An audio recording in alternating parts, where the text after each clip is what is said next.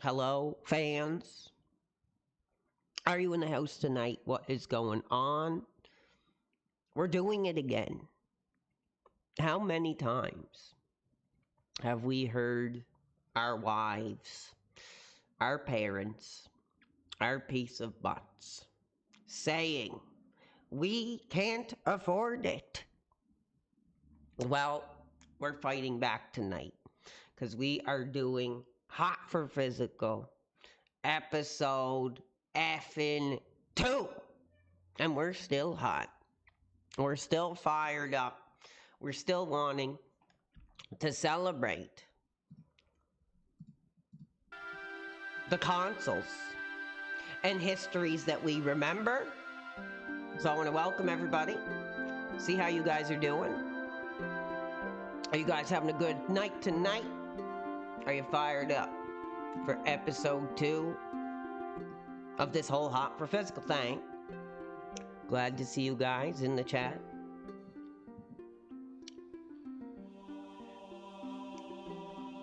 So I had a couple different ideas for tonight.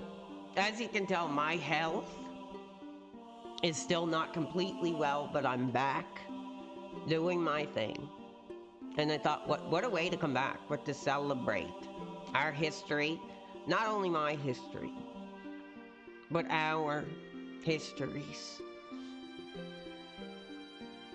All right, you guys ready for it? So what I want to cover today is mainly there'll be some other stuff, and if you guys have any suggestions or something you'd like to look at together, let me know. But my main focus today will be PC physical and PS1 physical. That's what we'll be looking at today. So the music is very appropriate. Let's get started. Any questions or anything going on from the fans before we really dig in? Because I really want to celebrate. You know, I remember when PC titles were still on the shelves. When we could go in, to a Walmart or over here in Canada, a Zellers, and go down that aisle and see, those physical PC titles on the shelves in their own section, their own aisle. It was incredible. It was magical. And just the sense of excitement when we seen those physical PC pieces of software. What I really enjoyed was they were larger than life. They really were. They were larger than life. And we appreciated them. So let's take a look and see what we can find. Oh my God, we already got some abuse here tonight, but we're not going to focus on it because we're hot for physical. All right, let's get into it. So let's start. Now, as I was saying, my health still isn't the best. There's going to be a lot of talking. So I'm going to do my best. And, this is really about giving my body to the fans. I was really struggling with what I was going to do tonight. Like I say, sometimes I get on and I feel like, does the PWR really have anything to say to the modern audience anymore? And I think I absolutely still do. And I think this series will prove it. We got Auntie Charlie saying, yo, PWR, did you play any PC games in the 90s or 2000s? Absolutely. Absolutely. And hopefully we can come across some titles I remember. So I'm not sure what to really put in. Let's put PC boxed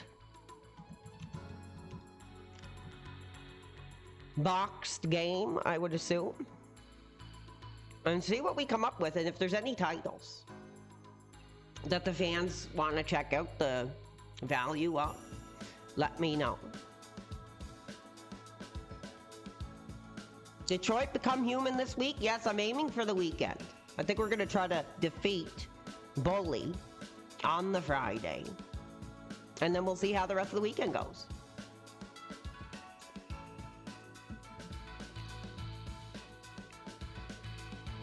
You ever play NHL 95? No, I never did.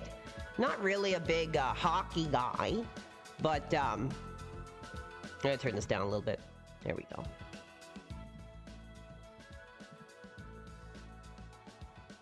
All right, here we go. So let's take a look. And these boxes really were incredible for their time. I mean, I think just seeing the pieces on eBay don't really do them justice. They really don't. Yeah, somebody mentioned this one in the chat. I mean, look at the imagination. Look. Of course, you got a Sierra piece here. And we all know the MJR, you know, speaks a lot about that company. Very much looking like a RPG centerpiece in any collection.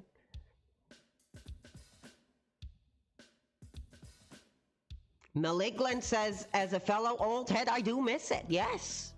I think there was really something special, you know, about these pieces, because they really were larger than life in our hands when we picked them up at the store in the Radio Shacks.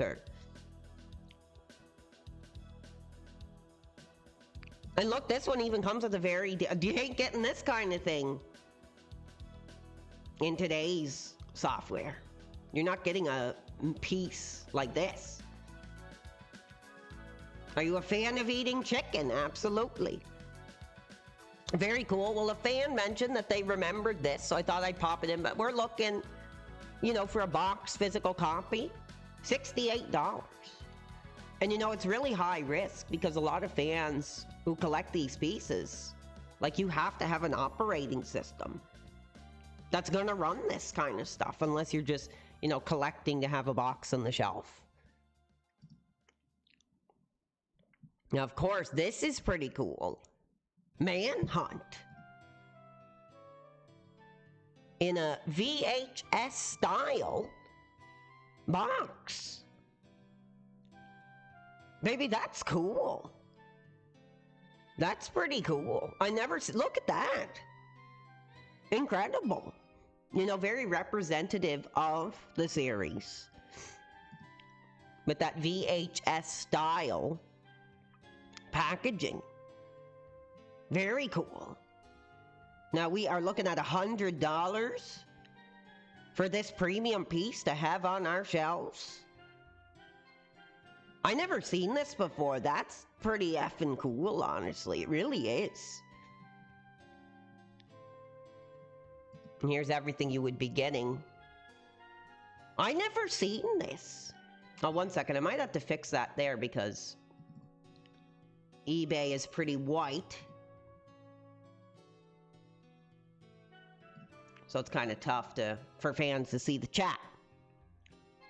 Yeah, that is cool. I never seen this before. Very interesting. It's kind of a shame they didn't do something like that for the other console releases. There we go. Now we can see the chat. What's up, Marina? How are you? Are you hot for physical?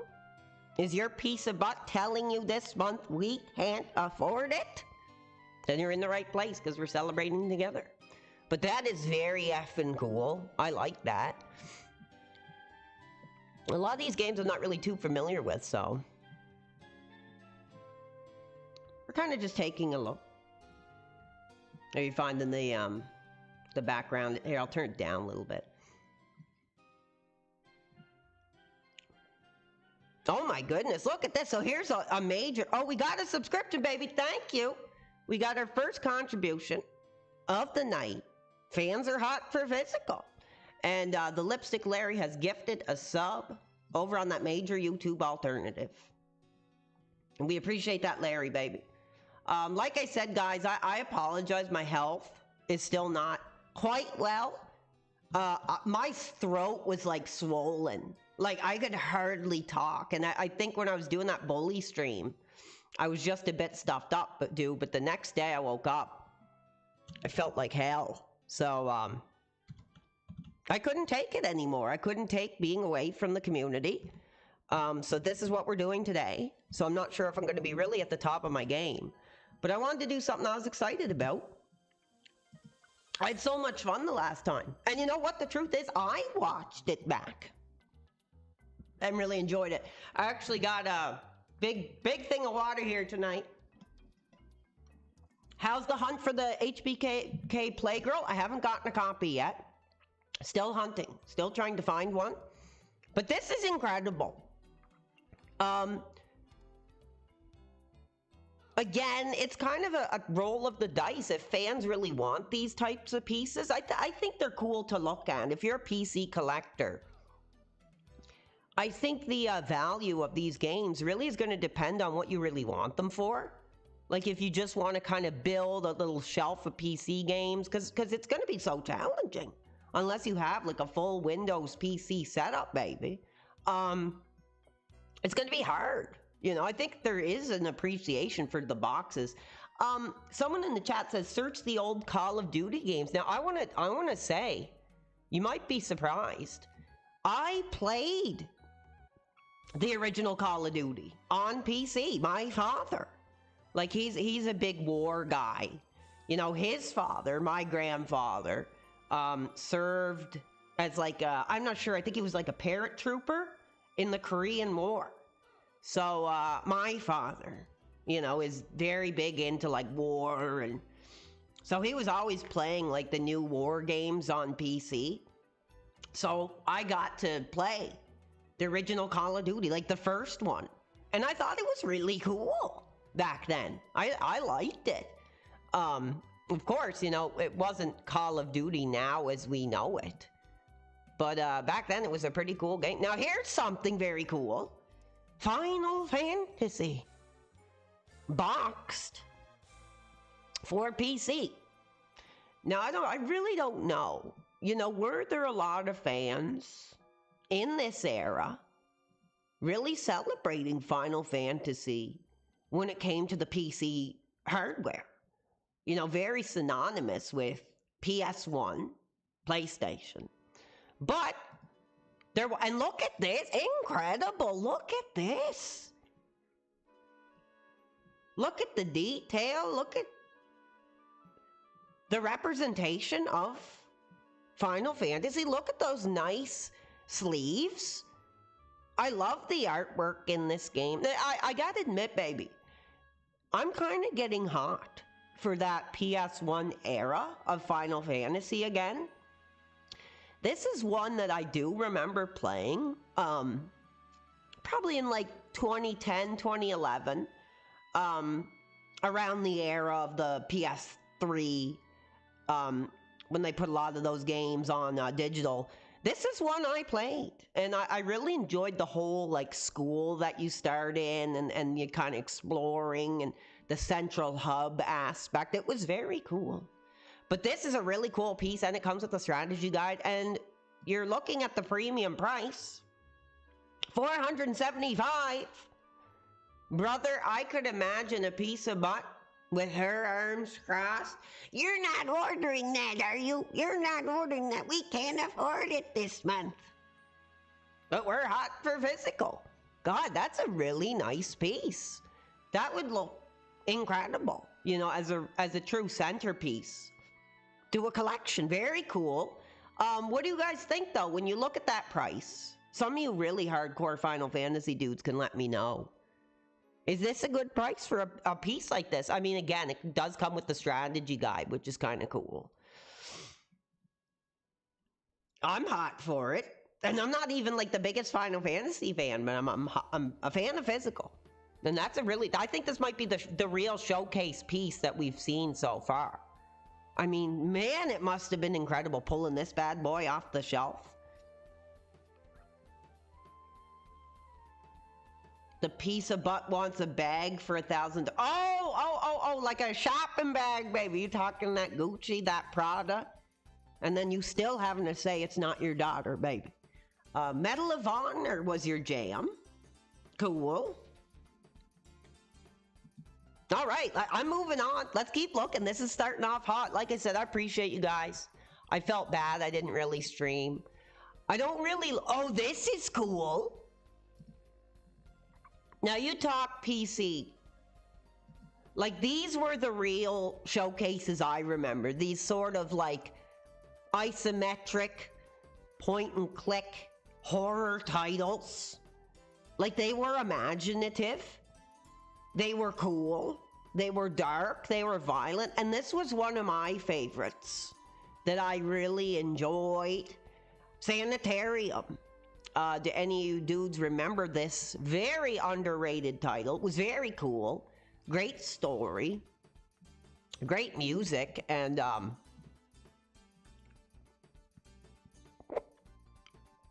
it's actually somewhat of a reasonable price for a physical copy. $35 in boxed.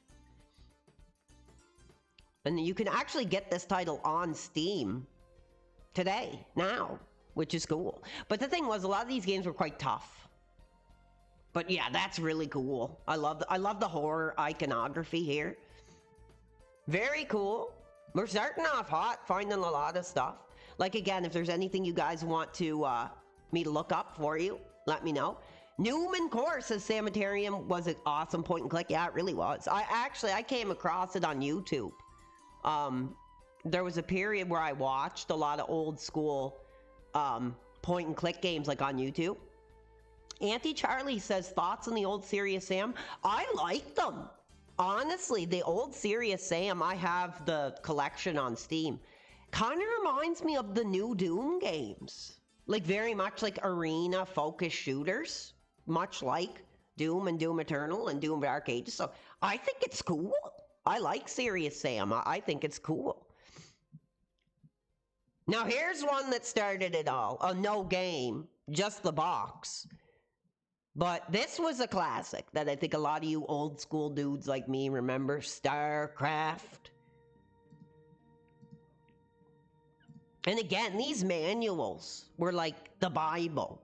You know, for any of you dudes really into the RTS games. Like, this is how we learn to play, spending hours, you know, reading these manuals, learning the different strategies, the different units. Very cool. Of course, it's just the box. Is it the box and manual for about $14? Still might be a cool little piece to have on your game shelf if you're kind of doing that thing.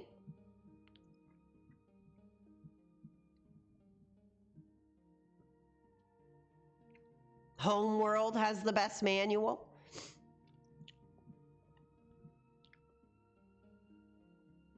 This was like a treasure map. I remember seeing a lot of like these type of games like growing up as a kid. Like these like kids PC games. I had a few of them. Some of them were good. Some of them weren't. Diablo. Cool. Diablo 2. Now, brother, how many of us original dudes remember this era? And only, like, would literally give our lives to go back to these peaks again. Incredible evil has survived. Look at the back of that box, brother. Like you were in a Radio Shack or a Circuit City or a Walmart and you're browsing that PC section and you've seen back of the box gameplay footage. Like it was done, dude. We were already grabbing our credit cards. This is cool. And that's a cool physical, I think, to have. I loved watching people play StarCraft. But could never understand how to play. Yeah, it's a pretty tough game. You got to make some really fast plays in that game, dude. So cool. Oh yeah, metal for sure. Like I said, I think. Oh, look at this. This is cool. I forgot about that, dude. That's effing cool. Like those pull-out expanse. It was almost like a record, you know. The way that they kind of had those. I don't know what you call them, gate folds or. God, those were hot in the day. They really were. You ain't seeing nothing like this in modern gaming now. Those, what do you got? Does any old school dudes know what that's called? A gatefold or? But that expanded art. Dude, that was so effing cool, man. Back in the day, the box art images on the back were the reason you bought the hot game. Exactly. I mean, some of us who are lucky enough to get the magazines and stuff, like, I just believe there was such a purity in choosing, like, what games to buy back then. It was based on like such little. You know, it depends on if you had internet. Maybe you were subscribed to like a PC gamer or something like that. Very cool. $60. And here's the whole piece. And again, you know, we talked about it with the Super Nintendo. I would assume back in the day, baby, a lot of PC gamers were like older. So I would say a lot of them probably kept their boxes and their manuals. But again, like I said, you know, what did we do when we were kids? We got a brand new Super Nintendo game. We ripped that box open and slammed the cartridge in.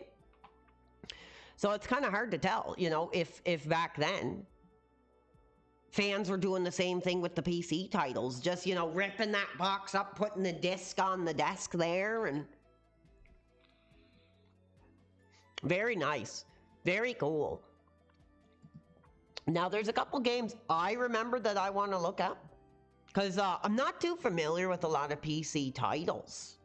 But, man, some of these boxes are really cool looking, like this. $60 is a pretty good price when Blizzard sells current Diablo 2 for this right. I forgot. They made like a Diablo 2 remaster, didn't they? Is it any good? Is it worth celebrating? I kind of forgot. I definitely had that copy of Diablo 2, but I think it got lost when you moved. I don't know what this game is, but I like that effing cover, dude. It's not just medieval. It's full evil. Cool. Warrior Kings.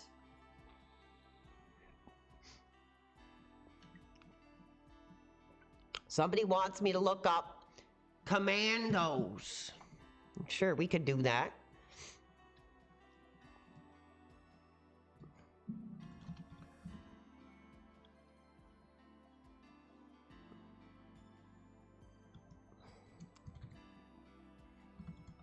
If I can spell today. Here we are. 1999. There it is. Now I've seen this game. I think it is on the Switch now too. I think they did like a remaster of it. Yeah, to be honest, I think for our eras, I think our fathers were really the ones who showcased a lot of PC gaming for us. But here is sort of like a premiere edition boxed copy of this Commando thing that Auntie Charlie mentioned for $50. I mean, he wants a really enormous amount for shipping, but pretty cool. Pretty cool to see. Look at the packaging. What's up, Ren Bob's brother? How are you? We'll continue on. Oh, this is kind of cool. I'm not really a Harry Potter guy. I mean, I liked it when I was a young kid. I seen the first two in the theaters, and then I kind of grew out of it. But this is kind of cool. Check this out. This 3-part boxed. Oh, 1 second. I gotta make sure somebody's not screwing me up here.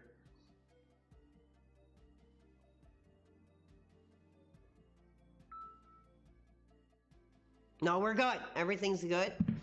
Am I feeling better? I'm feeling better, baby. But still, oh, we got another contribution, baby. We got another fan who's hot for physical tonight. 32 Fret 66.3 with a $10 contribution, baby. Thank you. Thank you.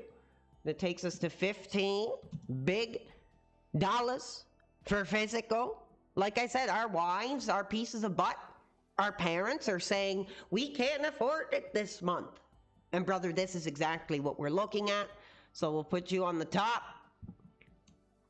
for the top PWR addict of the night.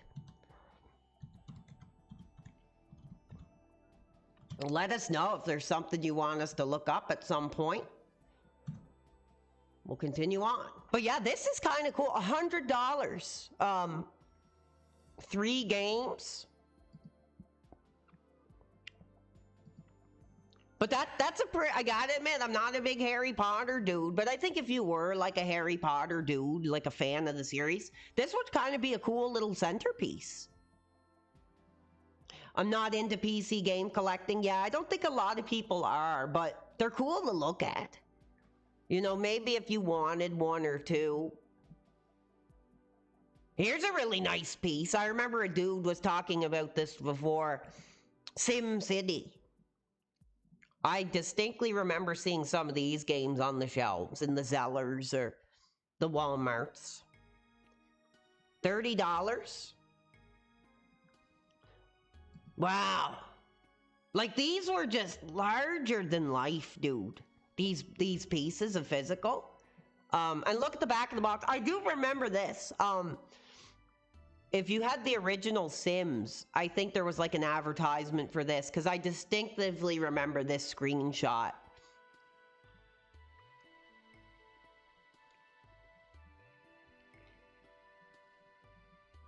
Pretty cool.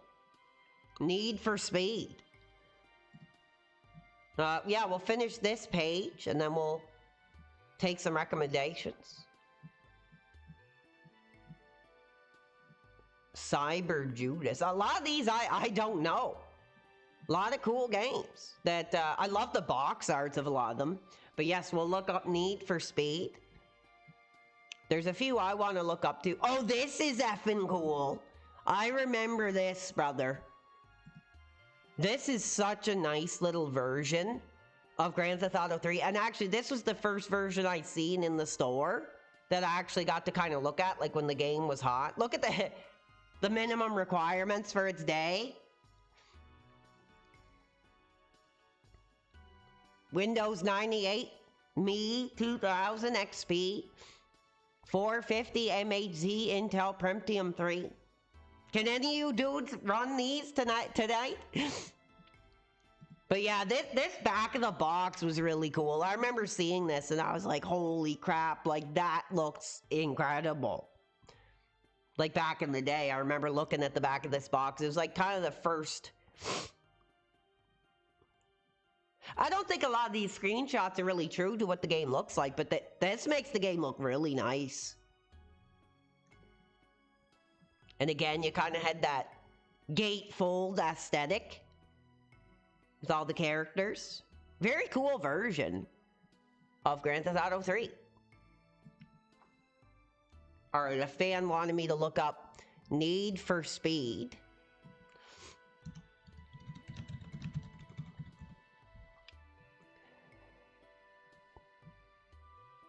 Cool. See, again, you're seeing these. I think, you know, PC must have been one of the first systems to really do this type of thing. The multi-packing of games, huh? We got another contribution. Zach Atkinson, baby. How are you? And he is hot for classic games. Well, I'm glad you're here, dude. We'll add that to tonight's Hot for Physical fan support, and we'll see if you guys want to keep this series going. I know it's not going to be for everybody. We might have a more smaller, more intimate following for this series.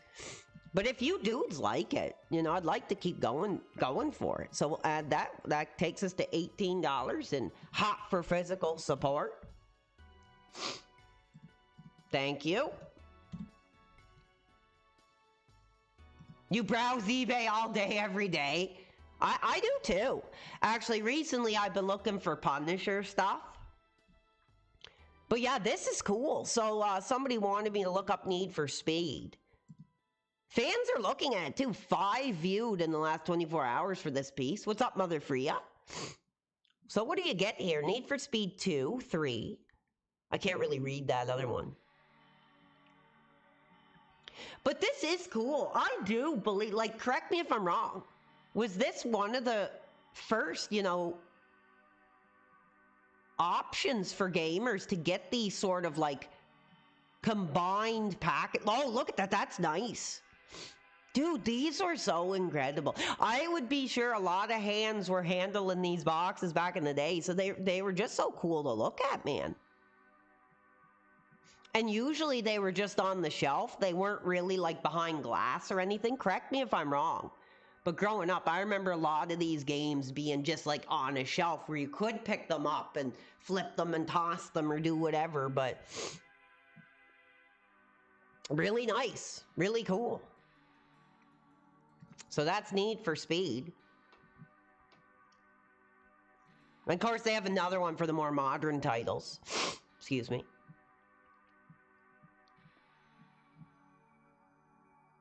I'm seeing a lot of modern stuff. Undercover.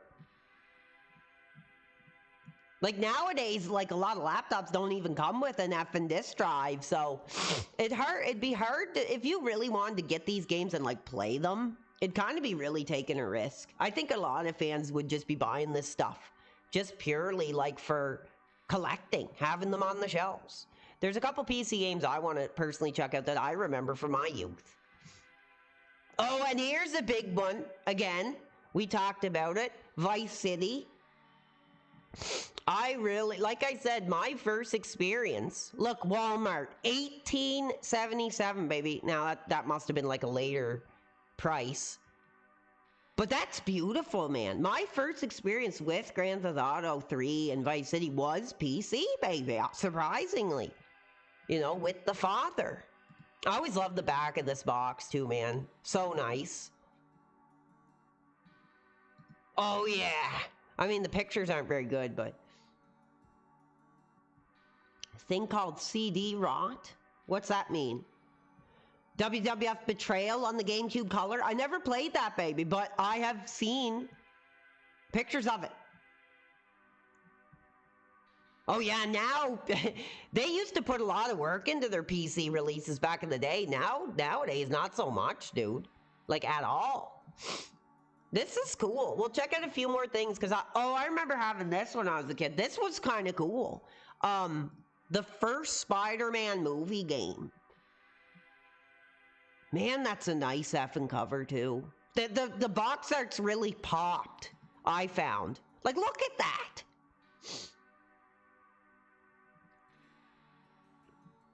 But I mean, some games like this were like so hard to play on the PC. I remember having this one. Like, I remember back in the day, my dad would, like, let me rent a computer game. And, like, sometimes they wouldn't even effing work. It was such a roll of the dice, you know, if you're just a kid wanting to play these cool PC games.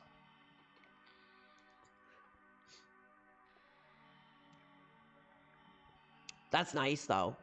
It was very much in the style of the first Spider-Man game that kind of came out. Yeah, fans are hot for physical tonight. I'm glad you guys are here. I'm glad to be back. Health is still not completely well, but my throat is on messed up. Like, I could barely talk yesterday. It was awful. But I woke up today. I had a nice rib dinner. And I'm here. I got some nice music in the background, chatting with you guys. Doing our thing. Yeah, man, I was really sick. Like, right after I did that bully stream, the next day, my throat was completely swollen. It was horrible. Again, man, this is so effing cool. $258, VHS, big box style, Manhunt 2. We already looked at this, but dude, this is so cool, man.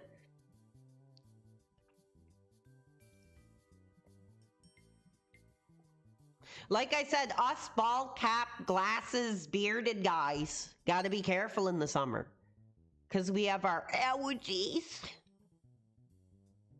I like this music in the background. So, I want to get to the bottom of this page. I got a new mouse, actually, so I'm still kind of learning. Oh, here we go! If there's anything, brother, that, like, you know, when it's my funeral, and there's like a collection of the greatest moments of my life. Look at this, dude. Incredible. Incredible. The Sims. Original. Physical. Man, I remember how bad I wanted to play this game, man. Like... nothing mattered. I remember actually my dad bought this for me and my mom took me on a fishing trip and I just like whined and complained the whole time. I was like, I want to play The Sims. Yeah, it really was. It was really effing cool. I was lucky it even worked on our family computer back in the day. Like, this is oh, there it is right there, baby. Look, $59.99 in the day. Beautiful nostalgic box art. Man, this is a piece I wouldn't mind like picking up, even though I couldn't play it, just to have in a collection, you know, of beautiful pieces of physical gaming media. I remember. So cool. So, man, this such a hot release.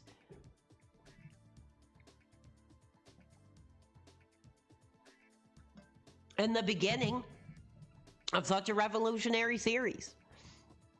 You know, you can kind of say whatever about today's version of The Sims, but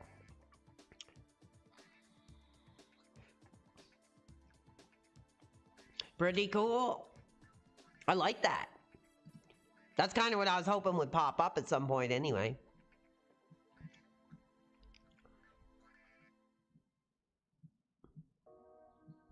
We'll look at one more page because there was a term I wanted to try.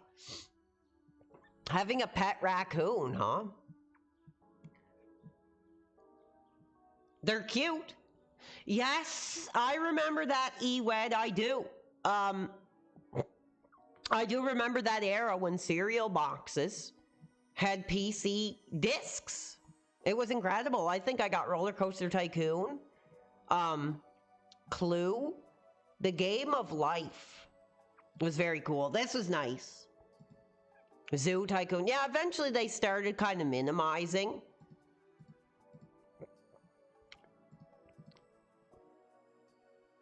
(2003) they started kind of doing away with the big box style, and they started kind of, I remember seeing a lot of these like at Walmart and stuff in the day.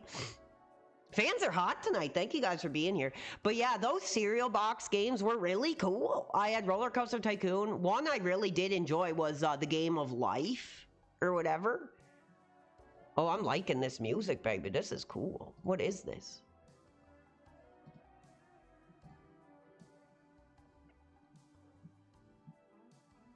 Oh, look at this. This is cool. Doom. The Depths of Doom trilogy. Look at this artwork, dude. It's like every inch showing Doom at its full effing glory. Look at that. Look at that. Look at the pop and the art design there. Trilogy. $300, baby.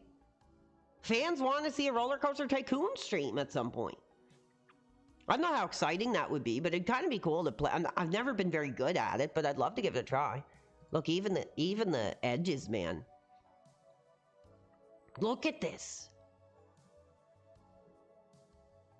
Look at that. That's cool. Again, you know, even if you can't play it, I think if you're a collector and you want to really celebrate the eras you remember, like, that's really cool, man. There's the discs. I find this mouse is like a little sensitive, so I gotta see if I can adjust it a bit. There we go. That's a bit better. Pretty cool. Some other Doom stuff here too. I would imagine Doom physical PC is probably quite expensive. Man, I'm having fun tonight. I really am enjoying this series. It's something different, but it gets me hot, gets me excited.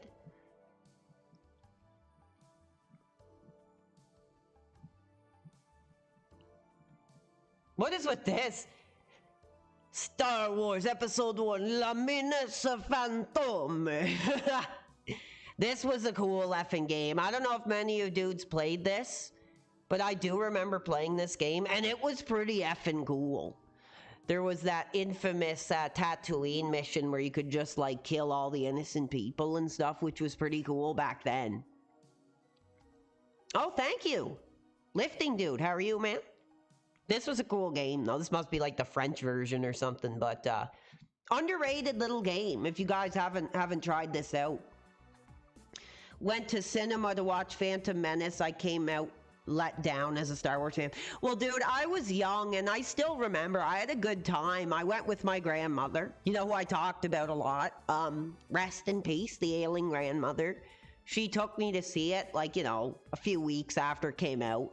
And we were the only two in the theater, and it was just a nice experience. Yeah, the game's cool. I mean, I like the movie, but probably for more like nostalgia purposes, really.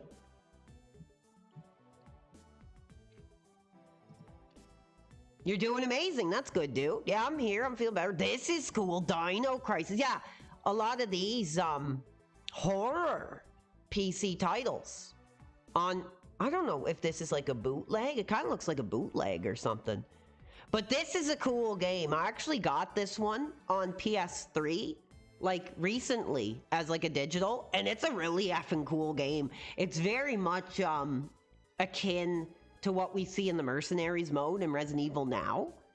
It's cool. Great game. Very great game, actually. Dino Crisis 2, baby.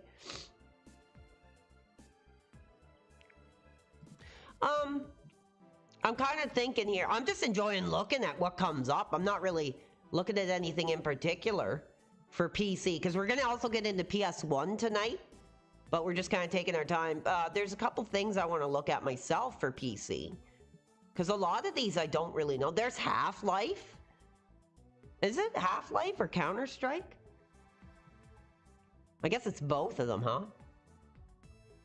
Team Fortress. That's a pretty cool package. 2002. Like, I really do believe, like, PC gaming was kind of at its absolute peak, like, in like, the early 2000s, you know what I mean? Definitely. All right, I'm going to start searching some of my classics. Now, I want to look up this because this is one I definitely remember. I want to see what a physical goes for.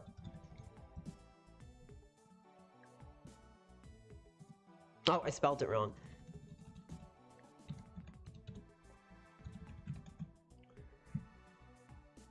Game I've always really loved. My father has like made a life of playing this game.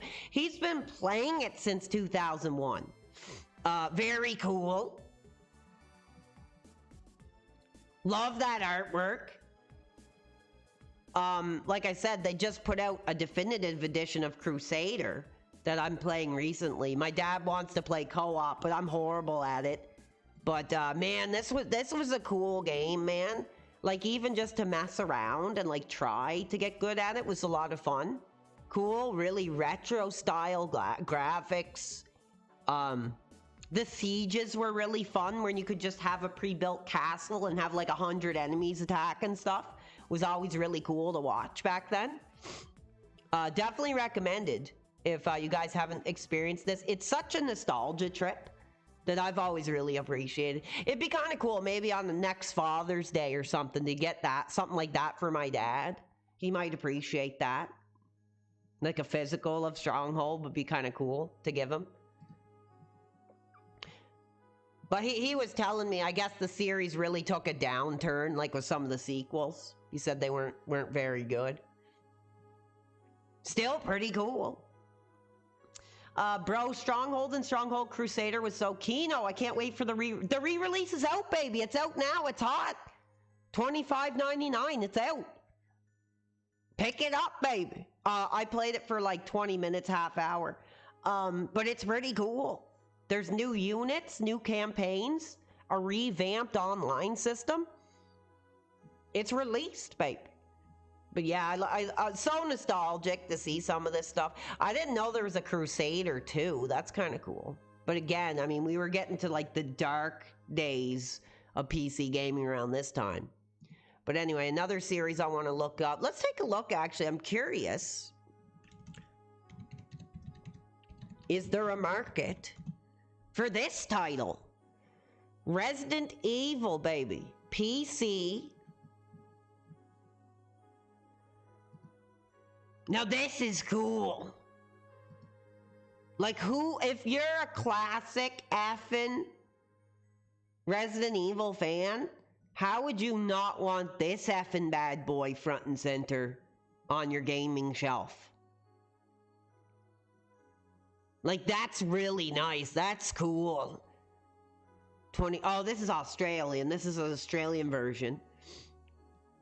Resident Evil 1 was the first game I bought with my own money. That's a hell of a game to have your first experience with. Very nice, though. I bet these would have looked really nice on the PC in their day. Did anyone have any experience playing the original trilogy on PC? Let me know.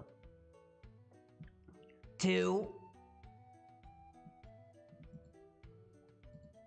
Incredible.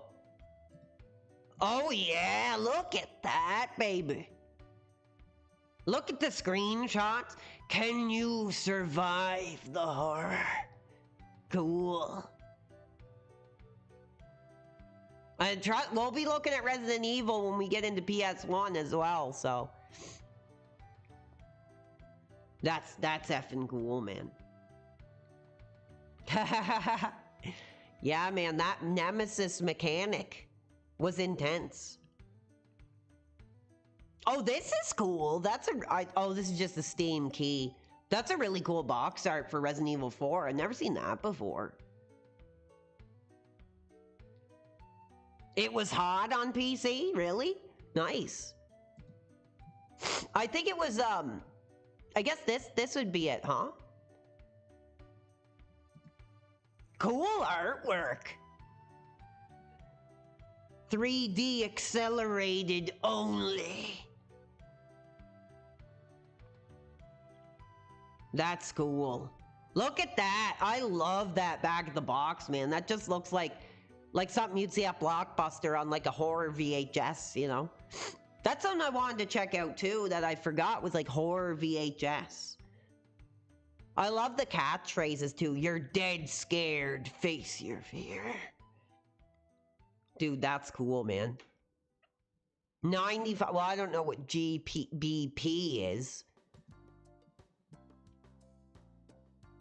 Oh, this is the American release, I think. What is this? Resident Evil 2 Platinum, huh? For PC. Be afraid of the big premium price you're going to be putting down for this bad boy, baby. Your wife will be... Oh. Platinum, huh?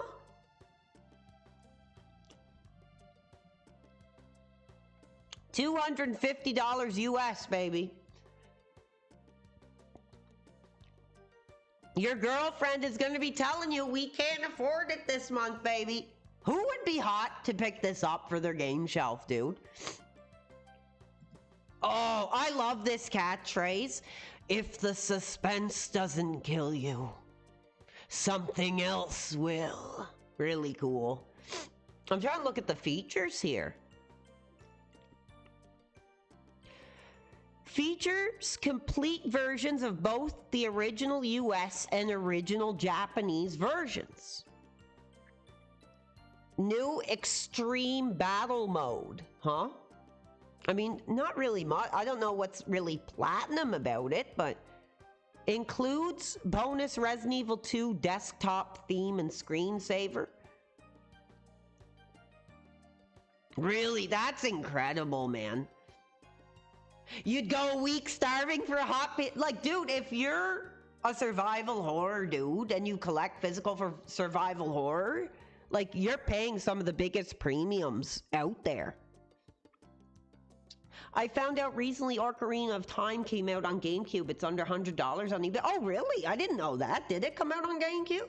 Well, wasn't there a pack-in that had, like, Ocarina of Time and Majora's Mask, I think? This is really nice, though, dude. That's so sick.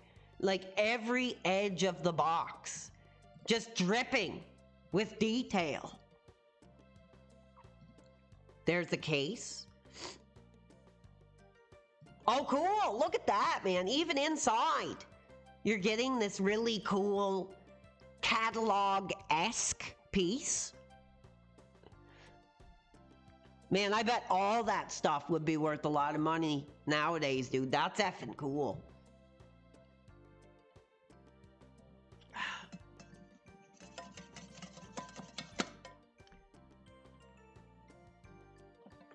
One second, I gotta stir this up a bit. I'm trying a new pre-workout drink. Hawaiian Punch C4. But it's kind of clumpy. It's kind of effing clumpy. Yeah, Rafa the Gaffa, we looked at that the other day when we did the first edition of Hot for Physical. Someone was selling a cartridge of it for like really high amount, and the cover was all scratched to hell. Ugh, that's kind of chunky, baby. Ugh.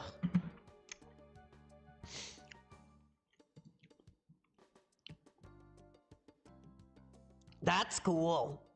Some of those Resident Evil pieces are really nice, dude. Let's take a look. And I think we'll go back to this series when we get into PS1. Let's take a look at Silent Effin' Hill. You know, I think that's another premium when it comes to PC physical gaming. That's quite premium. Silent Hill 2.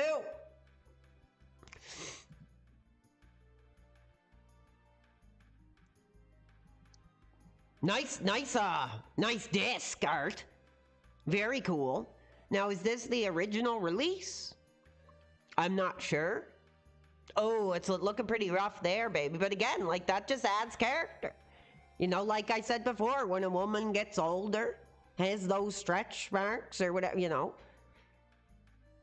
happens with age, baby. So that's what we're looking at here. But I mean, you're still paying a high premium. But that's looking pretty rough. I gotta admit that, dude. Really cool. Oh, that's incredible. Man, these effing gatefold PC. God, that's so effing cool. Hands down, the creepiest video game ever. Incredible. Love those showcases of the art. Oh my goodness, look at this. So I guess the first one wasn't available on PC. So here, we're looking at a lot of the Silent Hill 2, 3, and 4 on PC physical. Now, they don't appear to be big box. They appear to be the more uniform, smaller standard size. $450 effing dollars, baby. Who's hot for it? Who's hot for these premium? Man, like, if you're a survival horror dude, that makes sense. Silent Hill came out in '99. There wasn't a lot of console games on PC back then. And each of them, oh, Metal Gear. That's incredible. I love that art.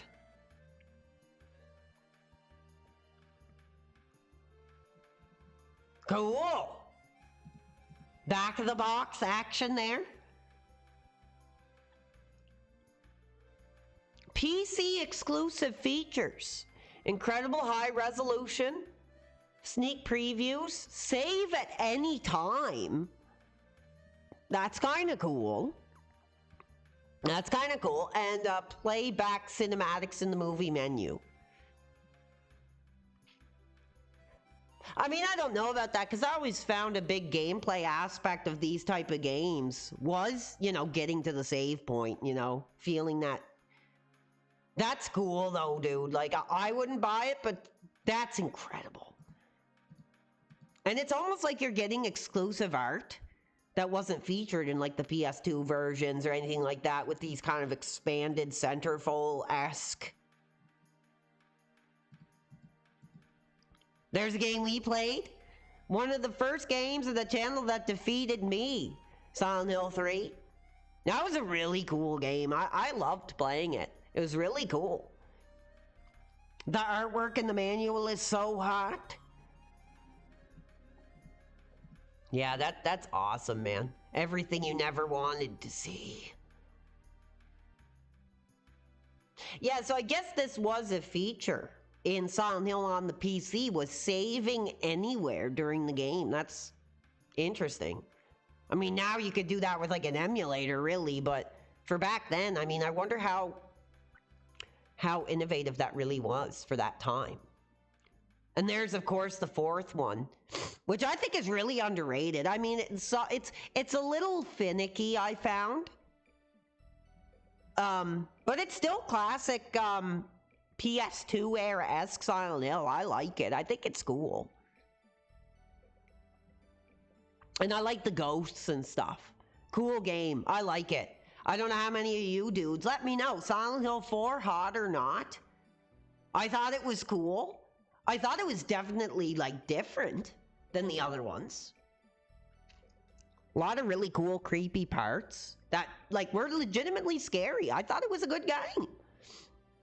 Yeah, exactly, Obsidian. That's what I said. The save points, like, were a part of the game. Like, when I was playing Silent Hill 3 and I'd get to the save point, it's like you take that deep breath and then you can kind of explore, like, with a little less stress. I like that. 32, baby, says the escort mission in Silent Hill 4 is a make it or break it situation. Yeah, there was a couple points in the game I was getting pissed effing off. Like, that water tower puzzle was pretty tough. The farthest I made it was Subway World 2. That's as far as I made it, and I gave up. I was like, damn. That's the thing. Like, a lot of these games, baby, like, you can do them wrong, where you end up not with enough items or not with enough bullets, and you either go back or you effing restart. And it kind of sucks, but at the same time, it's kind of cool, you know, to learn to, like, manage your resources and stuff. I can't say enough about that. So if any of you dudes who are legitimately hot for physical, hot for survival horror, I would recommend this piece. You know, if you gotta eat out of a can, if you gotta, you know, wipe your butt with McDonald's napkins for a couple weeks, pick this up. Very recommended. 450 big ones, baby. Very cool. High risk only collectors. So as we go through our memory, I'm curious. I actually, you know what's true? I actually did have this. I just remembered back in the day, my dad bought this for me. And I did have it oh God, I wish I still had it.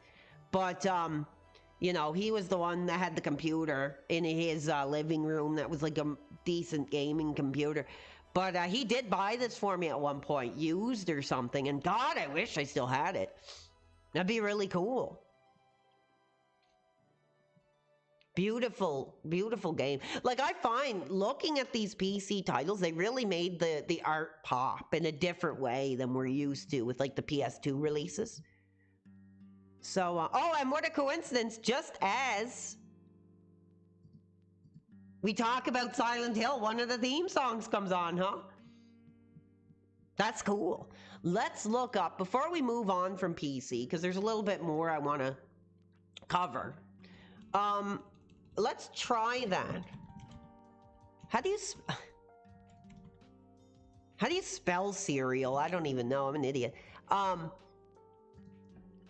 Cereal. See, because I want to check out. A lot of people talked about the memories of PC games coming in their cereal box. Yeah, thank you, Rafa. I appreciate that, baby. CEREAL.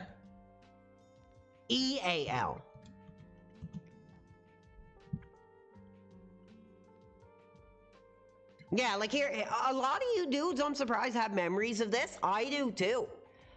This was cool, baby.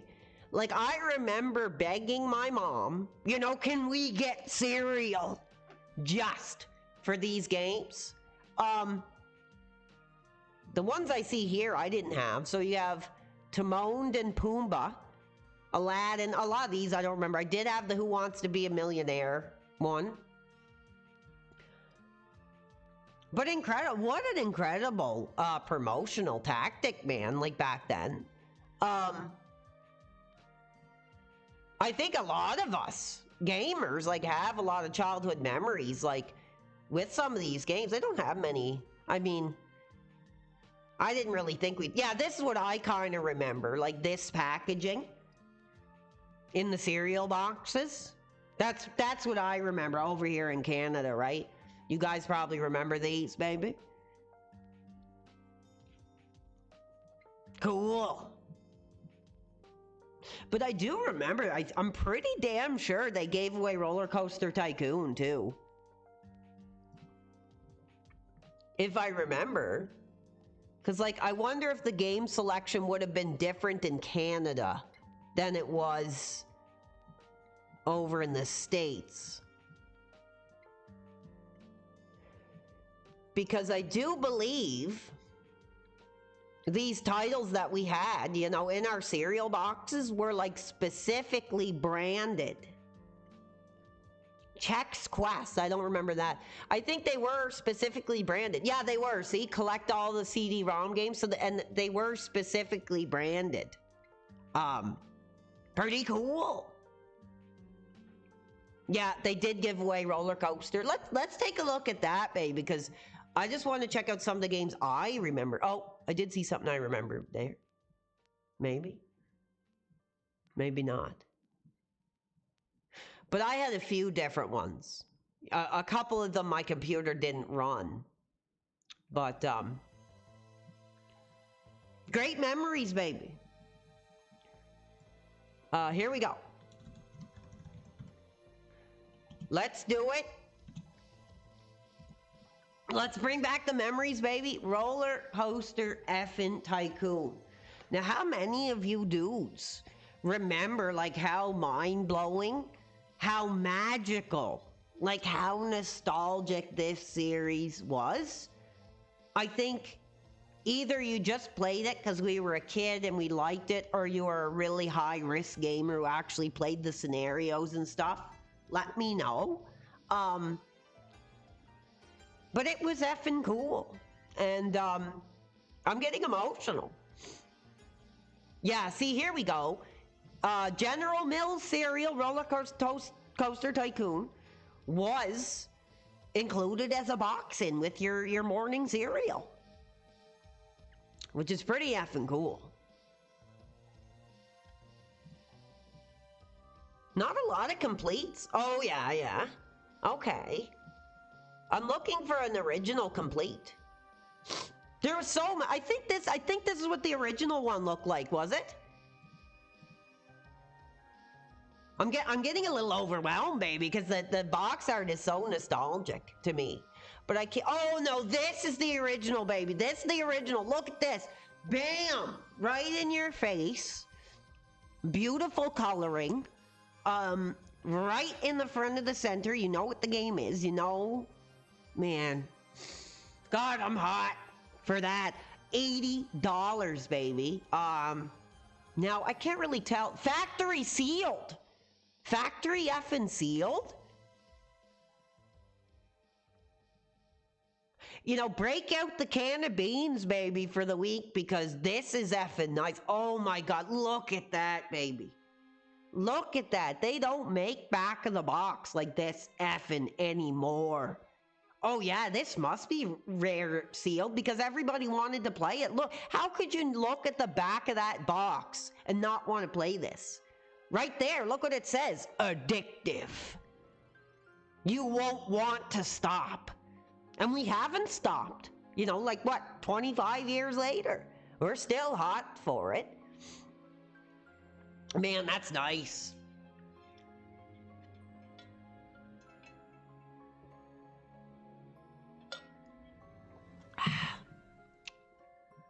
Very cool.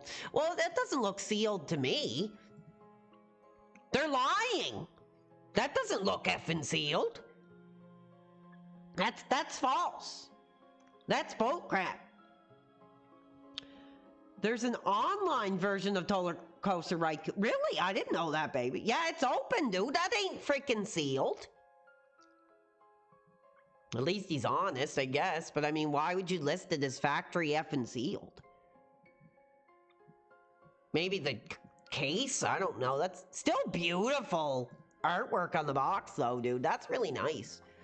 That's really effing cool. But yeah, there is so many versions and different compilations, and then eventually they came out with just like a smaller version like that I remember. Yeah, it is abuse. Certainly. Oh my God, $80 for this? I mean, the second one wasn't really too much different, but it was really cool. Really cool. So we're gonna continue. Eventually, we are gonna move on from the PC stuff. But if there's any other PC stuff you guys want me to check out, let me know. There's a couple other names I want to look up, including one of my childhood heroes, Duke Nukem. Let's see who's hot for. Oh my God! Look at that. Dude, that's effing cool. Kiloton edition. All Duke's hits for one great price. I don't know what that would be. What is that? Duke Extreme. I've never heard of this stuff.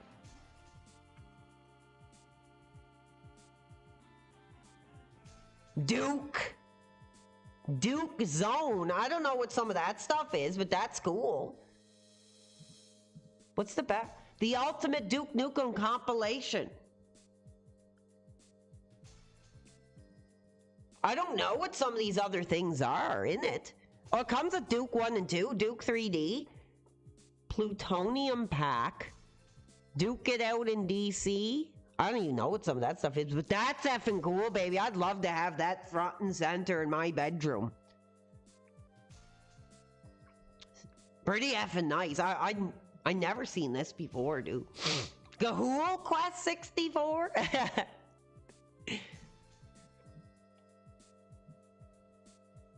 I'm trying to see if there's an original. Here it is. $149.99, baby, for the original front and center showcase that you original dudes are going to want as your centerpiece of your collection. Here it is, Duke 3D, with that sort of embossed logo, a perfect 10. Expanded artwork. Prepare yourself for total meltdown. Duke 3D mousepad inside. That's cool.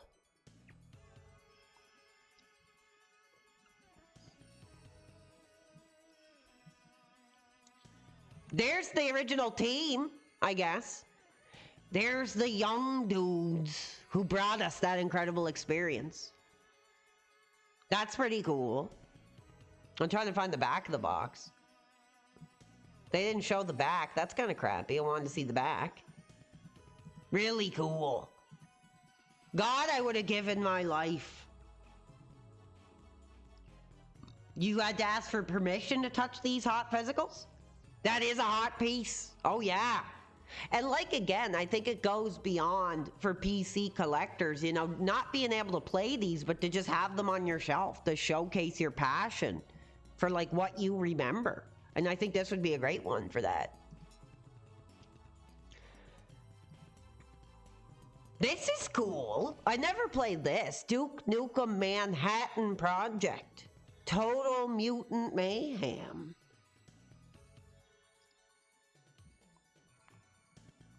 Never played this one.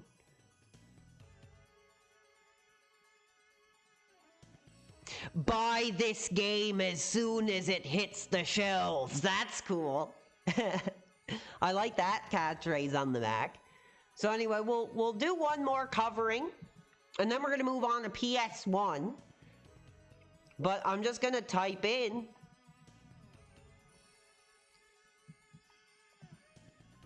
PC horror. PC horror. See what comes up. Because I think, you know, what regardless of what generation, what console, what era that you're talking about when it comes to physical, I really do think, you know, horror seems to really hold premium value to a lot of people. So let's take a look and see what PC horror is looking like. Phantasmagoria, $125, baby. Cool artwork. Pray it's only a nightmare. CD inside. Like, these transcend, you know, pieces of software to like pieces of art to have on your bookshelf, your game shelf, whatever it is. 125 effing dollars. Really cool. Dead Space. I don't know how many people really played a lot of those games on PC in that era, baby.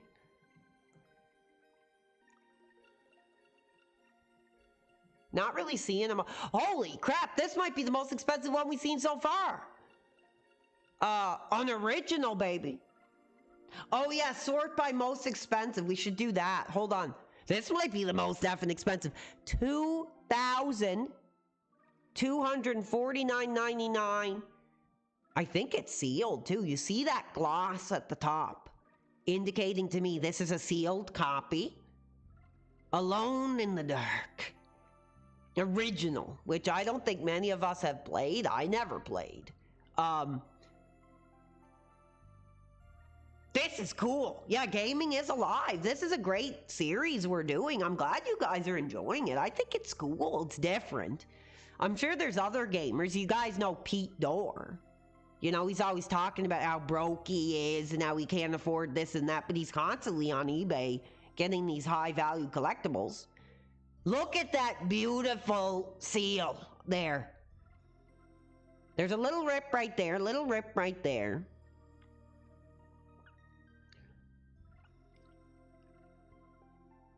Incredible. Yeah, I never played Alone in the Dark, but you know what the truth is? Sue me if you effing want, but I enjoyed that Alone in the Dark PS3 game that came out, like, I don't know, around that era. I thought it was effing cool.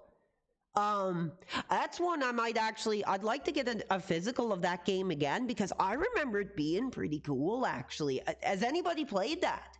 I think it's called Inferno.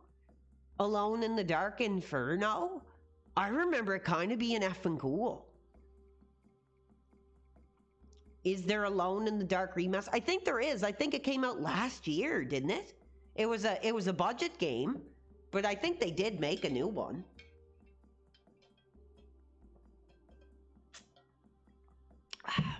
That's cool. Seems like we do have a lot of fans of survival horror here, which is cool. But I'm just kind of looking. Seventh Guest. The Suffering, which a lot of people mentioned to me, was a really cool game. This is iconic, dude. I never played this game, but I always consider this one of the really, like, iconic PC horror games.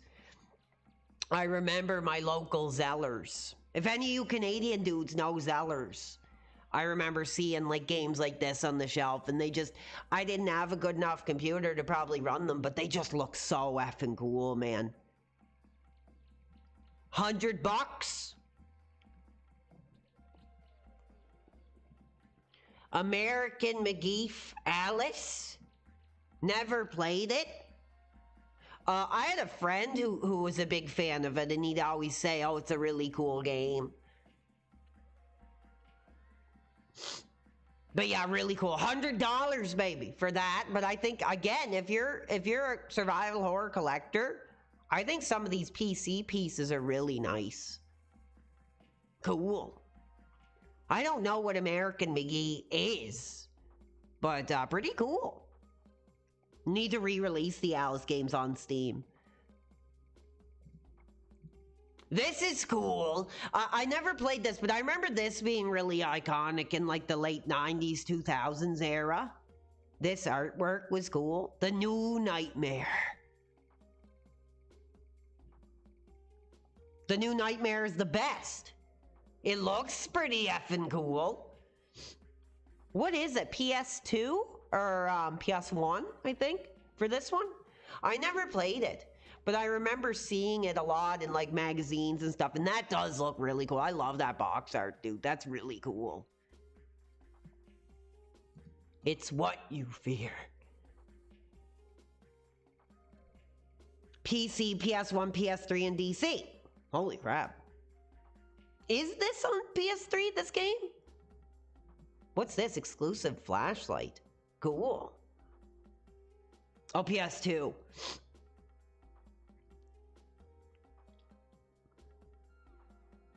American McGee. Oh, that's somebody's name. Oh, I thought it was like some kind of like branding or something. That's funny. But yeah, some of these horror games are really cool. But we got more to look at, baby. We got to check out some PS1. But before we do that, somebody in the chat did recommend, I'm not sure how to do this. I got to remember.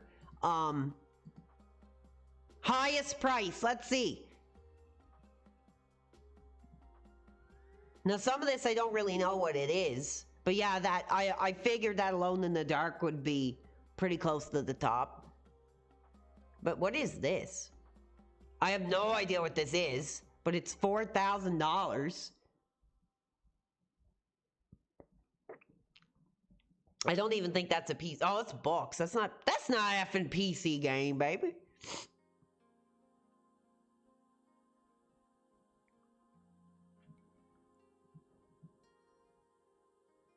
Cool. Look at this cool cover.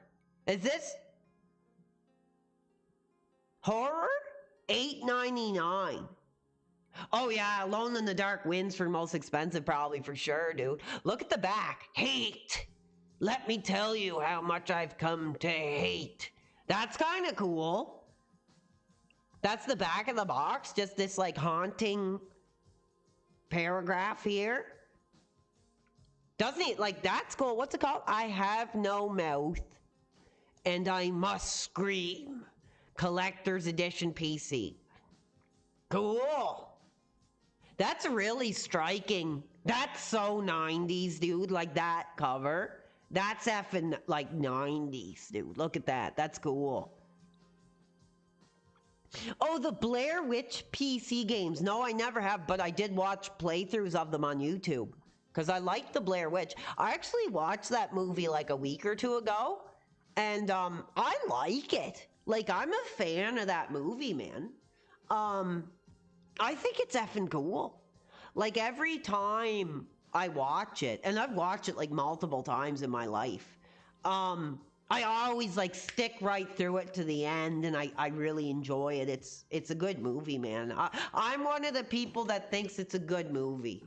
It just has such an atmosphere and such a tension, and kind of like a again, like a lore to it. You know, I like movies that kind of establish a situation that revolves around a bigger story, right? And I think Blair Witch really captured that really good. I remember seeing them in the Zellers. Does any of you dudes remember Zellers? Any of you Canadian dudes? I remember seeing them. Let's see how much they're worth before we move on to PS1, because I think the PS1 is going to be a big part of this video, so we'll give it the attention it deserves. But I thought this was really cool, looking at this PC. Now, it's hard because there's one... Okay, hold on. I wanted to look this up too briefly, but first we'll look up Blair Witch. Oops, I spelled it wrong. Here it is. Yeah, these were cool. I remember seeing these in the store. Blair Witch was one of the first horror movies like my mom like let me watch. Kind of as like a family, I guess. Like me, my mom, my grandmother, and like the neighbor kid next door and their mom. Like we all watched it together. So like in the 90s, early 2000s, when I seen these in the store, these were like cool, man. Look, I love that artwork on these boxes. So effing cool, man. Like I think, you know, I love that sort of like dark foresty type artwork, you know. And this hits for me. This is cool. Limited edition triple pack. Must have terrified you? Not really. I liked it, even as a young kid. I thought it was kind of cool. I didn't really understand it, but I thought it was cool.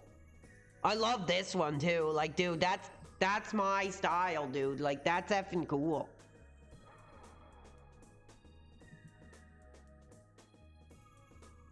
Dude, I'm hot for that piece of physical.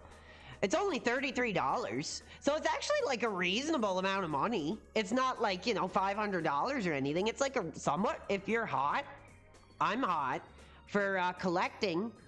I'd like to get like a tattoo or something like that red and black. Oh man, that'd be effing cool. That's cool, baby. Hot for it, love it. But yes, baby, I do remember like holding these in my hand, like as a kid, like looking at them and being like, oh man, like that looks so cool. I never played them either, but I did watch the long play on YouTube of each of these games, and they were cool. There's this one too. I've heard mixed things about it. I heard it was actually not bad. This new Blair Witch game where you're like with a dog or whatever. Your loyal dog and stuff. I'd still like to try it, honestly, man. I've heard it's not very good, but one of my friends, he's like a big horror guy. He's got like Silent Hill tattoos and stuff. And he played it and he said it was really good. So I trust his opinion when it comes to horror. Has anybody tried it? Has anybody tried it? Confront Your Fears and the Legend of the Blair Witch. Cool. But yeah, like these were iconic. You wanted to, oh, this is cool. I love this. That's effing cool with the Japanese. Man, honestly, I might be hot for these. Like, that's effing creepy and cool as hell, man. With, like, the Japanese wording and, like, the nice white and black. I love that color scheme. With, like, the woods and stuff. The red and the white. So cool. Oh, yeah, Japanese style horror go together. That's beautiful. That's a beautiful piece. I really think that's cool.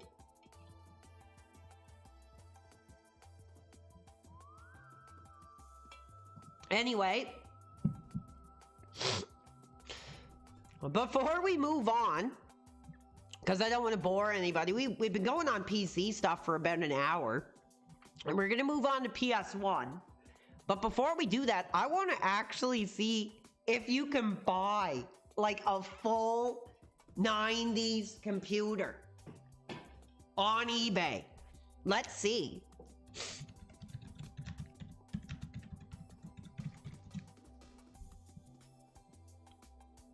Holy crap, $2,000? Like these are the computers, baby, like we remember, huh? Like in our family living room. Why is it so expensive though?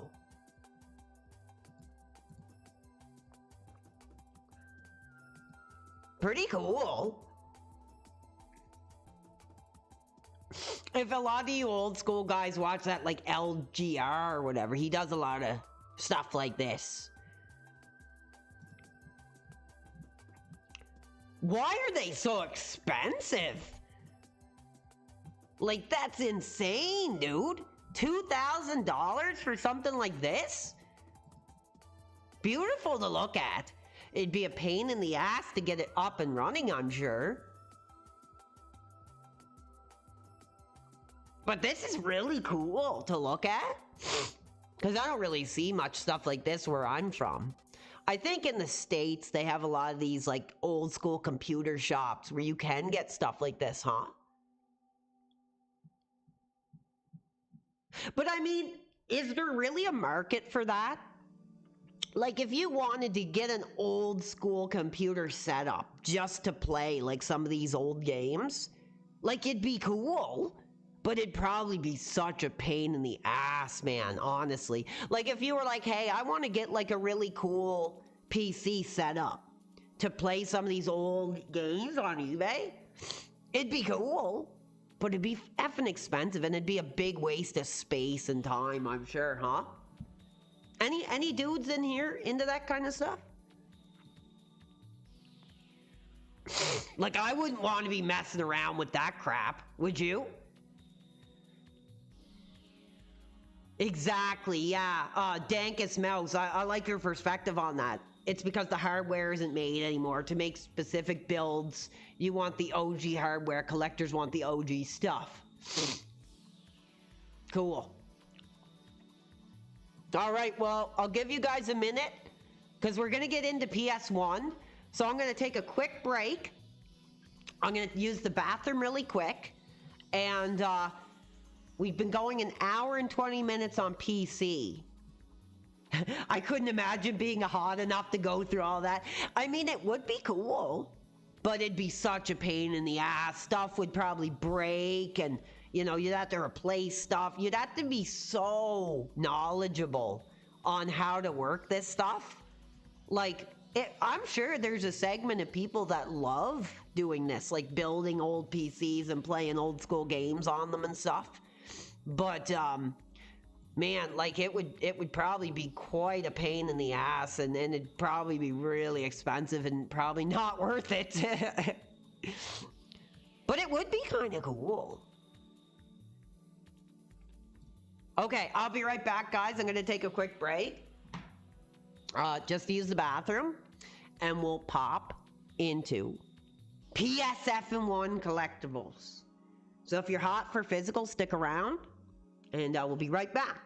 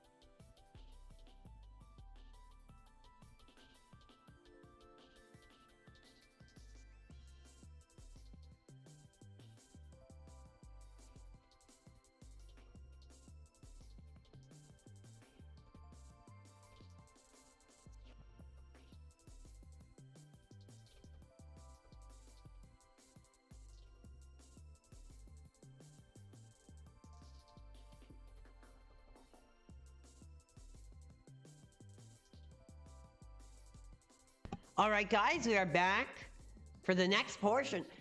Like I said, if you guys like this whole hot for physical thing we're doing, give a like. Let me know in the chat. Send a major contribution. Whatever way you can support to let me know that you like this series. Because I have an idea it's going to be for a smaller, more intimate fan base, which is fine with me. But let me know. Because this, honestly, I like this. Like, I don't know how much the fans, maybe they'll be like, oh, he's doing hot for physical. I'll skip out on that. But I grabbed something very gamer-ish for the second portion. We got a Mountain effing Dew, baby. Because, you know, if you're a real gamer, you got to be down with the Dew. So, let's continue on the second portion of Hot for Physical. We are going to do a dive into PS1, baby. We're going to be looking at PS1. Now, a lot of you guys, I'm sure, have memories, games that you remember. So let's just start it off by doing what we should do. Just put PS1. Let's see what comes up. So, I mean, first, oh, this is Japanese, is it? But this is cool. I mean, like I said, I don't have like a lot of nostalgia for PS1, But I'm sure you guys do, so, you know, feel free to share your stories, share your memories. Cool. Fish Tank Enjoyer, you know I gotta ask you to look up that hot Spider-Man 1. Okay. Yeah, I'll take some suggestions from the fans. There's gonna be a lot of really cool games, I'm sure, to check out and look at the prices up. Fish Tank Enjoyer. Here you go, baby. There it is. And that's really effing cool. I love the art on that game. Very reminiscent of the 90s series. Now, this was kind of an interesting time for Spider-Man, because I think Spider-Man was always popular. But before the movie came out in like 2002, I think a lot was still based off the animated series. So this game was kind of cool. It was kind of like a transitional period for the character. And yeah, this was a cool effing game. So, I mean, you're looking at $33 for a complete. Not bad, really. I do like to collect superhero games. I think they're cool. And,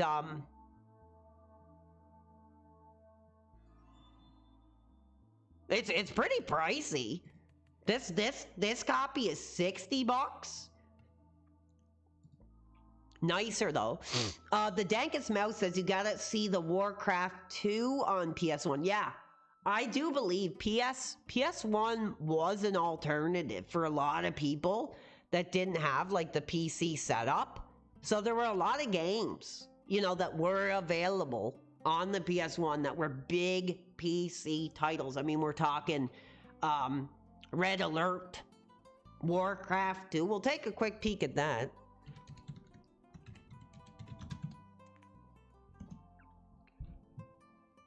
Yeah.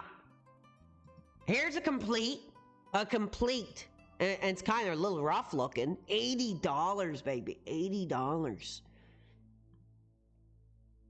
But that is pretty cool. See if we can get a little bit of a better, clear version.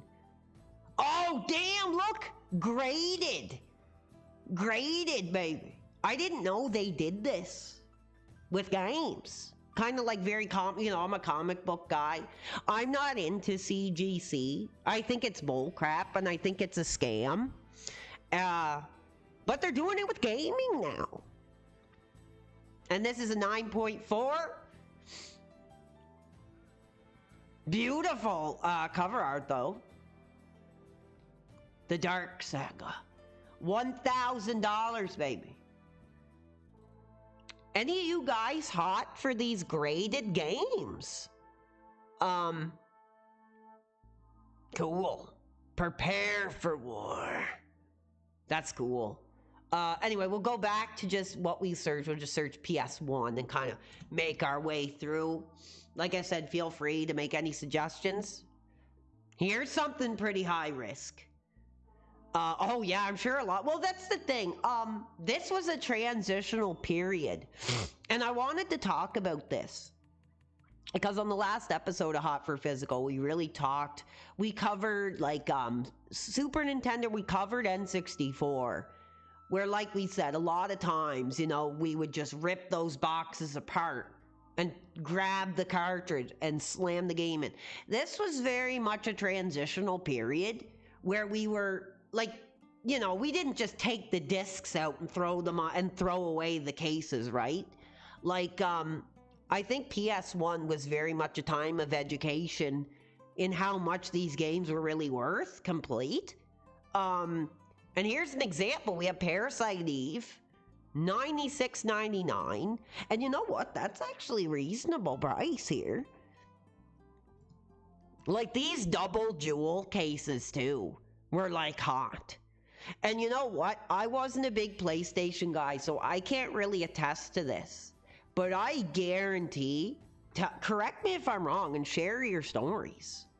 But I do believe when you were hot, in the peak of 99, 2000, and you seen like one of these 3-disc games, it was probably like, I'm getting that. I feel like there would have been a very big attraction to fans to pick up these dual disc pieces.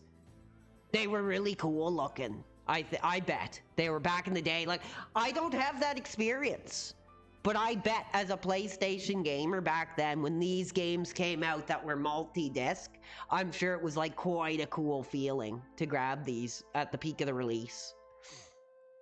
So $96.99. Yeah, felt like I'm gonna get the money's worth. Yeah, exactly. Sega had hard cases, but most did not care because carts were durable. Not until disc did we care to keep the cases. Exactly. Monkey Island 2 was 12 discs? Oh my goodness, 12 effing discs. That might be a freaking record, dude. Holy crap. Beautiful piece there. Cool. Silent Hill, Japanese import. That's a really cool, unique, interesting cover. I don't really know what that's based off. Sort of this like bathroom tile aesthetic here. $43.99. Reasonable. If you'd be able to play it, that's up for debate. Yeah, it looks kind of like Saw, huh? I never seen that, but that's kind of cool. That is really cool. And it's cheap. Like, that's reasonable. I don't know if you could play it, though. I don't really know how a lot of that works. Like, if you play Japanese games on this or that. But, I mean, if you're just collecting and you want some cool physical, especially horror, that's not a bad little price for a cool piece like that. I like that kind of, like, warning label on the corner. That's cool. I never seen this piece before. Reasonable price. Now, again, another thing with this console was its, like, you know, sheer masterwork was it RPG pieces, which now, you know, demand, like, such a high premium. We're talking $150 for this Xenogears game. Very manga-esque inspired, very early 2000s anime looking artwork. Very cool. Look at the graphic. That looks kind of cool. Mech warfare type thing. Hand-drawn anime. Battle and giant robots. That's cool. Yeah, I like mech type anime stuff. It's pretty cool. $150. Do you think that in this modern day and age is a reasonable price for a piece like that?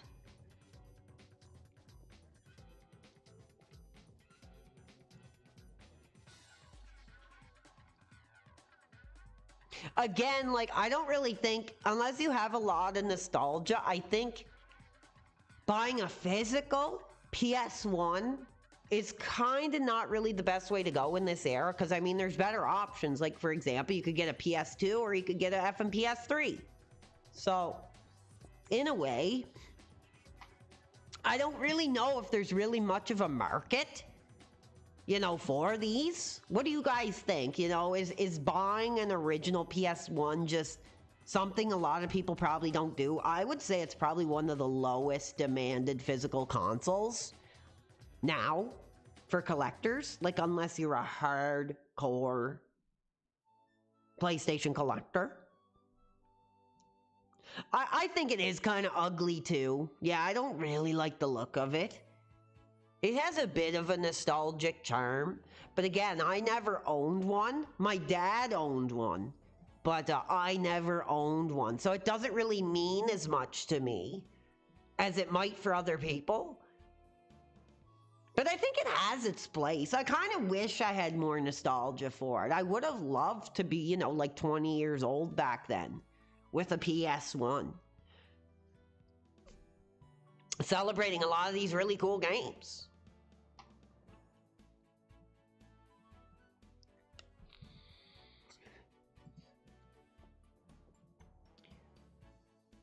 A lot of really expensive RPG-esque titles I'm noticing, like this Breath of Fire. The classic role-playing game, $100 physical. I really know though, like if you were an RPG dude, like you had to have an effing PS1. Like back then. Like you are not getting anything like this on N64. Like if you were an RPG guy, I'm sure you would have absolutely loved this console.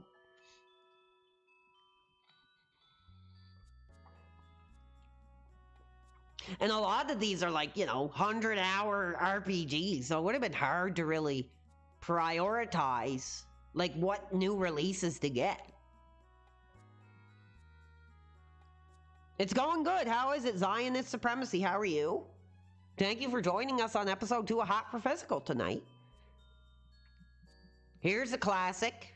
I'm sure a lot of you dudes remember. I mean, this is the greatest hits version. $50 though, for a nice physical version. Quite possibly the greatest game ever made. I had a cool idea. How about after PS1, you look at some arcade machines? That'd be kind of cool. Oh man, could you imagine shipping an arcade machine on eBay? I don't even know if they would do it. They'd probably have one of those big crates, like those wooden crates. Like, how would you ship that? We'll definitely check that out. I'm gonna get in with my 90s spirit, baby, and crack a Mountain Dew. Like I said, I'm still feeling a little ill. I'm not at the top of my game, but I appreciate you guys being here. I know this whole Hot for Physical concept might have a smaller following, but I'm glad you guys are here. And if you're enjoying it, that means a lot. But there's so much more to gaming than just playing the games. And hopefully, we kind of represent that. Canadian Mountain Dew. I don't know if there's much of a difference. Oh, here we go, baby. Now, it's kind of a little bit of a cop-out because you're getting the greatest hits. But here it is, baby. The trilogy that still needs to be ported on modern physical hardware, I believe.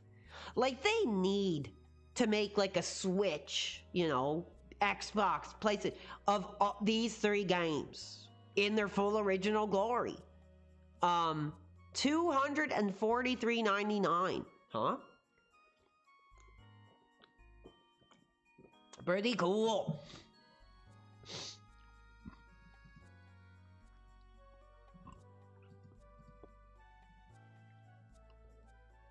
Really nice. And again, PS1 games, I think, hold their value more than others. But because you can play them on multiple physical consoles. You can play them on the PS2, you can play them on the PS3. So I do still think there is a market for PS1 games. I have a few. I have like a decent little stack of like PS1 wrestling games that I collect. I haven't really branched out into any other PS1 games. But, oh, this is cool. Grand Theft Auto 2. That's a cool cover. I don't remember seeing that. $30. A lot of these greatest hits, though. A lot of these greatest hits. I'm not really seeing a lot of Black Label stuff.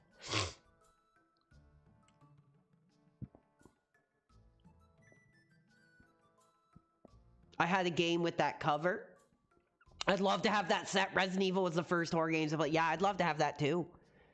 I mean, oh look, Grand Theft Auto 3 already being advertised with an alternative logo too. Cool. Coming this fall. That must have been pretty cool to see back then, huh? Nice little physical version. There it is. There's the Black Label, baby.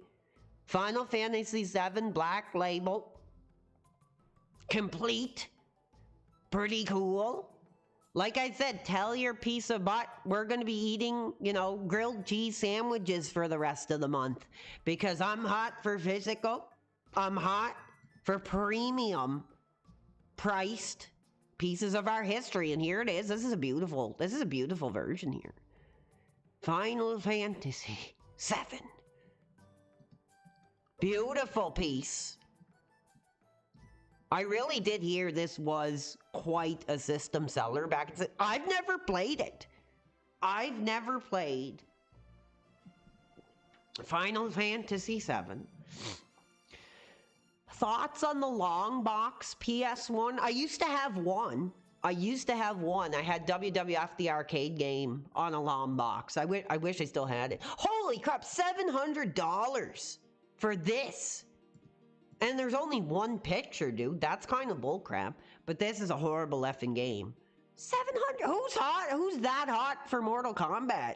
That they'll buy one of the worst Mortal Kombat games of all time for 700. An effing 40? Not even a second picture, baby. And the picture looks horrible. New, it says. It's sealed. It's effing sealed. You can see the label on the top. Cool.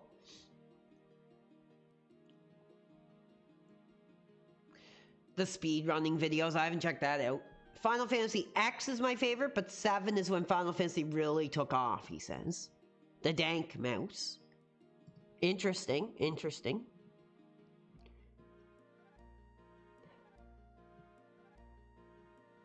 I mean, I'm not really seeing anything that's like, yeah, terrible listing. I agree with that, yes. A Dragon Ball Z. A lot of people were mentioning this to me, this Final Fantasy Tactics. We're talking a $90 premium here for this piece. Very cool. Lead epic battles in the new Final Fantasy.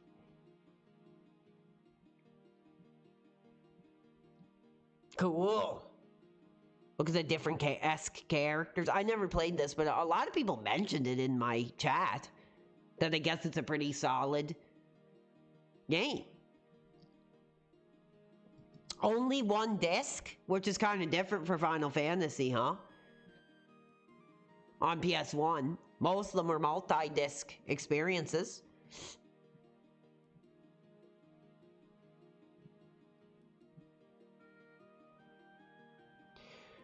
So let's do that same method that we did last time that somebody recommended. Let's go highest. Let's go the highest of the high risk pieces.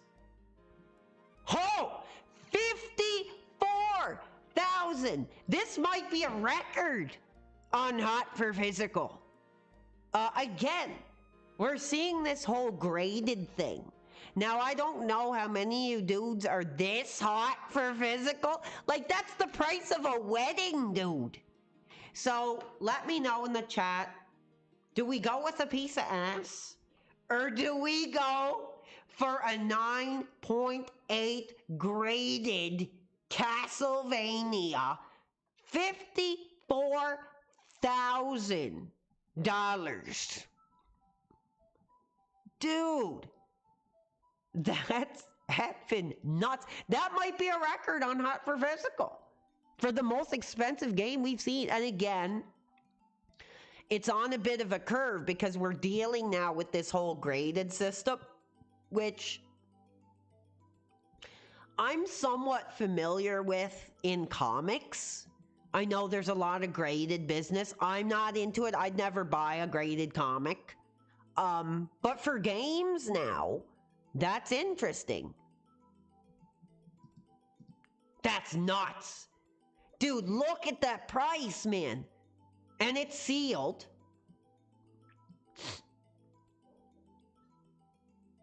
That game is worth 2,000K.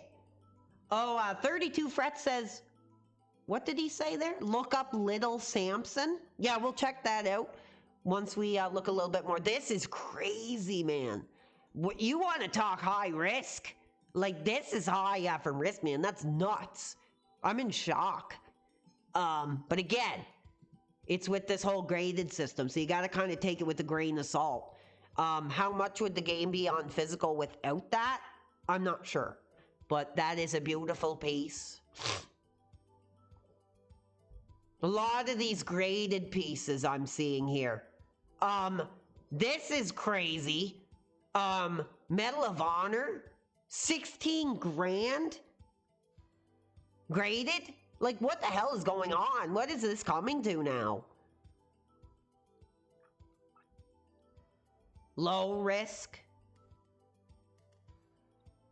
Yeah, I don't have any interest in this graded stuff. It makes it a little tough to really know what the prices are without the grading system.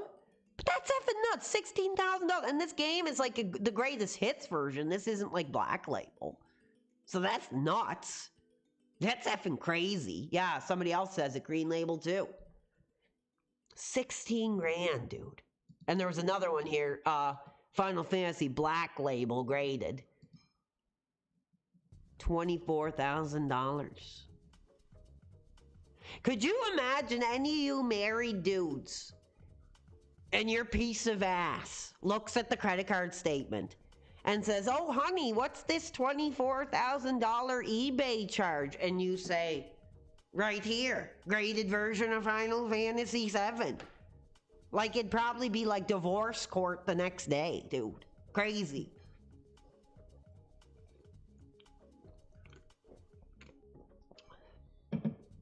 Insane. Yeah, I'd like to get away from this graded stuff, because as shocking as it is, I mean, I want to explore non-graded. There's a lot of graded stuff here. I mean, look at the prices, man. I guess, you know, this is, PlayStation 1 is really a system that really gets into the graded aspects. I mean, 12,000. Oh yeah, your wife would be... Yeah, it better be a car that you just bought, right? I mean, geez, insane. Yeah, it's a little tough to look up PS1 physical because all I'm seeing from the highest, I'm gonna go down a bit. Let's go to like page 6. So this is fascinating here. Now we're getting into more what I'd like to see. So an ungraded, baby, an ungraded Twisted Metal 2, factory sealed with that beautiful plastic covering on the top that we remember. And I think there's a crack on it too. Looks like there's a bit of a crack on the case. $1,500 premium. But look at that beautiful artwork. That's a beautiful piece. Set the world on fire. Cool. Oh yeah, they should bring this series back. It was really cool. I liked it. When I got to play it, like I played it with some friends and stuff.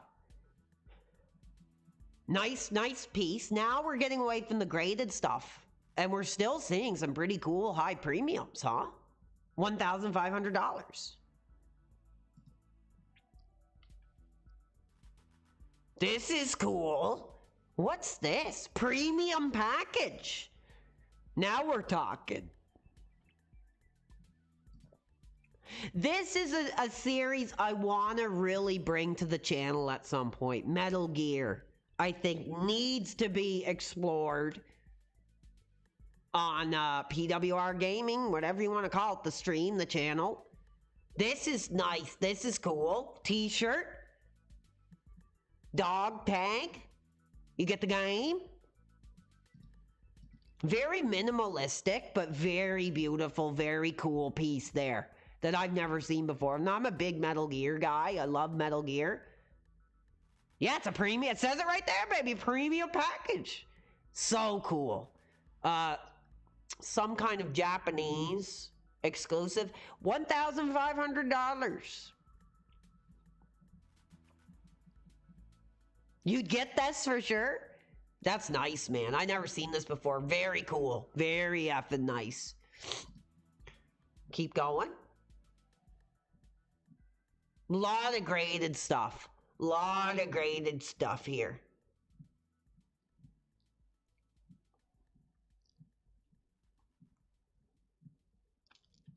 I'm trying to get away from the graded stuff a bit.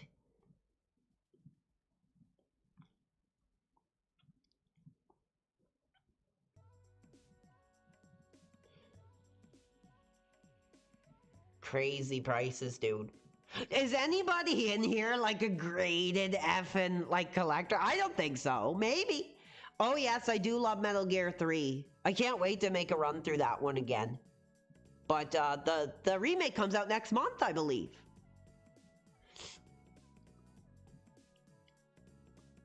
What the hell is this? Stuart Little 2 for $1,000.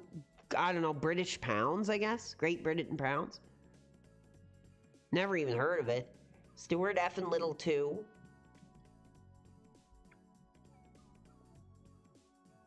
Holy crap, dude, this is cool. I have this game, but this is sealed. As you can tell by the edges there. You're still getting that premium seal. Yeah, I agree, 32. Anybody who buys graded is contributing to a problem. Absolutely. And we're seeing it with comics. I didn't think it was as big of an issue with gaming. That's cool. That's a cool little piece. Not a great game, but it has its place in history for sure. This is a really cool game. If any of you dudes have tried this, watched a YouTube video on it, this LSD Dream Simulator. Pretty creepy, unique, interesting game. That's very cool. Actually based on a novel, from my research, that somebody for like a year or something drew their dreams and they kind of made it into a game.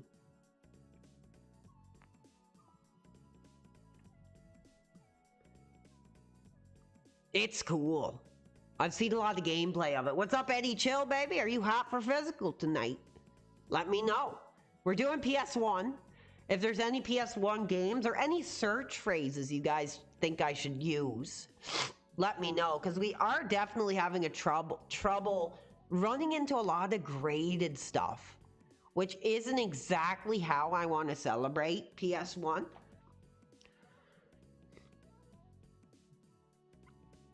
This Pepsi Man demands a pretty high premium. Classic Pepsi logo. That's really cool.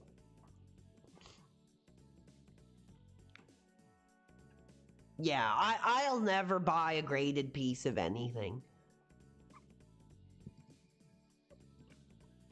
1,762. Going once, going twice. Anybody hot for Pepsi Man?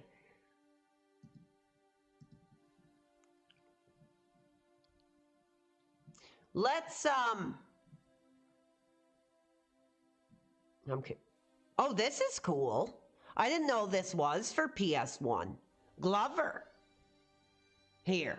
For PS1 graded, of course. We don't want graded. Somebody wants medieval. We'll try it. We'll give it a shot. I don't know how to get away from this graded stuff. So, hold on. Yeah, I like that Pepsi Man cover. It looks cool. Medieval. Let's see if this demands a premium. What is this? Oh, this is cool. I remember seeing these sometimes at like Walmart and stuff. Any of you dudes remember these? PS1 games that were in these sort of like plastic encapsulations. Cool. That brings back a lot of memories. $999 effing dollars, baby. Cool. I never played this game, but a lot of people told me it was good. Like I said, I never played much PS1. I really didn't. Jeez. Major premiums for this medieval. Here's a more common piece here, ungraded. $499 for a premium physical ungraded copy, dude.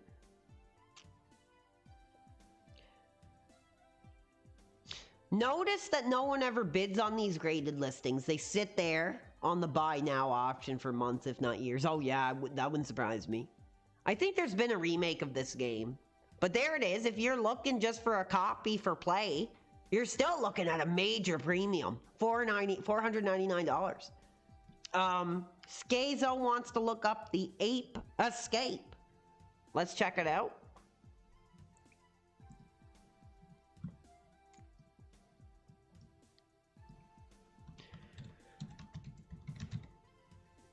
Let's see what kind of premium this title demands. Oh, we're really looking at some premium effing hot physical pieces. 600. We're talking $699.99. Ape Escape sealed black label, baby. Requires DualShock. Incredible. Check it out.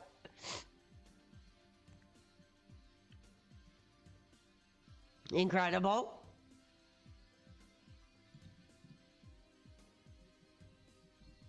Now again, it's harder for me to get as hot because I don't have much nostalgia for PS1, but you guys seem to.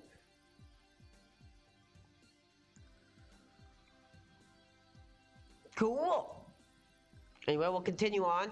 I'm gonna try, because these always seem to demand quite a high premium. So let's take a look. PS1 horror. Oh, this is cool. Clock Tower. Premium PS1 physical release. Beautiful cover art.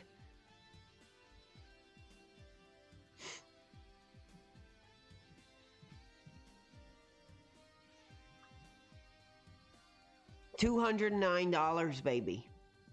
$209. Now I know really high risk collectors are really hot for PS1 horror games. What's up, Botch, tonight, baby? Like I said, if you guys like this Hot for Physical series, make sure you support. Either like the video, leave a comment, you know, make a major contribution, just whatever way you can show support that you want this series. Let me know, baby. We'll keep it going. Like I said, I'm not really feeling the best today, but I'm happy to be here. This is cool. Now this is cool. This is a game I'm hot for. Look at that cover art. That's effing cool. $38. That's not bad. That's not bad. I really think, you know, any horror retro game for like under $100 complete is like a pretty good deal. Honestly. Correct me if I'm wrong, especially black labeled. $38? Not bad. That's a pretty, I'd say that's a pretty hot pickup. If you're a physical PS1 collector, I'd say go for this. For sure. Because it's a cool game. I mean, it's not perfect, but I've always thought it was a really cool game. See what else we got here that we haven't seen. This clock tower seems to be a really premium physical piece. I mean, $359. This is kind of cool. I didn't know this was a game. The Mummy. If any of you dudes remember this movie, I haven't seen it in years, but I remember this actually being like a really effing cool movie. I kind of forgot all about it until I just seen this. I didn't know there was a game. I didn't know there was a game. I don't know what kind of game it would be. It says survival horror. That's kind of cool. That's kind of interesting. Let's get... I can't really get a good look. The graphics look kind of cool. Anybody play this? I think this one might be up for a rewatch. I haven't watched this movie in forever, but I do remember it being effing pretty cool. It was one of the first, like, horror movies I remember watching. Like, the first handful of, you know, like, PG-13-ish horror movies I was allowed to watch. I never even knew this was an effing game. I can't really get a good look, but the graphics look kind of cool on the back. Anybody try this? No? $58. Cover's really cool. Interesting. Here it is. Here's the bad boy of the bad boys. This one separates the men from the boys from the men. Physical, black label, beautiful. Silent Hill 1. Premium physical piece. The iconic artwork. Iconic original logo. That back of the box is really cool. God, anybody here? Did anybody here own this during the original era? I've never had my hands on this physical piece, but I would love to have a physical of this. $200 effing dollars, baby. Black label, non-sealed. Seems to be in pretty reasonable condition. Oh, that's pretty cool. That's really creepy. I've never seen that before. That's cool. Silent Hill. Looks like it's in great condition. Now, I think this is a piece that you could buy and would still, you know, relatively hold value in the modern era. Pretty cool. Very cool. Yeah, I never had a PS1 either. I would kind of like to get into collecting PS1. Nothing like this. I don't know if I'd be hot enough to spend like 200, 500 on pieces because I'm not really that nostalgic for PS1. But I have a PS3 that I set up when I'm depressed or I'm not feeling good. I love setting up that PS3 and playing physical. So collecting PS1 I think would be pretty cool.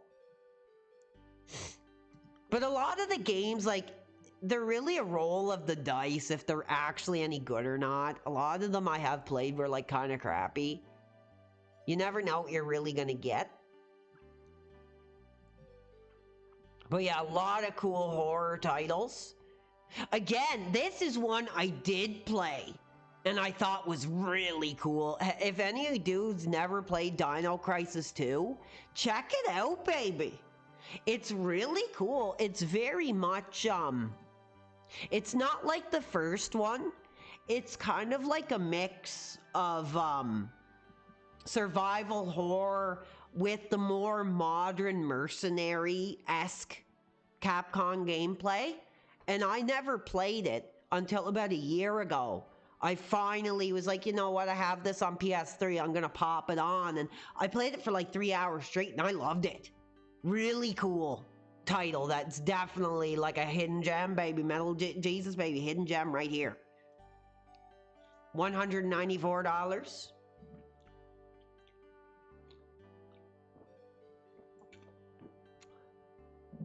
What's this guy saying? I had a PS1, but the piece that turned the disc was messed up. You had to tweak it all the time. That sucks. I do I remember hearing there was a lot of issues with like the PS1, like the original console. Like it was a very like delicate piece of hardware. I even heard some people had to like turn their consoles like upside down and crap like that. Crazy. Geez, this I'm getting hot.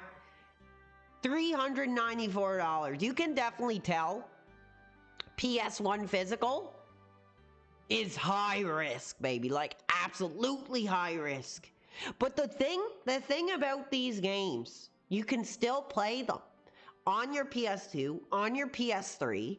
So I think PS1 is like a cool play. Like any classic games you can pick up that have like multiple play options, I think are still worth it. Because it's different with PS2. Because it's not like you can play a PS2 on a PS1 or a PS3, you know what I mean, unless you have the certain console. But PS1 games are still somewhat widely accessible to be played. So I think it's still a decent console to collect for. If you have a PS3 kicking around, you have a PS2. Still pretty cool. What's up, Critique the Critics, babe? Are you enjoying episode 2 of Hot for Physical? I don't really see much else here we haven't seen already. I'm going to look up RPG. This is cool. $99, dude. I love this game. Honestly, I'm not even going to lie. This was the first Resident Evil game I seen. And there was just something about it, baby, that just absolutely captivated me. Like the art style, the city design, the whole concept of like a city gone to hell, you know, like everything on fire, like it captivated my imagination. And like I've always loved the aesthetic in this game. Great game, really challenging, really effing cool, one of the best on PS1. And I love that artwork. It's in your blood. It's in our blood, baby. We're hot for physical. It's in our blood. Very cool. Would love to own this on physical. I mean, I have the digital versions. I still play them here and there. Very effing cool. Expensive. What's up, Eddie Chill? He's hot for physical. What's up, Mel Tear? How are you? Now, we did have a fan. I don't know if he's still here or not. He was talking about these long box pieces. Now, here is one. Resident effing Evil. So, I'm assuming that the original release, because we've seen a lot of greatest hits. We've seen alternative releases. But I'm guessing this is the one that effing started it all. Right here. You're looking at it. This is history, baby. At a premium price of $115. Cool. I've never seen this. It's beautiful. Oh, I don't know what that's all about. It's like broken in half. That's kind of bull crap. I guess it's like a faulty. I don't know if they go like that. That's kind of bull crap. Yeah, it's all scratched to hell. So I wouldn't go for this. But this is really cool. I love that back of the box with the silhouette of the zombie in the white. That's beautiful, dude. You're dead scared. Face your fear. I love the like old school like horror catchphrases on these games. That's really beautiful. That's a piece of art. Like right there. I never really seen these. I had one. The WWF, the arcade game I had. And it was in a style like this. But that's where it all effing began, dude. That's nice, man. That's a beautiful piece.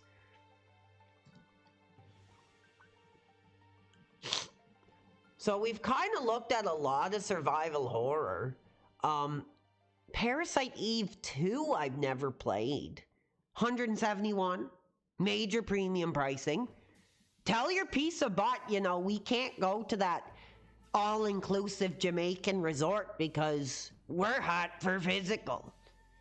And we're building a collection. The Threat Returns. I've heard this was a pretty cool game. I have it on digital, the second one. I played the first one, but I never could beat the first area. I found it pretty tough, baby. Pretty tough. So maybe I'll give this one a try on my bedside PS3. And, you should check it out. Parasite Eve is awesome. Yeah, I played a bit of the first one, so I never dug in to the second one. But maybe I'll just say screw it and just play the second one. Maybe I'll just watch like a couple. This is awesome, man. I like this series, baby. I'm hot for it. Like I said, if you guys like it, give it a like. Give a subscription, like whatever ways of contributing you can do. Whether it's a like, a comment, or just being in the chat, or a contribution, whatever. Let me know that you're hot for the series. And we'll continue on. I'm having a great time, baby. So, also, any recommendations of things you'd like me to look up together? Oh, this is cool. I never knew this was a game. Nightmare Creatures 2. Music by Rob Zombie. You definitely know it's 90s. Black Label. Oh, no disc. No effing disc. The nightmare continues. $49, not even the effing game included. Never played this one. Anybody play Nightmare Creatures 2? I mean, I am really nostalgic for the first one, but I never even knew there was a sequel. Cool. So we'll move on from horror here in a minute. I'm just quite enjoying looking at these. I had to put my wallet away, so I'm not jumping the gun at any of these effing premium pieces here. I still have my Final Fantasy V1 on PS1. Case is cracked to hell, but I'll keep it forever. Is it your original copy? Or did you get a used copy? Let me know. So I guess we've kind of seen all the heavy hitters here when it comes to PS1 horror. What is this? Oh, cool, like a standee. Oh yeah, Silent Hill is still demanding like quite a high premium. This is cool. Like kind of one of those like advertisements you see at like Blockbuster or something. He only wants $24.99. That's actually not a bad price for that. Really? That's pretty effing cool, baby. Anyone hot for that standee? I'd say that's actually good value.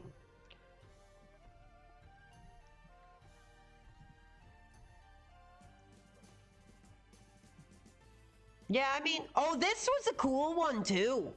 If any of you do, it was hard as hell. But if any of you dudes played this, I remember in the 2000s, I got it at a grocery store with like my allowance money. It was like $9.99 or something. This Martian Gothic Unification was like kind of an effing cool PS1 survival horror title. If you guys haven't played it, check it out. Yeah, we're gonna check RPG next. I'm not really the biggest RPG guy, but I do know that they really do demand a high premium. This is another game I've never played. I don't really know if it's horror, but it looks kind of horror. This Fear Effect series. I've never played it. It looks kind of like a survival horror. Control your fear. Anybody ever play this? Anybody hot for this series? I remember seeing it a lot in like Game Pro and stuff, but I've never played this series before. Fear Effect. Is it even a survival horror? Looks cool to me.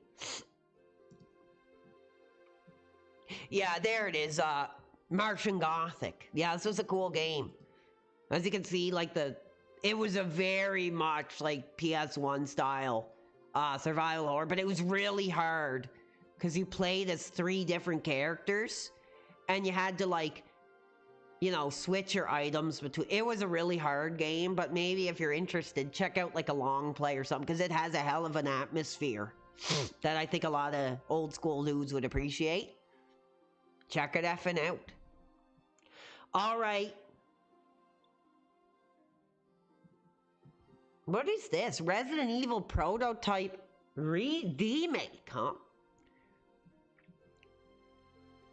Interesting. I guess it's like a fan game or something. Cool. All right, let's hit it. Let's see what they got for us. PS1 RPG. Eddie Chill is hot for it. Let's dive in and see. You know, and it's hard because, like I said, I'm not really hot for RPG. So anything that kind of catches your eye, let me know. I think this looks kind of cool. Yeah, Martian Gothic was really hard. I did own it, though. Vagrant Story. Really cool artwork. I like the artwork on this. Very cool. Beautiful piece. Never played it. Yeah, again, I apologize because I want to celebrate RPG. I'm not the biggest RPG guy. But somebody wants me to look at Chrono Cross. No, look at the crack. $27.50? Is that a decent price? I mean, these RPGs, dude, seem to hold a pretty reasonable value. So when I see these prices, I mean, if you're wanting to build like a, you know, a modest PS1 RPG collection, this might be the way to go in this era. I think pawn shops are kind of dying out. I believe that eBay, baby, is like the way to go. Like eBay lives on. Like it's not 1997 anymore. I think a lot of us real collectors, whether it's comic books, whether it's VHS, whether it's this or that, I think we're on eBay. We're not going to the pawn shops anymore.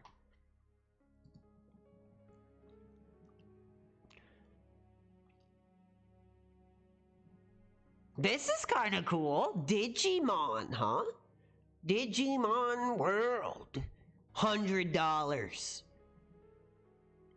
Even though the manuals, that's kind of interesting too, because this was a different concept where I forgot to talk about this because again, I don't have a lot of nostalgia. But on the PS1, the manuals were the cover art. I kind of forgot to mention that. And I think that this was oh yeah, like look at that. That's still wanting $100 effing dollars, dude. Yeah, some pawn shops that is true. Some pawn shops are really old school, like just jewelry and stuff like that. And then you're getting the more modern. Like we have one of those really like hipster-esque pawn shops here that has like records and video games and everything. And they're all priced to hell. You know, like DVDs are still like $5 each. Like it's more of like a hipster-esque, you know, thing. And they know they go by eBay. So you're better off just going on effing eBay in this day and age, because I think pawn shops are not what they once were for gaming. Now they're very hipster-esque run with these people looking on eBay and knowing the price. Back in our eras, it was just, oh, PS2 game, that's $5, right? Like that's what I remember from being a teenager. But now you go into these hipster-run pawn shops. Like I said, earring in the ear, the purple hair, you know, oh, Digimon World, that's $200, you know. That's not what we're about, I think, for our eras, in our late 20s, in our 30s or older. We don't get deals anymore. You used to get CDs. Yeah, I did too. But everything now is like individually priced. It's not just like, oh, a PS1 game, that's $10. You know what I mean? It's everything sort of individualized when it comes to the prices. Excuse me, guys. My nose is getting a little messed up again. This is cool. Yeah, my friend found Earthbound for $5 at a thrift store in 2008. That was my era too. That's when I got a lot of like PS2 games for like dirt cheap. Like I remember getting like Silent Hill 2 for like $5. This is nice.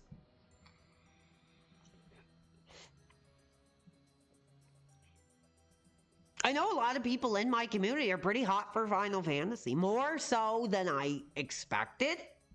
I'm not the biggest Final Fantasy guy, but I can appreciate a hot piece of physical, for sure, even if it's not really my thing.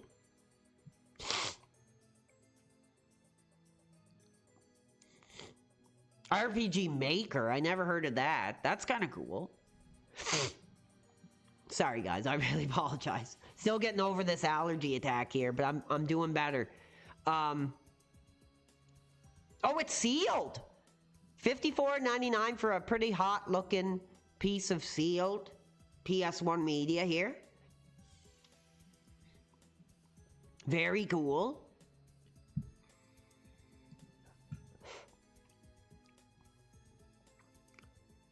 Oh, cool. Diablo. PS1.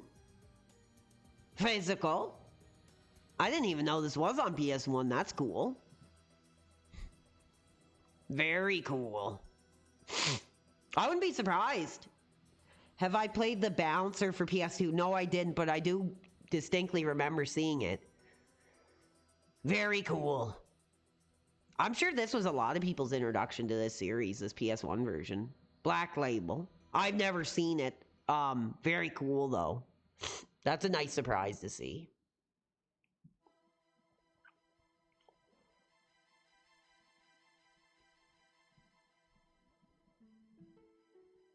I'm not seeing any. I mean, some of this stuff is pretty crazy. Like this, I don't know what this is. Legend of Dragoon, $159.99.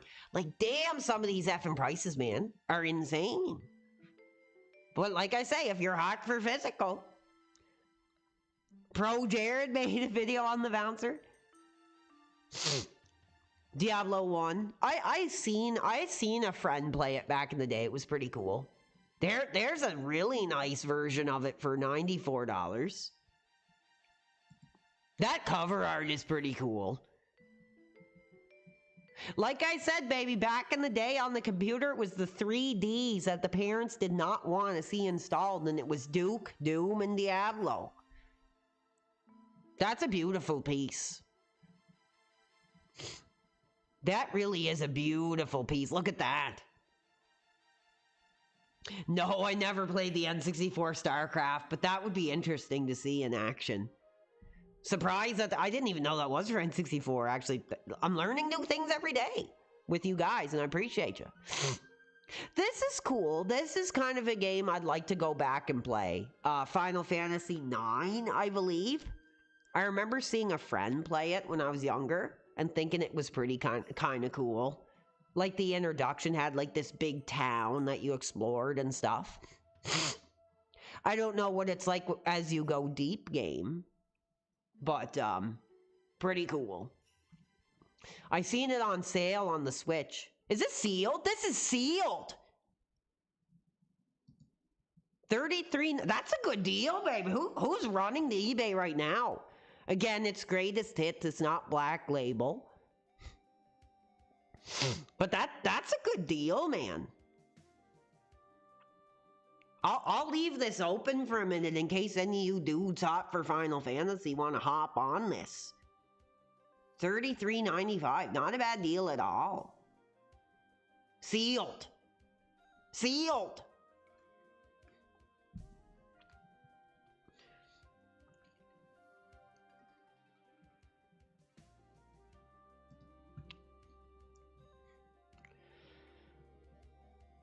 Yeah, a lot of these games I don't know too much about.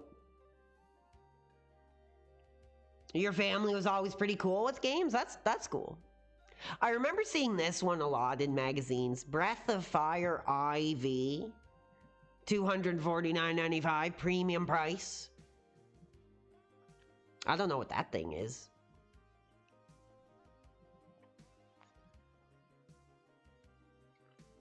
So we're really, on this episode too, we're really venturing into disc-based media. I don't want to get into PS2 yet. I want to do that on its own dedicated episode. But, is there any other disc-based consoles that you guys could think of? I was kind of thinking maybe taking a look at Dreamcast. I wasn't a big Dreamcast gamer. I did own one for a little bit. But, actually, now that I remember it, I think a Dreamcast was the first console I did get on eBay. I think I bought like a prepaid MasterCard,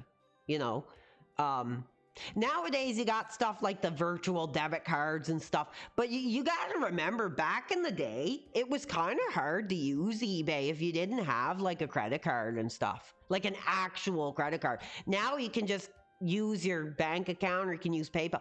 But who remembers the days when it was actually kind of hard to like do this? Now, I think we take it for granted now. Yeah, Dankus Mouse, very much the same for me. I was more into N64 at this era. I went from N64 to PS2, and once I had a PS2, I played some PS1 games, but not many. This is kind of cool. Wild Arms. I like this artwork.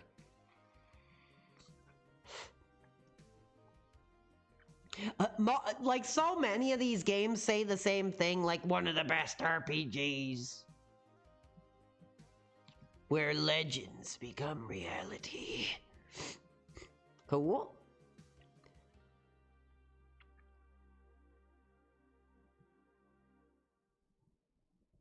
Anyway, we'll go back to the main page. I'm going to take a quick break. Again, I'm still kind of struggling with my allergies. I'm going to use the washroom one more time. And let me know what you guys want to look up next. Should we go Dreamcast? Somebody wanted me to look up arcade machines. So I'll be gone like 2 minutes. And I'll be right back. And we'll continue on with episode 2 of Hot for Physical. Let's do it. Let's get it.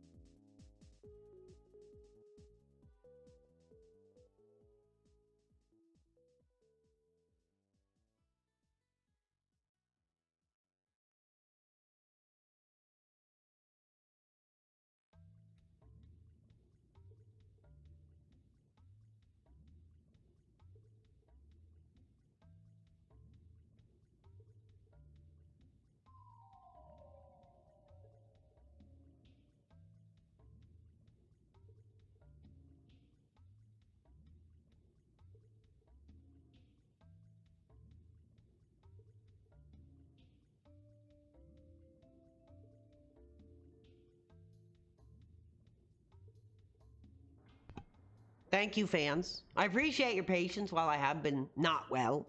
So, we're looking at disc-based media. We're not going to get into PS2 tonight, because that's going to be a really cool deep dive. So, let's try Dreamcast. Again, it's a little challenging, because I don't have a lot of history with the Dreamcast. Some of you might. But I'm curious on what the premiums are. Let's take a look together. We're hot for physical.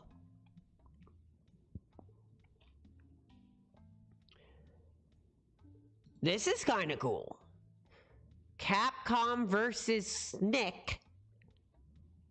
I know the Dreamcast, like from what I heard, the Dreamcast was a really premium fighting game system.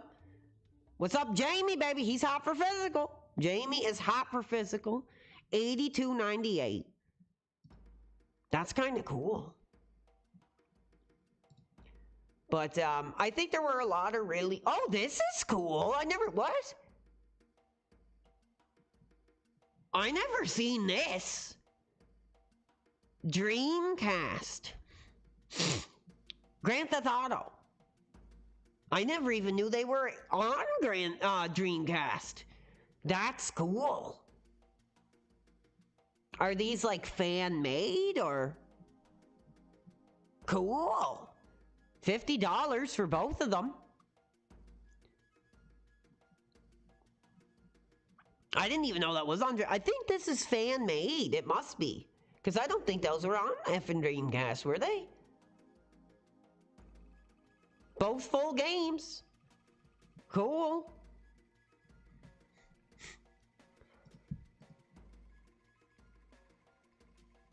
Oh, homebrew port. Okay, yeah, I thought so. I wasn't too sure. This is cool. Oh, it's Japanese. Or yeah, sometimes these Japanese consoles are cheap. I thought it was only 109 physical. That would have been cool. I'm looking for games. Here's a bundle. Again, like we talked about, all sports games. $250 though, for a reasonable entry point into Dreamcast. Jesse says no, they wasn't on Dreamcast originally, had Dreamcast Instant Date. Oh, cool. So you're an original Dreamcast dude. Thank you for being here for episode 2 of Hot for Physical. Homebrew releases for old consoles are pretty effing cool. Not seeing any major, like, blow my mind. Oh, geez. Sonic Adventure 2, disc only, $139.99 premium. Just the disc, baby. Sega Saturn. Yeah, we didn't do that. Let's check that out before we really dig into Dreamcast, because I think that came out before Dreamcast. And I'm really trying to do things in order. So let's see. I don't have a lot of experience with this console. Sega Saturn. This is the console. This is what it looks like, fans. Pretty cool. It kind of looks almost like a PS1, huh? Now, I'm not sure what year this is. Some of you original era dudes, let me know when this console came out, because I don't have a lot of experience with this. So let's check out some games. Oh yeah, OG have the Sports Edition Black Dreamcast. That'd be cool. Or just seeing a lot of systems. I don't see any games. I might have to put game. So let's put game.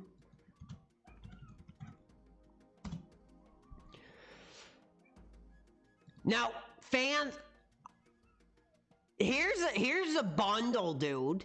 $699 for a nice little lot of this Sega Saturn. Let me know. 32 seems pretty hot for Sega Saturn. Is this a good price? Look at what you're getting. A lot of variety. Virtual Cop, Alien Trilogy, Mr. Bone, Jurassic Park, Area 51, a hockey game, 98. Sega Saturn came out in 94. Cool. This looks like a pretty hot bundle. And again, these are those long box that we discussed a little bit when we were talking about PS1. Dude, those look sick, man. Those backs of the boxes look really effing cool. $699 for 15 games? What do you guys think? Is this a good deal?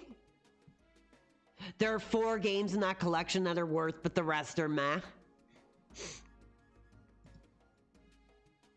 Let's see what else we got here. Tomb Raider. I didn't know that. Okay, so we're also getting the more CD jewel case packaging. Because like I said, I don't know much about this console. So I'm kind of learning on the fly here. Police Knots. I heard that was like a really cool effing game for this system.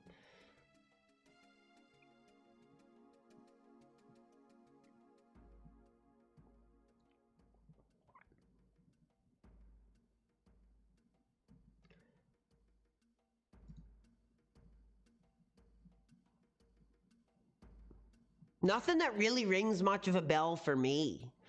Oh, Japanese packaging is jewel case. You'll see more of those. Yeah, I don't see many of those long box selections. Yeah, wasn't Police Knots his original release for Koji? Oh, this is cool. I like this game. Marvel Superheroes is pretty cool. Nice Japanese version here. Beautiful, classic 90s Marvel artwork here. Nice. I like that.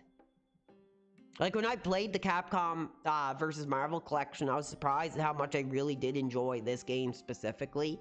It's just a love letter to like 90s Marvel, and I really liked it. It was cool. Maybe I should put Sega Saturn Game USA.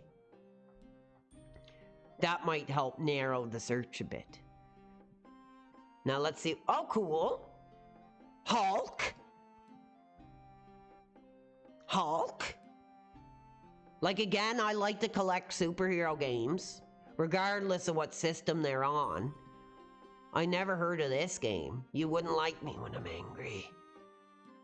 I don't know. I can't really tell what the game looks like from these screenshots, but I've never heard of this game. That's a nice piece. It is. That's pretty cool. And it's sealed, factory sealed Hulk. Classic 90s-esque presentation. Like, I'm a big 90s Marvel guy. I don't know how many of you dudes are hot for 90s Marvel. I definitely am. And I appreciate... There it is. Cool. Resident Evil. Long box. $249.99 for the Sega Saturn physical premium package. Now, I don't know. I don't know enough about the Sega Saturn to really know what this version would be like. If it'd be better, if it'd be worse. Let me know. X-Men Arcade. Yeah, we can check out some arcade too. I'm curious if there is arcade machines on eBay. I'm sure there is. But how the hell would you ship them? Like, it costs like thousands of dollars to mail that stuff. Like, nuts. 90s Marvel cards. I never looked at before. Oh, I seen something kind of cool here. What was this? Street Fighter. I remember this artwork kind of being nostalgic in the day. $249.99 for this incredible piece of physical media here. Those long boxes are really cool. Factory sealed. Factory effing sealed here, fans. Delaziism.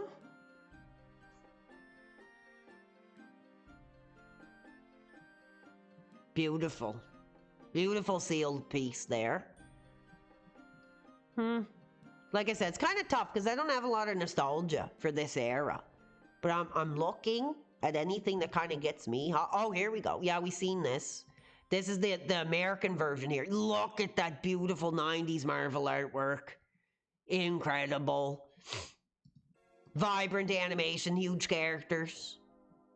Very cool. I like that game. I think it's really cool. I went from Super Nintendo to PS1 because you were hot for Final Fantasy. That would have been a pretty crazy transition. Super Nintendo to friggin' PS1, man. Cool. Oh, this is cool.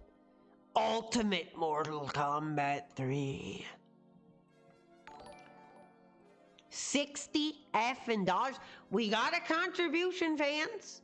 Loberto is hot for physicals tonight. Thank you. Like I said, any way you guys support this episode, whether it is just a like on the video, a comment, participating on the chat, contribution, will let me know if you dudes are hot for physical and if you want this series to continue. So thank you, Loberto. He didn't leave a message.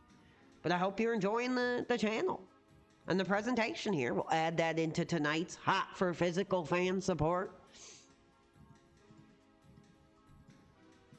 That takes us to $23, baby. We're hot for physical. And look, fans are hot for this. 8 viewed in the last 24 hours, $60.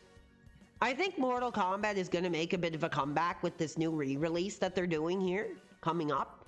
Which will be interesting to see, you know, how well that sells. Oh, look at the back. Look at the back. Cool. The fight of your life. It continues. Like I said, baby, Mortal Kombat 3 was the game my mother threw out in the garbage because of the violence. And I literally went outside and dug through that bag of trash to get my copy back. That was the Super Nintendo version. Very cool. I'm seeing some cool stuff here. Sega Saturn. I didn't really know was really... I love that 90s Mortal Kombat movie. I know it's got a lot of mixed opinions. I like it. I'm nostalgic for it. I'm hot for it. The second one was horrible, but it was still kind of worth watching back in the day as like a kid, you know? It was cool. What is this? For $350, Batman Forever, the arcade game. Cool. What is, look at this little like black sponge thing there. That's different. I never heard of this. That looks cool. I guess this is different from like the Super Nintendo one. I'm hot for Batman Forever. It might be the era I grew up, but I always thought it was like really cool. Like a cool movie. It's not the deepest like Batman movie or anything, but I liked it. I thought, honestly, if I have to think like what is my favorite Batman original movie, or like which one would I watch, it would probably be this one. That's a nice piece. The Neo Geo Pocket Color. No, I never seen that. I've never celebrated that console. So one thing I'm noticing about this console, it has a few cool superhero games I've never really heard of before. But yeah, a lot of fighting stuff. A lot of very Japanese-esque looking titles. Oh, what? Dude, one of my favorite effing games of all effing time, Die Hard Arcade. I didn't know there was a physical release of this game. One of my like most nostalgic games that I remember playing on the arcade. My ailing grandmother, you know, would drive us to the local mall. You know, we'd shop around, and then we'd go to the food court. You know, that had like hamburgers and all that stuff. And I'd go to the arcade, and she'd give me some change. And the first title I'd always play was Die Hard effing Arcade. This was probably like 2000. I didn't know there was a physical release. And it looks just like, yeah, that is the same game. Has anybody ever played this? It was really cool. Over 1,000 different moves. Now, I don't know if that's true. This is cool. $164.99. Like, that's a pretty premium piece of physical right there. I love this game. I'd love to whip through it again. I don't know how I would play it, but this is cool.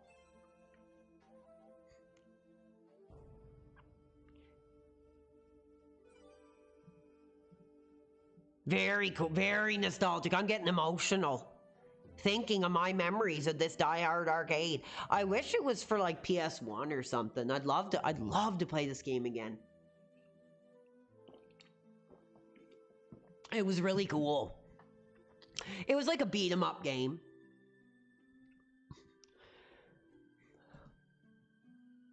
Misogynist? Oh, we're just hot for physical tonight. I was just looking at Die Hard Arcade. I didn't know there was a physical for it. Fan of the channel wanted me to check out some Sega Saturn. I don't know much about it. So we're kind of... I'm just trying to fix my mouse here. It's kind of... There we go. It's better. That's better. I got this new mouse on sale. It's like a premium kind of like, you know... I'm glad you're here. Like I said, like the video, leave a comment, make a contribution. Let me know if you guys want me to keep doing these. I mean, eventually I might run out of stuff to look at. Oh, cool. The Crow. 3D fighting with a vengeance. City of Angels. I like that. Only $249.99, but this seems like an expensive console to collect for. Man, insane prices. But some really unique, cool games. Cool.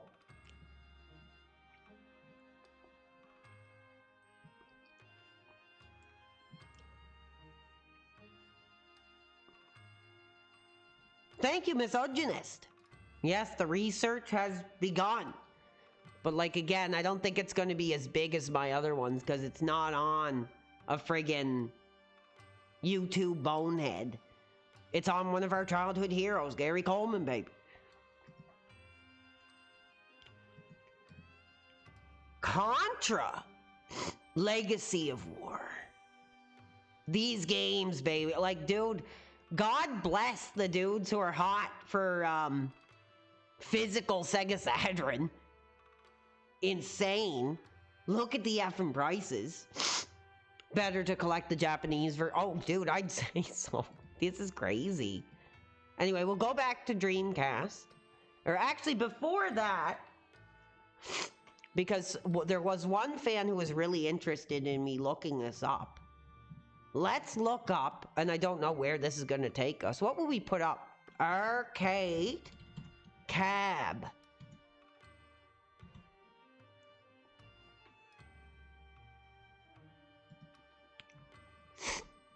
Now, God only knows what we're going to get into here. I think it'd probably be easier to search up certain games. Because I'm seeing a lot of, like, pieces here. I'm seeing a lot of those, like, repro Toys R Us mini cabs. So let's just... Oh, cool. I'm reading a Zionist comment here. Let's just put in the games like we remember. Let's start with Mortal Kombat.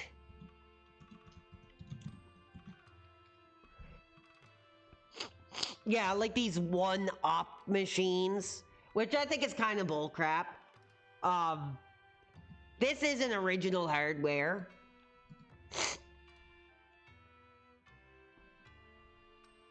This is not original hardware. That's not what we're looking for.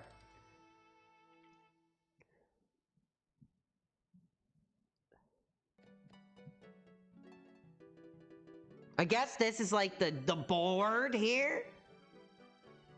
Luke Atkinson? We got another Atkinson dude. What's up, dude? Oh yeah, I'm feeling better, but my nose is still pretty sore and stuffed up, but my throat is clear, my eyes are better, so I'm getting there. Thank you, babe. Mortal Kombat 3 board. I don't know much about this stuff, but yeah, like I'm seeing a lot of this crap.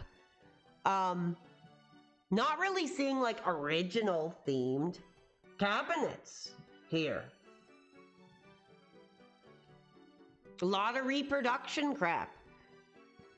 Let's try original instead of like the one-up crap. Oh my goodness, baby, we got a major contribution. Misogynist tonight, baby, is hot for physical. So we'll continue on. If you have a request of something you'd like to take a look at with us, let us know. That is a major contribution. We're hot. We're hot for physical. Geez, that's incredible, dude. Thank you.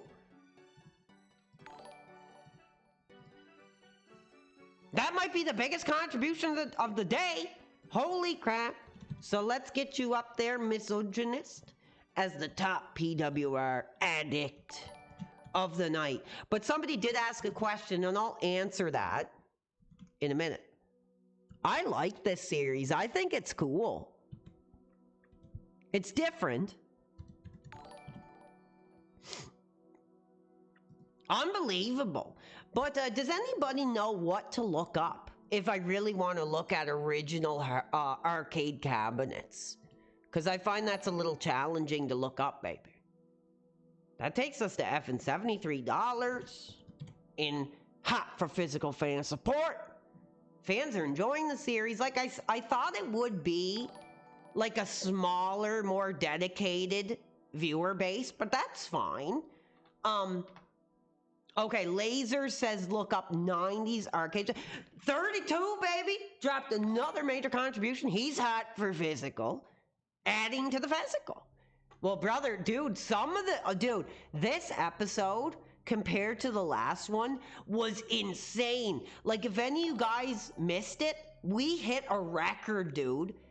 $53,000 for a graded seal copy of Castlevania Sympathy of the Night. I think that might be a record in the most expensive piece of physical we've come across. Again, it was graded. But dude, do you want to take a look at that, misogynist? Because you didn't see it.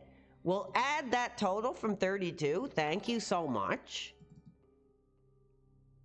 That's 93 effing dollars, baby. But misogynist didn't get to see that, I don't think. So really quick, before we continue on, let's show misogynist the record that we came across. Like, this was crazy, man. And again, it's graded. Oh yeah, we might, hold on. How did I find, oh yes. Yeah, you're taking word for it. Here it is. Look, isn't this effing crazy? Look, anybody who didn't see this earlier, we're showing it again. 54, and that's Canadian, I guess. Insane. Insane. You know, the graded market makes PS1 pretty tough to look up. But that was crazy. So anyway, somebody says,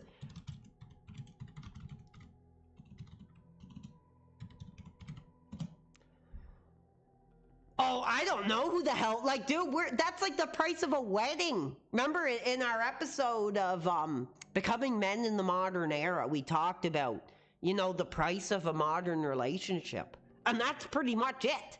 Like,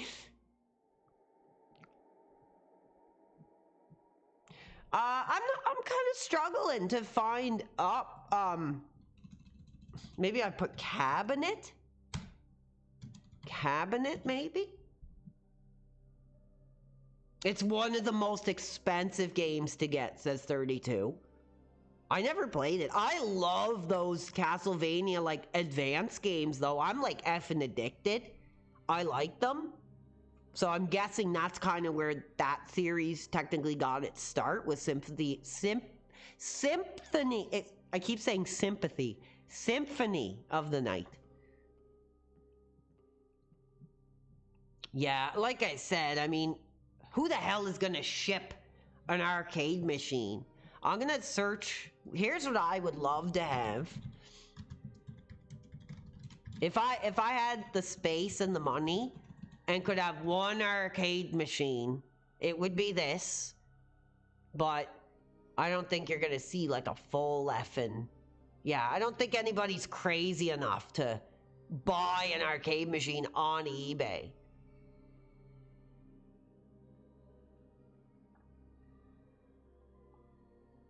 Symphony of the Night was a great game, one of the peaks of your youth. That's cool. It would have been a really cool game to experience. Yeah, it's tough, baby. It's tough. Because with all these little recreations and the one-up machines and stuff, it makes looking up original arcade machines kind of tough. Boogie just bought a $7,000 arcade cabinet. What was it, though?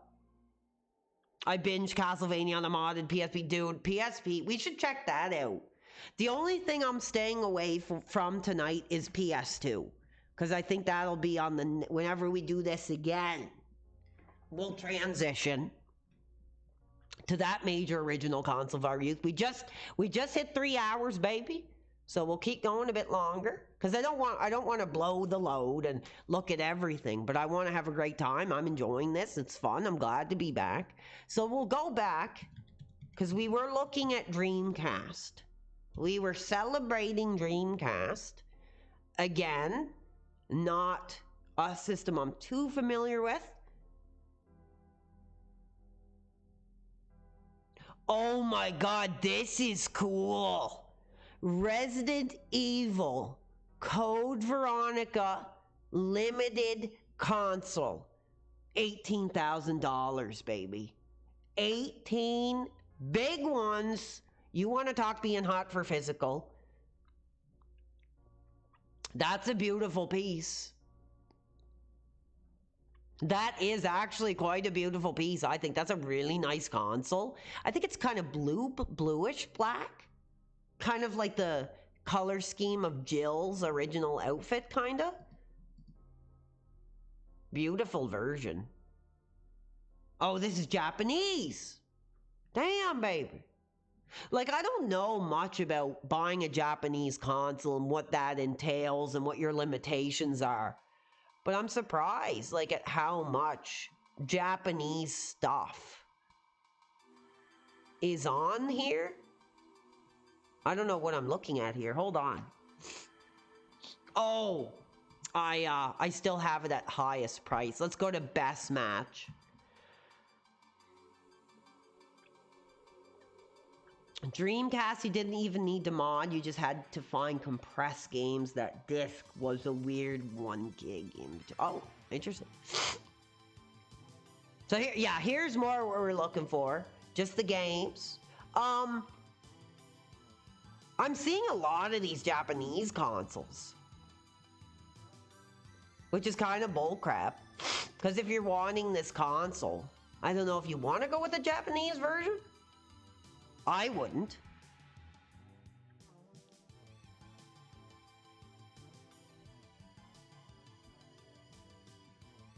So, a lot of people are hot for Sonic.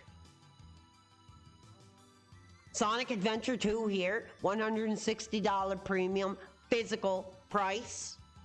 Beautiful artwork. Get your fedora, get your walking stick. Get your body pillow. It's Sonic Adventure. Complete. In box. I think it still has several games on it. Okay, whoops. Expensive. That's probably, I'd say, one of the most wanted games on the system. Beautiful version of Silent Hill 3. $85, that's not bad. I love that artwork. I love that artwork. I love the kind of street sign in the window, and like, that's such a cool effing image, I think. One of my favorite iconic survival horror image. Like the idea of just running into that thing in the street. Like, that's a cool, striking image, I think. It's really cool. Captures the game well. Now, I wonder, does anybody have experience playing these Resident Evil games, like, on the Dreamcast? Because, look, the graphics look really nice. It looks like it'd be more smoothed out. It looks really cool. I don't know how many people have played them, though.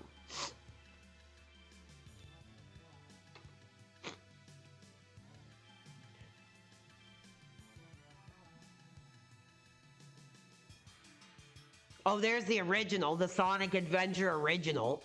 $99, man. Crazy. That's cool, though. That'd be like the pack-in game, wasn't it? Basically, or like the launch title for this.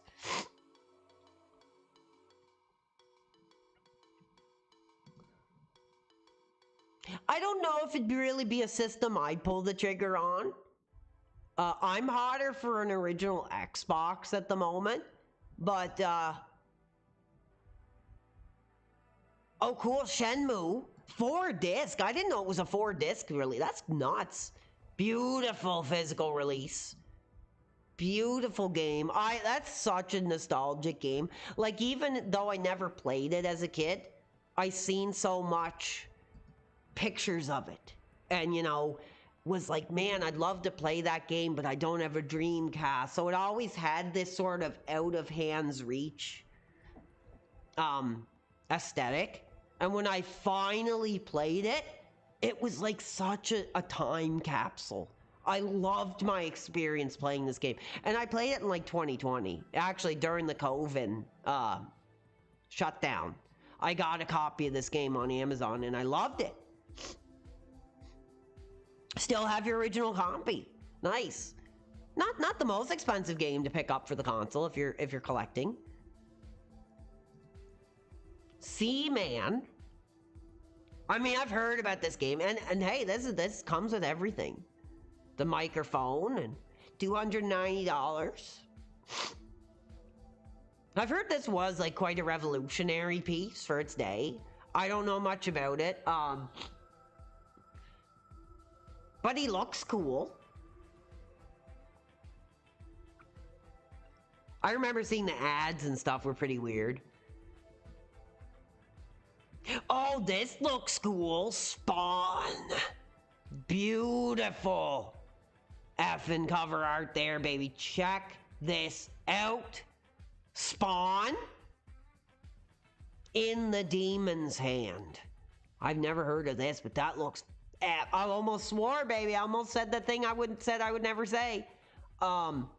Dude, this is beautiful. I love this cover art. Incredible.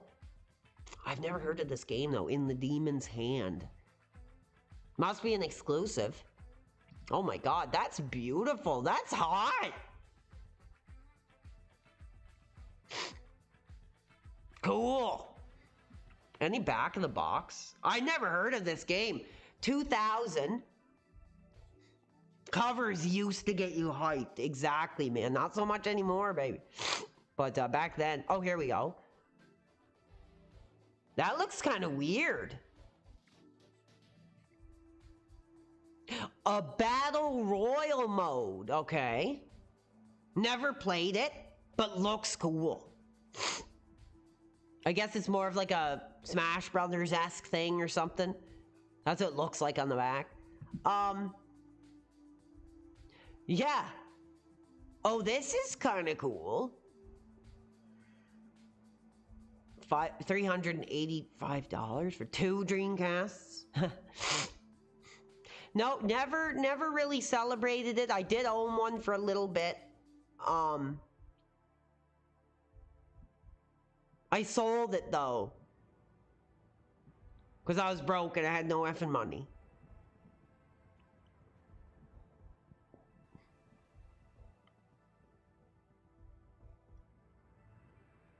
Interesting games I've never really heard of before.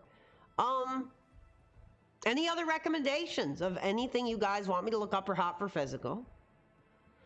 Well, I was so embarrassed. Like I said before, I lived in this really crappy apartment building. I showed it in one of my videos. It's basically like condemned now.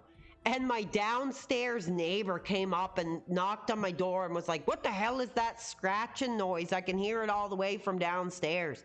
And it was my effing Dreamcast, man. Like that scratch noise it makes was apparently like so loud that the guy living below me came upstairs and asked me what it was.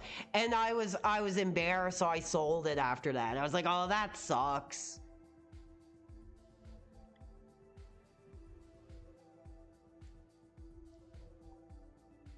Nice little version of Code Veronica. $107. Yeah, it was really embarrassing. I was like, oh my god, like that's messed up.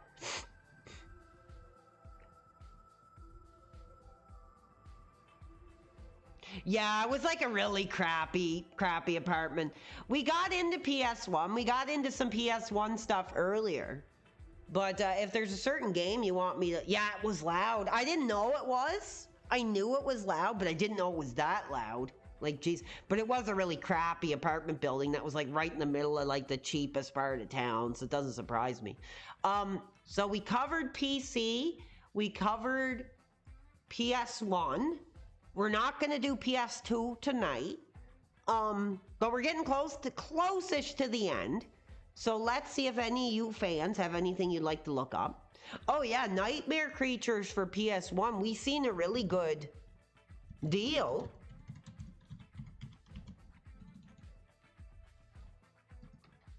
For this title, $49.99. For a really nice, complete in-box version. What's up, Katie the cat? Good to see you. Are you hot for physical tonight? $49.99 for this version of Nightmare Creatures. I love that box art. That's really effing cool. Oh my goodness! Jamie! With the 20 effing gifted memberships. Now, what is that one thing we thought we'd never say, baby? Settle down. Damn, baby. Now, Jamie, if you don't mind, just let me know what package you gifted, and we'll add that up to tonight's total. Jamie's hot for physical. Thank you, Jamie. And a lot of good friends of the channel are getting those subscriptions, so thank you, Jamie. Just let me know if you got the private package or the general, and we will add that up.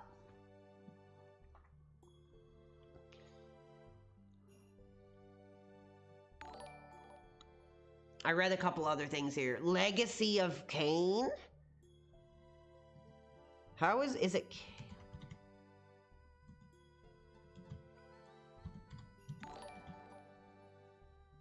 Yeah, thank you. Actually, that's kind of reasonable. The standard one? Okay, well, thank you. Regardless, Jamie, that's still incredible. Thank you, baby. You changed me, Jamie, tonight. I just gotta go back up here. I will times that. Let's see where that puts you in the running.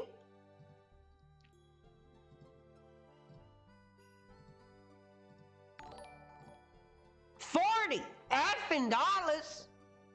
Whoo! Thank you, Jamie, baby. Holy crap. So that'll take us to... Yeah, fans are showing their support for this Hot for Physical series. So I appreciate that. Even though it's like a more smaller, intimate audience, the fans are still hot for it. So let's keep going. But like I said, let's take some of your suggestions. And I don't want to get into PS2 tonight, though. I want to save that for its own dedicated stream in the future. But somebody wanted me to look up Legacy of Kain. What's this? Sudoku? Hold on. Some of them are tough to type in, so I gotta...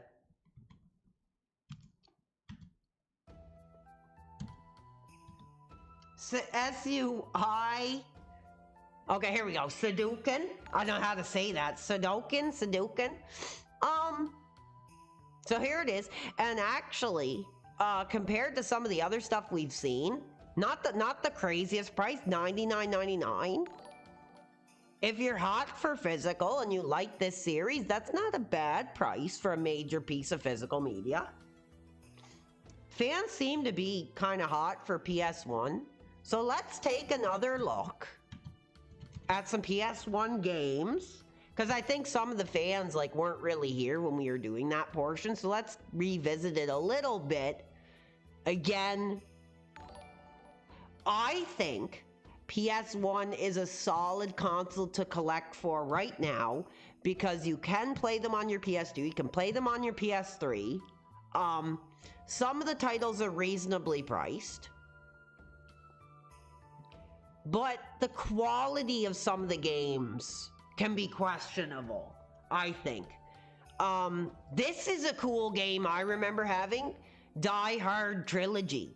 Now, I remember buying this when I was younger because I thought it was going to be like the Die Hard arcade game that I talked about. But it's not, but it's still kind of cool. It's very arcade-esque, and there's 3 different games on the 3 movies that are kind of arcade style. This is a physical I would consider picking up again. I thought this was kind of a cool effing game, if anybody has played this one. I remember having a Rugrats game on PS1 that was very Uncanny Valley. Interesting. So I think this is more blue-collar entries for PS1 titles. This is reasonable. We talked about it. If you're getting in to collecting PS1 physical, here's a great place to start. Yes, it isn't Black Label. $49.99 for a pretty nice complete version of Final Fantasy VII. Katie the Cat had Die Hard Trilogy. That's cool. Did you enjoy it? I think it was a launch title, if I'm not mistaken. But I gotta say, I'm kinda hot for picking up a few PS1 games to add to my PS3 collection. This is what I collect mainly. I have a stack of PS1 wrestling games. And I have this. Cool game. I'd say probably the best wrestling game for PS1, at least one of them. Spyro for 200 is nostalgia grifting. Yeah, dude, that's expensive, man. Even this one, $55. Well, that's not too bad. $55. Looks like a pretty solid premium release.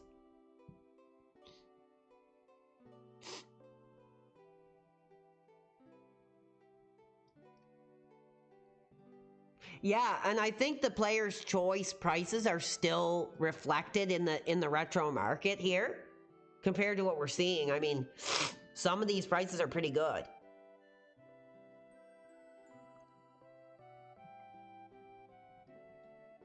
PS2 was the best era for wrestling games, hands down, baby, absolutely. Let's see what else we got here for PS1. Because like I said, I'm not the most experienced PS1 dude, but I do have the PS3. You must have played... I've seen a friend play Spyro. I've never played much of it, babe. I've never played much Spyro in my day, because I'm not really nostalgic for it. This is... Oh, yeah! Dude, this is a good effing deal, man. $20 for sealed Duke effing Nukem? Time to kill.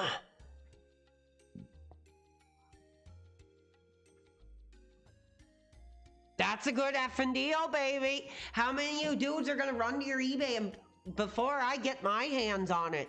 I'm hot for Duke. I'm hot for sealed physical. The only thing is, I would probably open up this bad boy and pop it in the PS3, but that's cool. I never played this one. Make them eat lead. Nice. That's a hot piece of physical. I like that. It says read though, so I'm wondering if that means there's like something wrong with it. I don't know. But, oh, 2 cracks on the front of the case, baby. 2 cracks on the front of the case. Very well prominently featured here. Still, though, reasonable price, honestly. I'm kind of hot. Oh, yeah, I see. Well, that happened a lot with, like, PS1 games. See, there's one there. And there's one here. Still, that's actually not bad. What's up, Radic? Are you new to the career? Good to see you. Oh, I hear some Metal Gear Solid music. I don't know if you guys can even really hear the music that well. Last time I listened back to the Hot for Physical, I couldn't even hear the music barely. Again, with this graded crap, I don't think us real physical collectors, dude, are that hot for this graded crap. I'm not. $600 effing dollars for a graded effing driver? Like, you're nuts. Can't even play the effing game. Wouldn't even have it uniform in your collection. Like, what's the effing point, dude? That's so effing... Yeah, but I would assume a lot of these cases, like CD cases are pretty fragile, dude. I would assume a lot of them got freaking banged up when they got shipped out to the stores, man. Honestly, I wouldn't be surprised.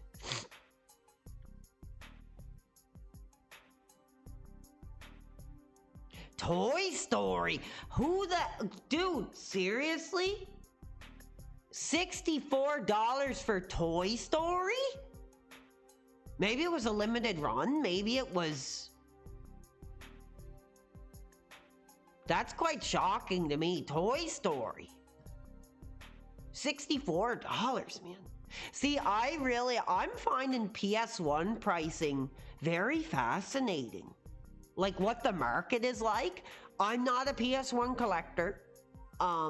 I don't know if any of you dudes are, But,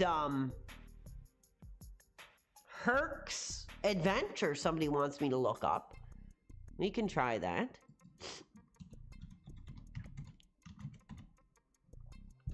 Let's see if it's a premium piece. Oh, it's definitely a premium piece. Look at this. $115 US. Katie the cat wants to check this physical piece out. Are you willing to pay $115 to recapture your youth tonight? I've never heard of it. Graphics look kind of cool. Interesting. But there's your premium price right there, Katie. If you want to celebrate your youth, there's the price of our youth. Back to the PS1 uniform.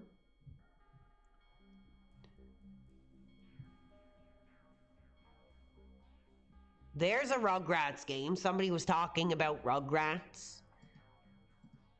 $19 for this piece here, and fans are putting it in their cart. I never played Rugrats. I remember watching the show, but I never played the games. Very cool. Again, I'm not as nostalgic. I feel more like I'm learning tonight. Black Label, Final Fantasy VII, $176. This is cool. One of our friends of the channel, Spicy Punk Rocker, would be hot for this. Tekken 3. Physical. $26 for that physical. That's when I first played Tekken. At some birthday party in a hotel room or something. They had this game we were playing. I thought it was pretty cool. It was the first 3D fighter I've ever seen. And I remember thinking it was pretty effing cool, baby. Now this is nice. Harvest Moon, Back to Nature. I do think so, misogynist. That's what I'm coming together, is these Black Label pieces are worth way more than the greatest hits. But this is a really beautiful piece. I actually do have this game digital on the PS3. I like Harvest Moon, and I love this era. I'm actually really looking forward to starting a file in Harvest Moon 64 on the Switch. This is a good game. I do like this game. I did have a really nice, long, deep game file of this. $74.99. Black Label.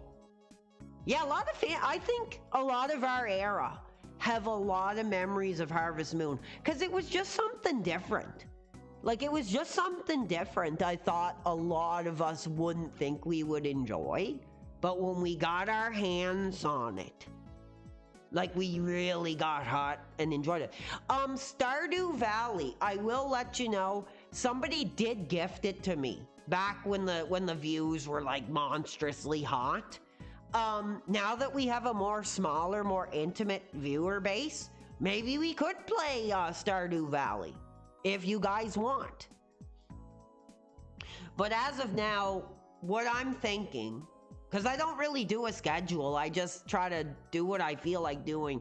But what I have planned for the rest of the week is I want to play some more Bully, see if we can defeat that. I want to do a Kick exclusive viewing of Wrestling with Shadows with the fans, and I want to try this Detroit Become Human. So those are kind of the 3 things that I have on tap by the end of the weekend.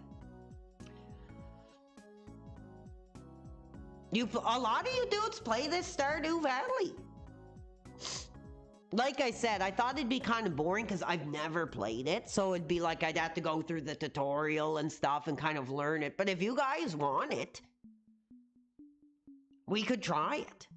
I'm going to take a sip of my Mountain Dew. Mountain Dew is getting me hot for nostalgic game shopping tonight.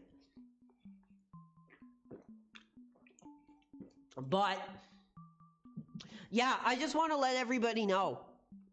If you're not following on that YouTube alternative streaming site, Give me a follow over there, because we're going to try and celebrate wrestling over there. We did Hogan Knows Best, and that was okay. So for the next big wrestling stream, I want to do a live viewing of Wrestling with the Shadows on Kick. But anyway, so back to the physical collecting. This would be a pickup I would recommend. This is a nice piece, man. And I wouldn't mind having this in the collection if I didn't already have it physical. Or digital, sorry. Yeah, we need to bring the W back in PWR.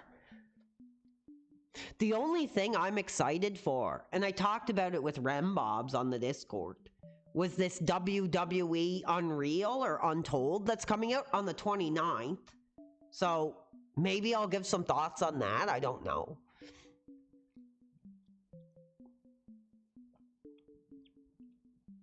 So let's continue on. Here we go. This is a hot physical piece. I actually wouldn't mind taking home, baby, on a Saturday night. Metal Gear Solid, $49.99. That's a reasonable price. I love Metal Gear Solid. I don't think I've gotten across my fandom as like a Metal Gear fan. I love the series. I don't think we've played one Metal Gear game yet. That'll change. But I've never played the first one. And like that may be a crime as a Metal Gear fan. Played the second one, played the third one, played the fourth one, played the fifth one, played Acid 1 and 2, played Portable Ops, like every Metal Gear game I could get my hands on, but I've never celebrated the first one. So, that would be kind of cool. Never got into Metal Gear. I always kind of thought of it as like a Silent Hill-esque action war game. Because it has those like fantastical elements. Like, I think a lot of people just think of it as like a military shooter game, but it's like so much more than that. It's sort of like dystopian, very like manga anime inspired, has a very like haunting atmosphere, especially like the second one and the third one. It's a series that I think unless you've really experienced it, you can't really have in mind like what the series really holds in store, because a lot of people I think just think, oh, it's just a military sneaking game. It's so much more than that I would absolutely like implore you to look a little deeper, look a little closer into what the game is really all about, because I think it's one of the most unique series in action like of all time. Like, it's not quite like a Hitman, right? It's more like Japanese inspired, and it has a lot of really interesting tropes and enemy variants, and some of the bosses are really cool. Like, there's vampires, there's like very like odd characters that are very cool. So here we go. Here's your ungraded greatest hits symphony of the night. $109 for this premium piece.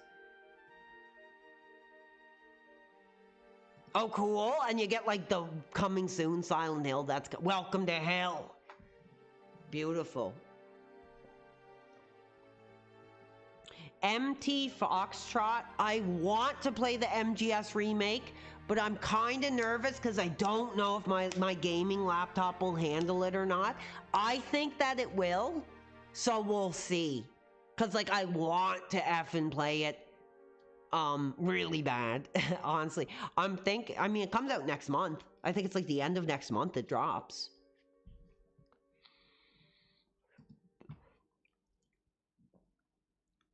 A lot of weird games I've never even freaking heard of. There's Spyro, Year of the Dragon.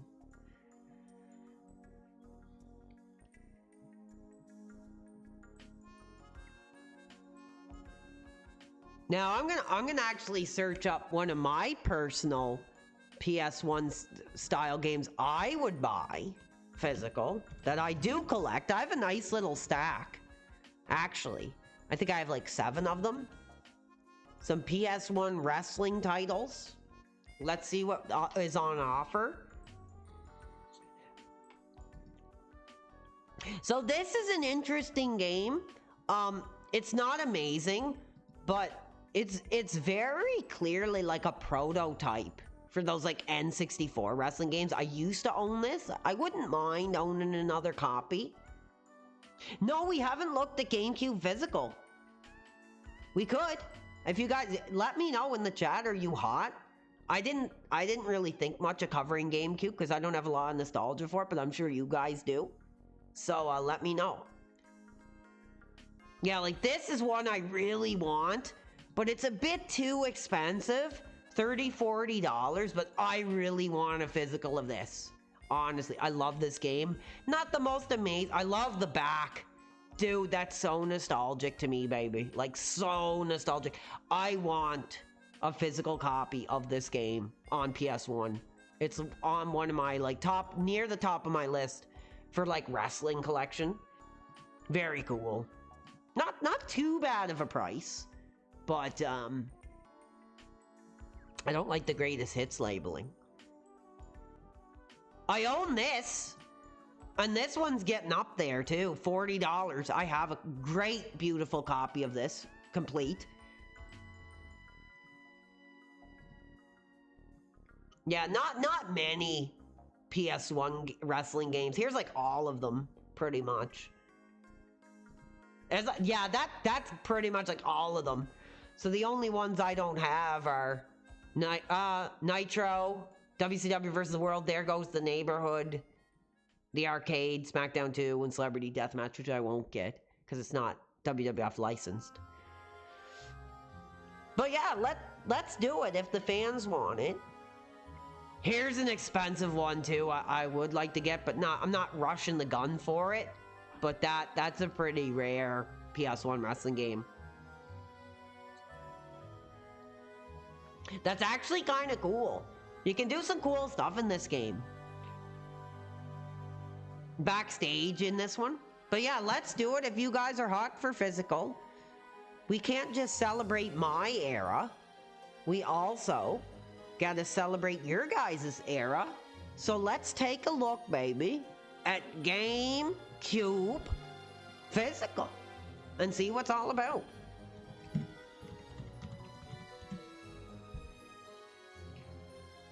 One second, I'm gonna change this theme song here. I didn't even know what's playing. I'm gonna put some Metal Gear theme music. I don't know if you can even hear the theme music or not. Okay, here we go. So we're going into a new era that I'm not the most familiar with. So let's celebrate it together. And what do we got first? Now, this is interesting to me. I've never heard of this. Army Men RTS. Now, that's cool because originally I think the series was an RTS. Or at least an overhead isometric. Cool. Never heard of this. But that's effing cool. I like that.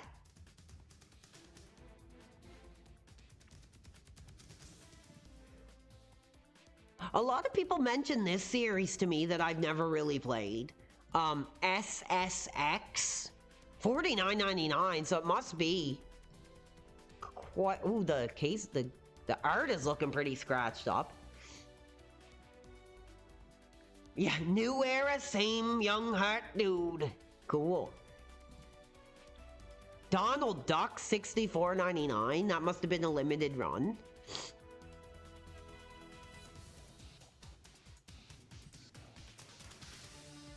Now, I know here's a game a lot of people mentioned is Animal Crossing. $60 for this major release. That's one thing I notice about GameCube titles is they seem like they're always like really scuffed up. You know, like look at the scuffs on the edges and stuff. I think the packaging was just not the best quality. Here's a cool looking wrestling game. I never played any of the GameCube wrestling games. I heard they were quite cool.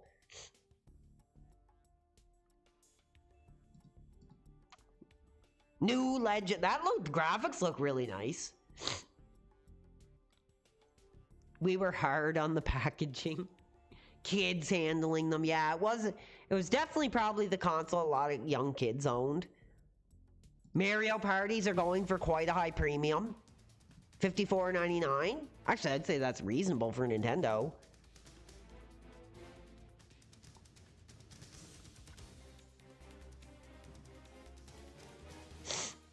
I've never played a lot of, what do you call them? Mario parties.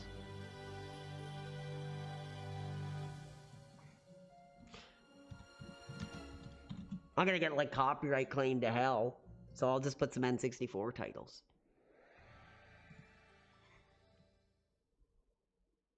Doesn't that game, like, never end, though? Like, doesn't Animal Crossing, like, never end?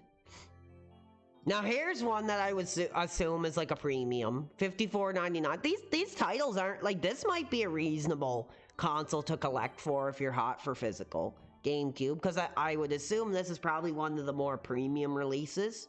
$54.99. That's like not too bad.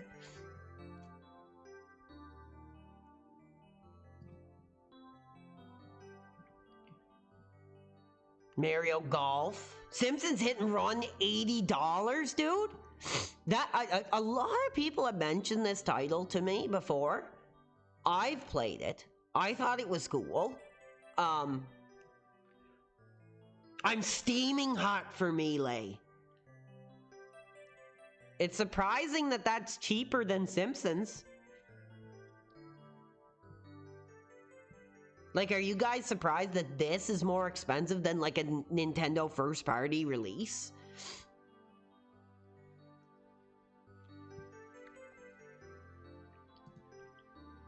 Ultimate Spider-Man. There's Metroid, which we played on one of the issues of Nintendo PWR. Here we go. Here's what we were talking about earlier, which is really effing cool. $72. Is that a respectable price? When you talk about wanting a $98, oh, does that say 90? $90. Holy crap, this must be effing rare. Collector's Edition Legend of Zelda. Now, what is included here? Zelda 1, 2. Yes. Somebody in the audience was asking, is Ocarina of Time on GameCube? And I wasn't sure, but yes, I guess it is. And Majora's Mask as well. I mean, that's a reasonable price. If you're hot for GameCube, if you're hot for Zelda, I mean, two of the best Zelda games out on physical GameCube. But I just find the cases are so, like, all roughed up looking, man. Honestly, I guess the quality of the cases weren't that good, or I don't know. They're just like, oh really? They gave this as a pre-order, man? That's nuts. Like a full effing game? Damn, dude. That's cool. I didn't know that. And there's a demo too, so that's a pretty, dude, that must have got a lot of pre-orders in the day. That's insane, man. That's hot. That'd be a good value back in the day. Because, I mean, oh, here comes Ollie. Here, come on up, dear. Up. Come on up, honey. You want to see some cool games? Here comes Oliver. I gotta hold my cord up so he doesn't knock it down. But that is cool. But yeah, that's a hell of a value for pre-ordering a game. And that was before, like, a lot of these games were accessible on other consoles, right? So That would have been a huge incentive to celebrate and pre-order Wind Waker, dude. Sims. There's that Def Jam that people mention quite often. $54. These games aren't cheap. There's a couple cool ones. Mario, what is this? Paper Mario. 10,000 Year Door. $79.95, a major premium. A lot of people have mentioned that this Paper Mario thing is quite cool. And there's your premium GameCube physical. Fans are saying it was fantastic. They liked it. I like the cover art. That's really cool. Bestseller. Nintendo GameCube.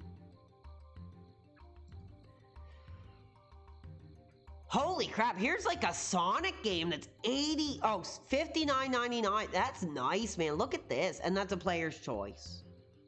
2004 was a fantastic year for game. Oh yeah, baby, absolutely. 2004, 2005 was incredible. $59.99. These games are very high premiums. Very cool.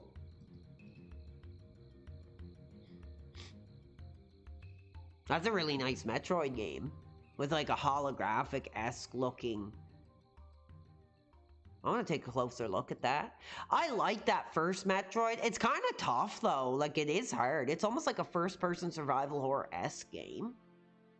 It's not really horror, but man, that's a beautiful like holographic-esque looking cover. You don't really see that very often in gaming. That's very much more like a comic book kind of thing.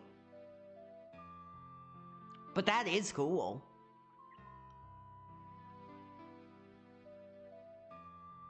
$67. GameCube definitely seems like an expensive console to collect for, yeah. Oh yeah, we all know. People are hot for Pokemon. $100 for this title, Coliseum. Very cool. Well, I'm glad you're enjoying it, misogynist. I love doing these hot for physical.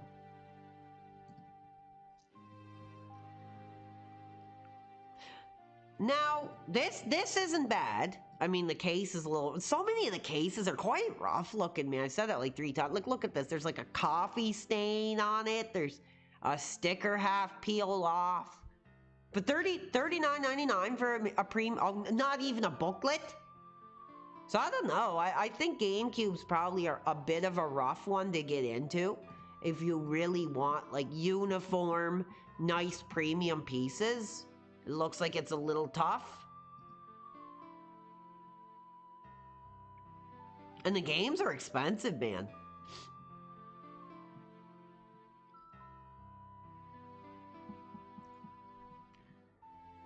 Nice, cool Sonic games. High demand on GameCube even today. Yeah, because all these dudes who grew up with the GameCube are now getting into their 30s. And they have the disposable income. And they're hot to recapture their youth. So we've definitely seen like an upswing and a high demand for GameCube. Like, absolutely. Holy crap, look at this. $100 for a Sonic? Oh, Shadow the Hedgehog, not Sonic. Never played this, but I mean, I'm not that hot because I don't have a lot of nostalgia for GameCube, but I know you guys do. Is that a reasonable price though for something like this? $176 for Animal Crossing. Did you see that? Where was that? Up here. Oh, right here. Complete in box. Well, no, that's Canadian. So for US, it was $129, baby. $129. But this is a nicer looking case. More presentable looking case.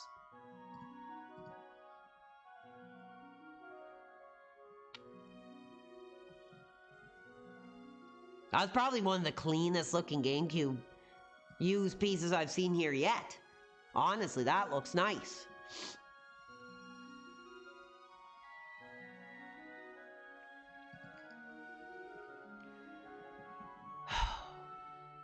One of my favorites right here. True Crime New York City, baby. I don't know how that would run on the GameCube, but that's an awesome game. Very underrated. I love this game. It's not perfect, but I always really liked it. It's really funny.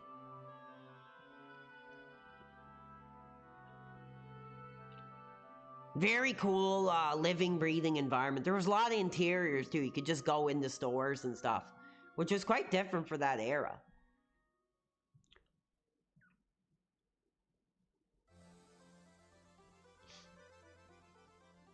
Yeah, I'm not... Oh, Donkey Kong. Jungle. Oh, this is the thing with the bongos or whatever. $39.99.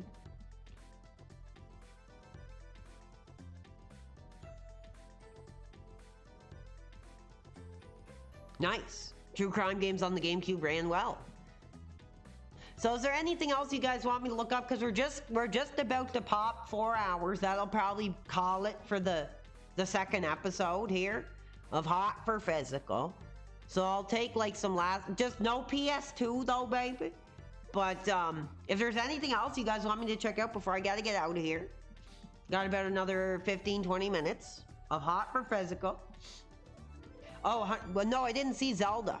I didn't see Zelda. I should look that up. Because I bet those are expensive here. We didn't even see any Zelda. So there it is. There's a premium. I mean, that's basically like the price of a new effing game. $79.99. Wind Waker. Physical. No manual. Dude. No effing manual, man. And you're still playing that major premium, dude. Nuts. That's crazy.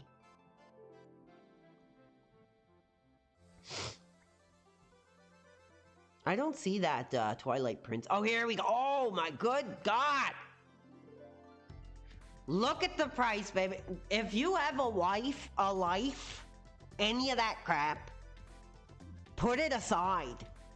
If you are hot for Zelda, if you're hot for physical, you're a GameCube dude, look at the price you're going to be paying for a major premium title. Look at that. Beautiful art. Nice clean case. I've never played it. I don't know if it's a good game or not. Let me know. 2006. And it is complete. What do you guys think, fans? Is 200 reasonable? Is that too much? Is that a good price? What do you guys think? I'm reading the chat now. Seeing what the fans think. Too much? Way too much? Zelda started to get pretty samey for me at this point. Because this was after N64, too. A lot of fans forget that.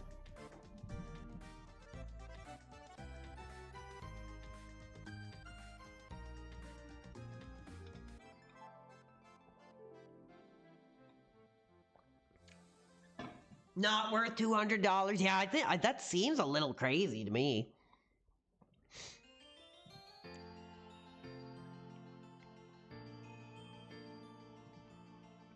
Babe, you want to talk about hot sealed physical product? $249.99 for this, which you'd give your life for Wind Waker, like a sealed copy, you mean?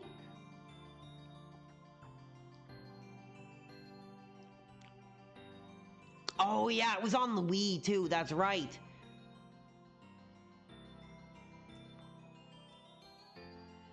Here it is. Now this is interesting to me, that this was a pre-order bonus, dude. And look at the major premium it's asking. $249.99. Very cool. Not unreasonable though. If you're hot for physical, if you're a Zelda dude, if you're a Nintendo dude, GameCube dude, I'd say this is a reasonable price for a hot piece of sealed product. What do you guys think? I mean, I wouldn't pay it.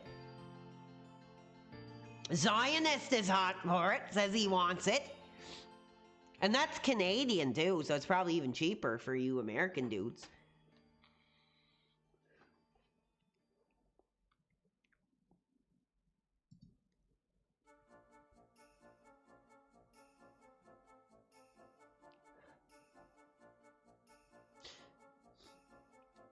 Look what? Master Quest? I've never heard of that. Let's check that out. Is that Zelda?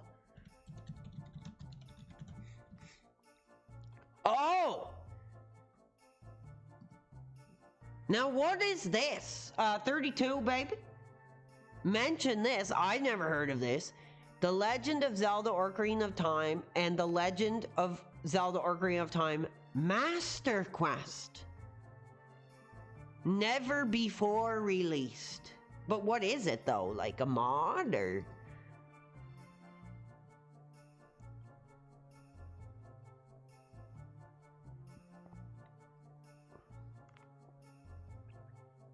Newly laid out and incredibly challenging dungeons. Cool. Holy crap, dude. How many things did they give away for effing Wind Waker? That's nuts. Seriously? $86 for this premium physical piece of software. The dungeons are different. That is cool. That would have been really cool back in the day too.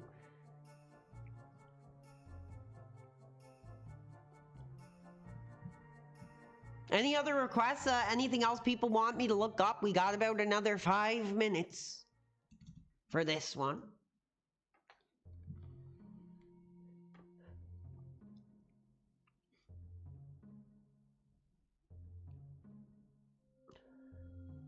That's incredible. 5 more minutes, you got it. I'm trying to think of what else would be. Let's go GameCube again and put highest price, like we did the other time.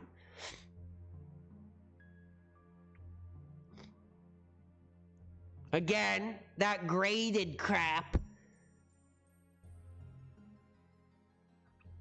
GameCube keyboard. I never even knew there was one. Whoa! Are you kidding? Oh, well, it's euros or whatever, but like, what the hell is going on here? For a Ninja Turtle effing game? I don't know what's going on there. A lot of this stuff is foreign, so... Again, we're seeing this graded bull crap. We're talking 10 grand for a 9-point outgraded freaking crazy. I don't think any of my audience is hot for this graded crap. I think it's abuse of the retro gaming market. I don't think there's a place for it. And it can get the F out of here for all I'm concerned.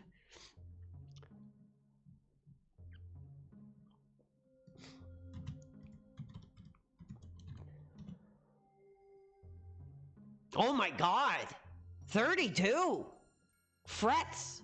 66C coming in with a hot periphery. Yeah, we're talking car level. GameCube controller. I only play Magic the Gathering with my entire deck slab. That would be pretty high risk, dude. That's nuts. Cool. Now, is this a third-party peripheral? I've never even... Again, I don't know much about GameCube, but that's kind of cool. But what would you use it for, though, really? Nice. Good suggestion. I've never seen that. That's really cool. I like how it's like the controller and the keyboard. Yeah, what game is it for, dude? A lot of characters. Oh, Phantasy Star Online.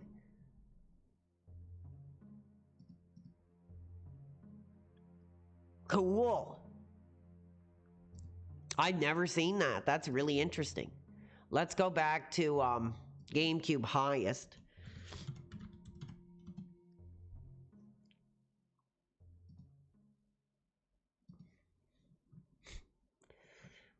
We're not even going to look at this graded crap. Because I do think it's abuse of the customers. It's abuse of the retro gaming market. Oh my god. Here's a hot first party AAA GameCube lot. $9,500. We are hot for physical tonight. Who's hot for the buy it now option? We're getting 1, 2, 3, 4, 5, 6, 7, 8, 9 premium AAA Nintendo releases, all complete.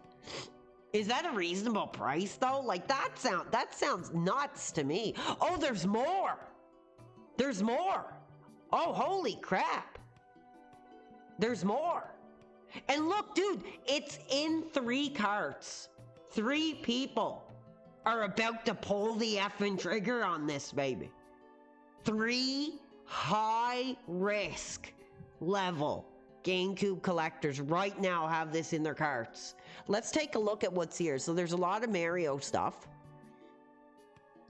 A lot of first party Nintendo titles.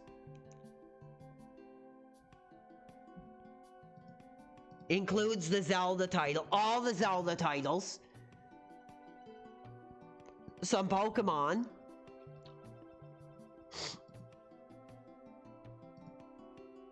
This is nuts, man. I mean, I'm not hot for GameCube. Let me know. I don't know how many there is in total. So it'd be like 1, 2, 3, 4, 5, 6, 7, 8, 9, 10, 11, 12, 13, 14, 15, 16, 17, 18, 19, 20, 21, 22, 23, 24, 25, 26, 27, 28, 29, 30, 31, 32, 33, 34, 35, 36, 37, 38, 39, 40, 41, 42, 43, 44, 45. Am I counting right? 46, 47, 44. So 50 effing complete GameCube games. A lot of major AAA prices. All the Zeldas. And then this is where it gets really hot for me.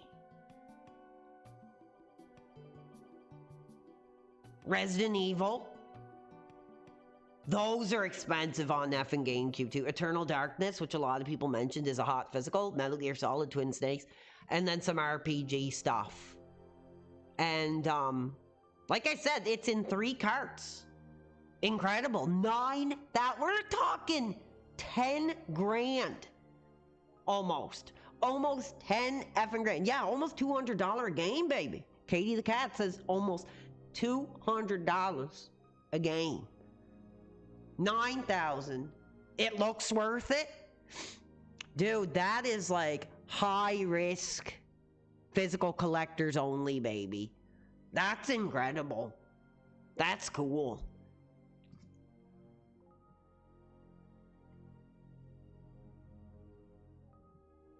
What is this? A Metroid bundle. This is cool. Oh, and it's so now we're grading effing consoles, baby. Not only are we grading the games, we're grading the effing consoles. That's bullcrap. That's a really hot piece of physical, though. Damn. Oh yeah, somebody's seen that. I don't know what the point of this would be.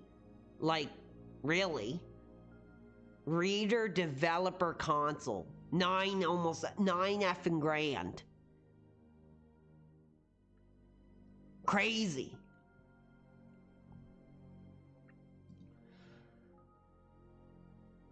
I mean, it's a lot, but it's a great collection that would take you years to put together. Oh, yeah. 10 grand, though? Nuts. Oh, come on. Like, it's criminal. This is criminal, dude. To see these physical Resident Evil pieces of media, like, put in these plastic effing coffins? That's bullcrap. Like, I hate to see that. That is bullcrap. Yeah, it is. Why would you buy one of those developer consoles? There's like no point. Unless you're like some YouTuber like MJR or something. Like, I don't know what you would do with it. Unless you're gonna do like some YouTube video on it and make your money back on it. There's like no effing reason, man.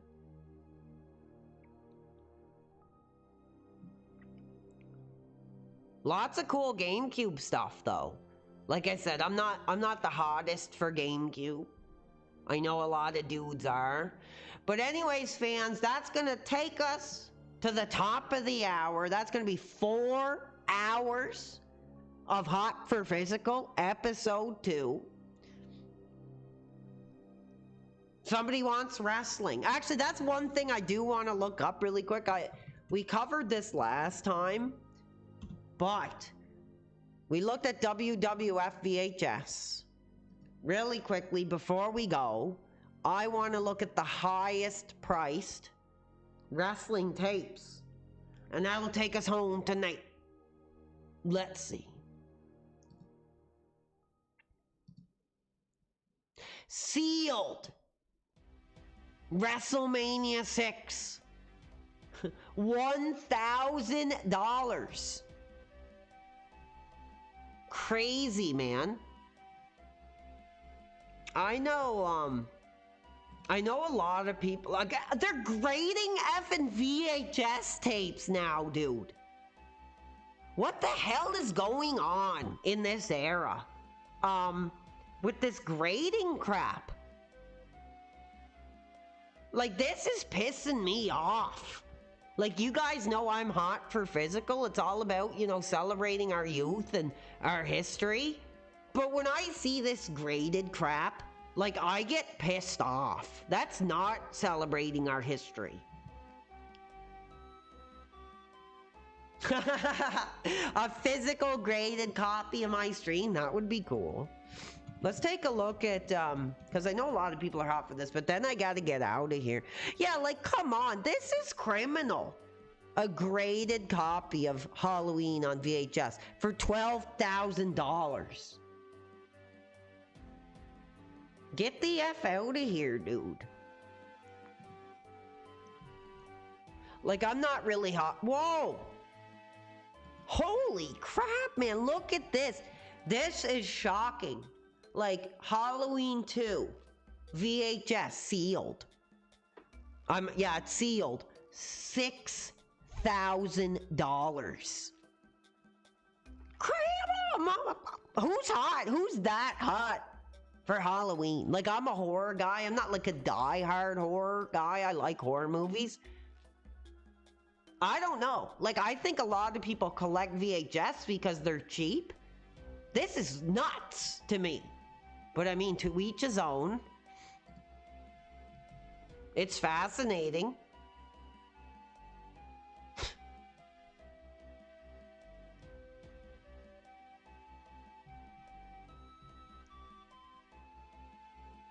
I think the grading thing is bullcrap.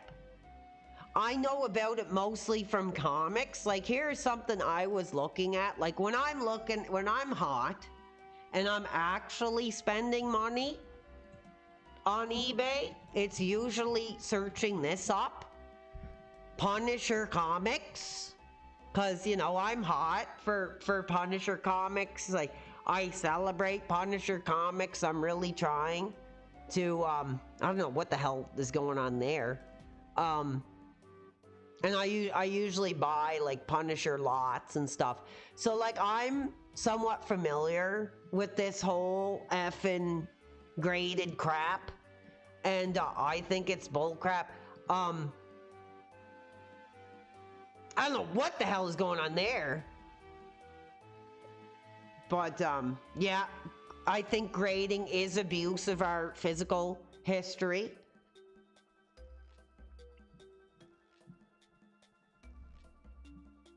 A lot of these Punisher #1s here. I don't know what's going on there.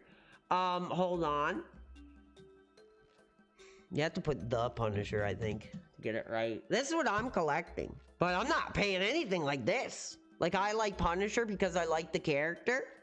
And,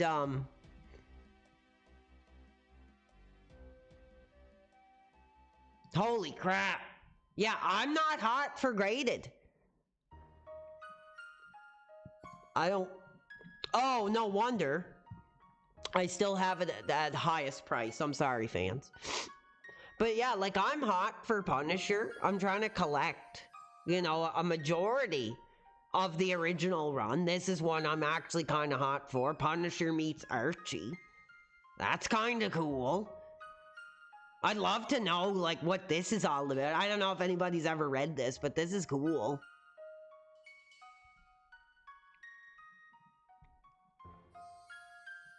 The team up you thought would never happen.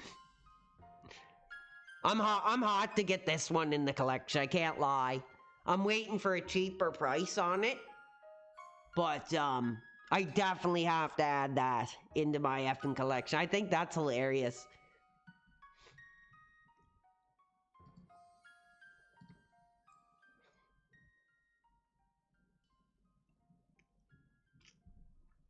Screw Archie. Like here's like basically like the first limited edition of Punisher, like the first Punisher. 168, because the first was like a 4-part miniseries or 5-part. I got you browsing eBay now, baby. Cool. But yeah, like I'm trying to really fill in my Punisher collection. Lobo versus the Mask. That'd be cool. I like Mask. But yeah, I find Punisher comics are like reasonably cheap. Especially if you put the shipping off. Lobo, cool. I never really read any of them. I heard they were good. But anyways, fans, that's gonna end us off, baby, for our second episode of Hot for Physical. Let me know, before I go, let me know, what do you guys think? Do you like this series? Would you like it to continue? There's still fans here, but I like to try to keep these short so we have more cool stuff to look at, like next time. On the next one, baby, I want to get into PS2, PSP, Xbox. Today we did PC, we did PS1, and a few other things that we were recommended. Like, there's one other thing I really am hot for. I wish I could get some of these. I wonder if they're expensive or not. This will be before I go. But I would love to effing get... I know I keep saying I gotta go. I want, you know, a couple effing of these, honestly. But they're kind of expensive, baby. They're kind of expensive, man. Like, who remembers, like, browsing through these magazines, baby? Like, multiple times until the pages effing fell out. I do. And I'd be really hot, but I mean, $20 per issue? That's a bit much, baby. That's a bit much. Here's a cool lot. Oh my God, $100. Actually, you know what? That's not bad, dude. For my era, like that one there, that Pokemon one, I had that as a kid, dude. And I must have friggin' went through that like 100 times. Same with this green Resident Evil one. That's not a bad deal. Oh God, I'm hot. I really want some of these, baby. Honestly, they're a little bit... Oh yeah, Ren Bobs. He went to go see Goldberg in his like for his last match. That was awesome, man. Very happy a member of our community got to witness that live, dude. Yeah, I could do that. That would be cool. To go through one of these on stream would be really cool. So let's see if we can get a cheap one. Or at least get an idea of like what the friggin' market is for. I'll put Canada only.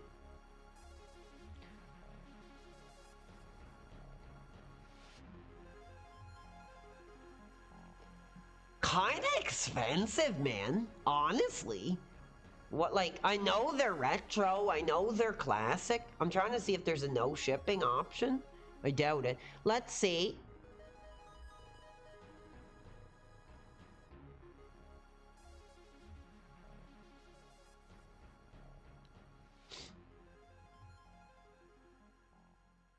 I think I did have a subscription around this era. I think my grandmother got me a subscription sometime around this era. Yeah, a little too expensive, huh? I mean, if you could get a nice lot. I had this one. I remember having this one. I distinctly remember having. That had me pretty hot for Spider-Man 2. Could probably find PDFs, huh? I didn't know that. Maybe we could do that. Maybe we could find that and go through some of these, like, on screen. I'll see what I can do, baby. That would be cool. But yeah, those prices a little too much. So that'll probably be a no. I mean, I could probably get a cool game instead. But I'll look into that. That would be cool if we could do that, like go through the scans, like on stream and celebrate together the history without actually paying these major premiums. That'd be cool. But I guess the last thing I'll look up, since we're looking at magazines, I'm really curious. I'm sure these will be effing a lot. Nintendo effing Powers. I know a lot of retro Nintendo dudes are really hot for physical Nintendo Power issues. I liked GamePro more. GamePro was my childhood magazine. They're around the same price, $20 effing dollars. Oh, look at this one. That's very cute. With the cat.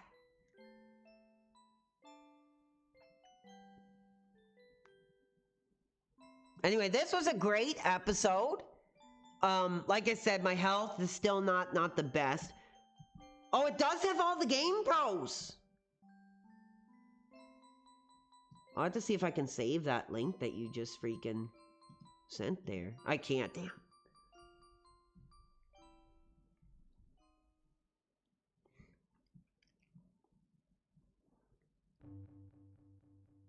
Anyway, yeah, that'll do it for tonight. Well, I'm feeling better. I'm feeling better than I was. The other day, man, I woke up and my throat was completely swollen. And it sucked. But I'm better now.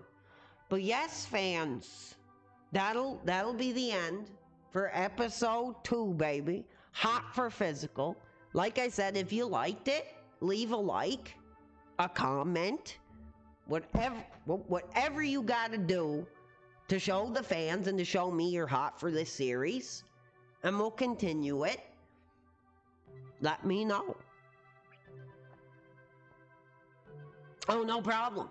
Yeah, I like to keep these ones around 3 to 4 hours so we still have stuff to go through. But if you got here late, dude, somebody's like, get PWR hot for something so he doesn't leave. If you got here late, go back, because we explored PC. We explored PS1. Some of this Sega Saturn thing, which I don't know too much about personally, but was pretty interesting. And I think for the next episode of Hot for Physical, baby, we're gonna do PS2. Like, I think that needs its, like, dedicated own episode almost. We'll see. So I want to cover PS2, PSP, and, oh my god, we got it! We got a freaking contribution! Misogynist has gifted a sub on that major YouTube alternative. So I'll ask the question, Misogynist, for that last minute contribution, taking us to 138 in support for Hot for Physical. Do you have anything that you'd like me to look up tonight before we go? And Scazo, the fans want 5 more minutes. The fans want 5 more minutes, baby. So let's get some suggestions. No, we won't look up Silent Hill 2. We're not doing PS2 yet, baby. That'll have its own dedicated Hot for Physical PS2. That'll be cool. 143. Thank you, Scazo and Misogynist. So let me know, is there anything else you guys want me to look up before I gotta get out of here? Because the support has been incredible for episode 2, and I appreciate it. I love doing this. It's almost different because it's a more a way to relax, and I'm not really playing a game. I'm talking about my memories, my history. And Jay, the fans they're hot. 5 gifted PWR General packages. Okay, we gotta slow down. We gotta slow down.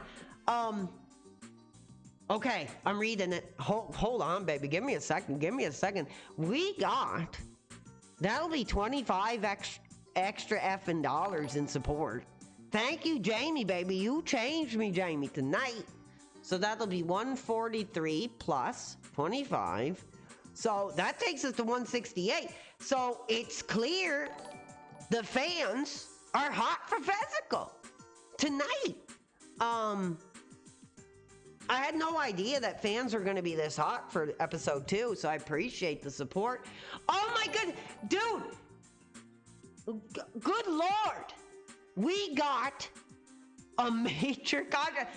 Guys, there's no way I can't do 5 more minutes. There's no way I can't do 5 more minutes.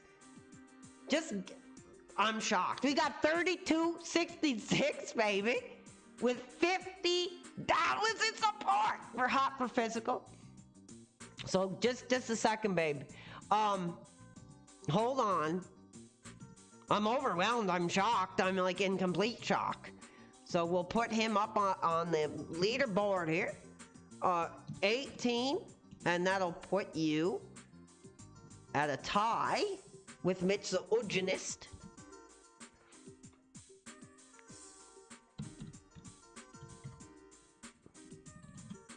Sorry, guys.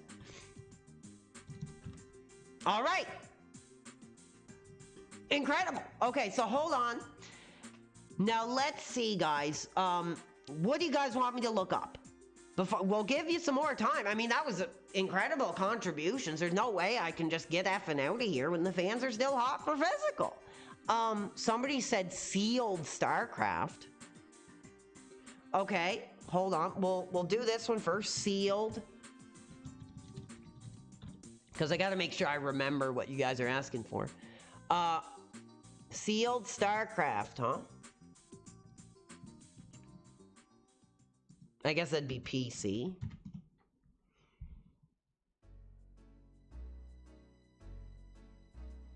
I don't see a sealed. Oh, 1 second. I gotta fix my conditions here. Hold on, guys. We'll put them all default here. Huh. PWR, that site has Nintendo powers. Oh, dude, if you have me on Discord, you gotta send me the link, dude. I gotta check that out. What's up, Twin Tails, tonight? How are you? Good to see you here. We're having a good time tonight. So I'm not really seeing any sealed StarCraft, but there's a really nice, where was that? Complete. Big box. I might have to turn a light on so you can see me. This is nice, dude. This is the heart and soul like we don't get anymore in gaming, baby. Beautiful. Picturesque pieces of art. $59.99. So that's reason. Yeah, this is Canadian too, so keep that in mind. So some of this stuff for you American people might be even cheaper. But like I said, with PC, it's about having it on your shelf and saying, like, I was there. That's my era, and that's the history I remember. It's not so much about playing the games, because, I mean, you have to have, like, these old school setups, which is, we looked at some of the prices of some of these old computers, man, and it was crazy, like thousands of dollars. Hold on, we had another request from a fan who made a contribution. I just want to make sure I don't forget. So I'm sorry if I do forget, just remind me, guys. But somebody wanted to look up Xbox Knights of the Old. Now here is a system I'm really hot. I want one, but they're a bit too expensive. No, that's not bad. I mean, What is it? $3. Not complete, no manual. But, dude, Xbox, I think, for this generation, dude, is a good console to get into, man. The prices are hot. Look, so $3? Oh, it has shipping. But I mean, that's pretty decent. $10.99?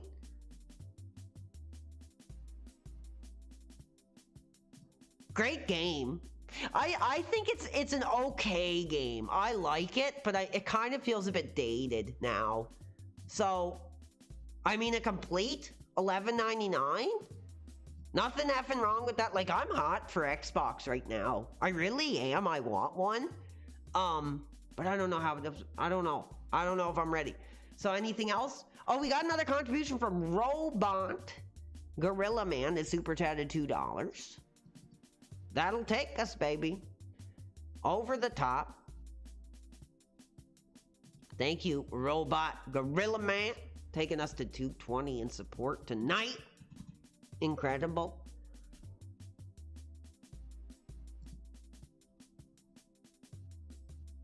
Oh yeah. So a lot of these games for these systems have better alternatives. Especially when it comes to Steam. But dude, we're hot for physical tonight. So is there anything else you got? I'm just going to take suggestions from the fans, but no PS2, baby. No PS2 tonight. Twin Tales, too bad the remake got canceled. Did it get effing canceled? Just with all that Disney crap and Star Wars, it doesn't surprise me. That's a real shame. Real shame, baby. I'll wait and see what fans want. I wasn't aware that it was canceled. I mean, there's the one on PC that's free, the Knights of the Old Republic. It's pretty good. Pretty expansive title. But I'll just take suggestions from the fans, since you guys are making major support tonight. Holy crap, here's a Yu-Gi-Oh card. I'm not really into Yu-Gi-Oh. I know a lot of you dudes might be. $459, baby. Somebody wants to see the Nintendo DS.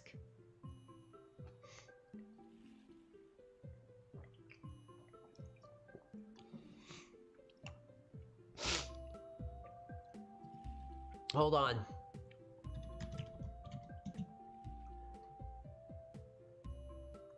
I'm trying to take each person's recommendation. Nintendogs. Very cute. Not a bad premium, $21.99. I'm not a big DS collector. I never had DS. I don't know if any of you dudes are hot for DS. We haven't looked at that yet. Somebody wants Revenge on the Sith. Revenge of the Sith.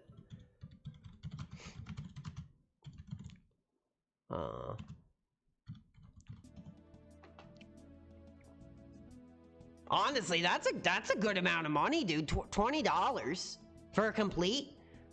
I actually have this digital on the PS3, and I was playing a bit of it, and I was like, this is really cool. Somebody wants me to look up something. Hold on, I gotta make sure I can spell that. Hold on. Yeah, $20 is not bad. I think Xbox has reasonable priced games right now that you're gonna want to get your hands on, that you're gonna be hot for. So what is this? K-O-U-D-E-L. Oh, whoops. Hold on. Oh, no. No effing matches. To make sure I spelled it right.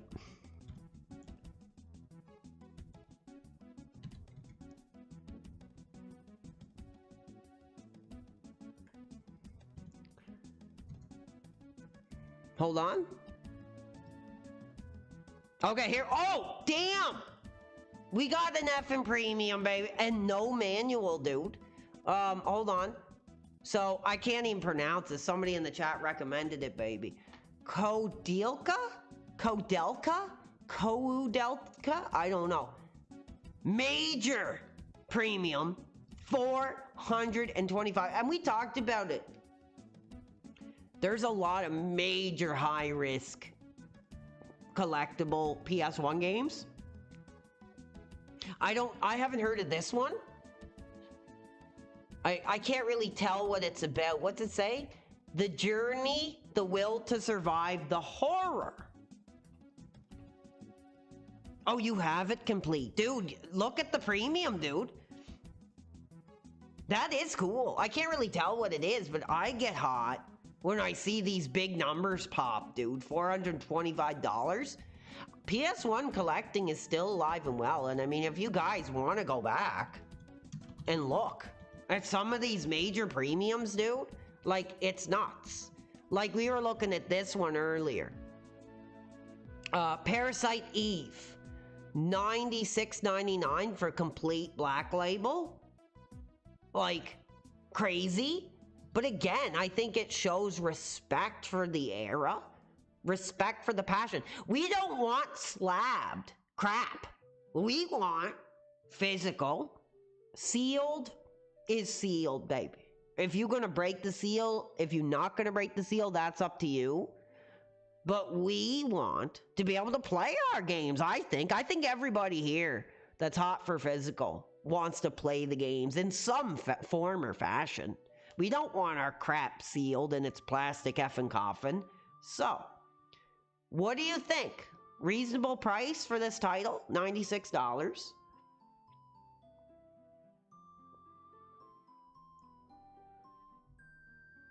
Pretty cool. I have like so many tabs open. I like start closing some of them here, so I don't get confused. This is a fun series though. I'm enjoying it. I'll look at some other suggestions. Low prices.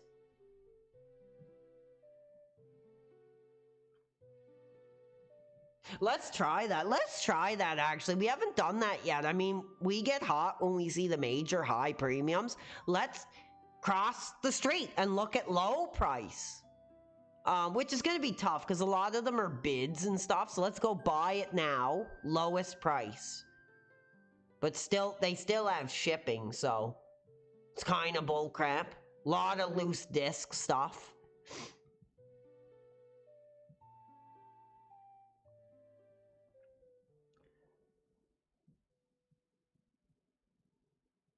Huh. Interesting. Kind of gets a little sloppy when you go this route. You can't really tell what the hell you're looking at here. And it'd be like, oh yeah, $1, but like $20 shipping. So that's kind of bullcrap when you're trying to find cheap games. So I'm actually going to go back. Any other suggestions?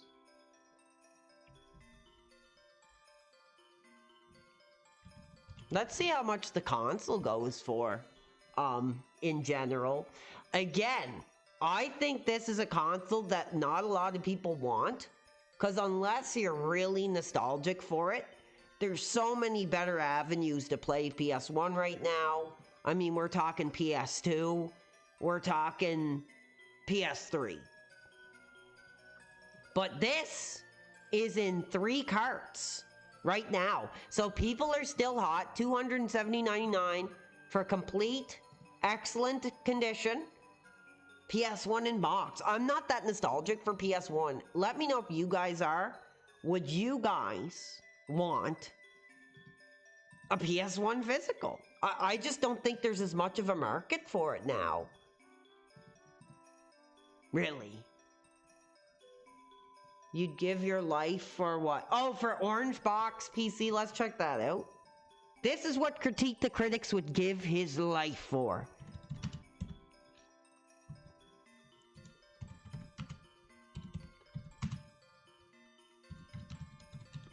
I don't know if sealed will come up, but... I mean, that... Oh! Damn! Oh, that's Japanese. It doesn't seem like it's... I don't think it's that much worth that much. Sealed? $49.99, dude. That's... Yeah, like exactly, dude. We're not hot for a PS1 physical console because we have so many other alternatives to play those games. There you go. Not a bad price, really. So I wouldn't give your life I just paid the $49.99 premium. Somebody wanted to talk about Game Boy Advance games. Oh, that'd be cool. Hold on. We're kind of going crazy now. Game Boy Advance sealed games. Because again, this is where the games become a lot more rarer.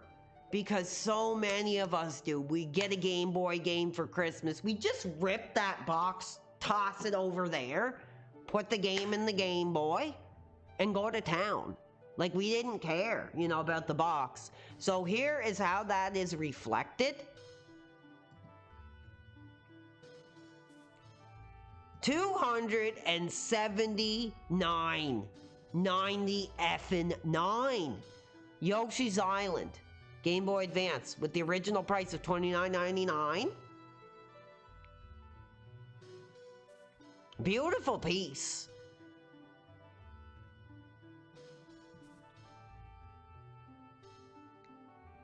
These Game Boy Advance games in the box are pretty nice looking, man. Here's Metroid. Sealed. People are hot, man, for these products. Look, I don't know. It says it's in 3 carts. So that would assume to me like 3 people are itching, like hot, on the edge of their seat, grabbing their credit card like, I'm gonna buy this. 3 people. 340, what's $374.99, baby. Sealed. Beautiful. I gotta admit, dude, I'm not a Game Boy dude, really. But these are really some beautiful pieces of physical.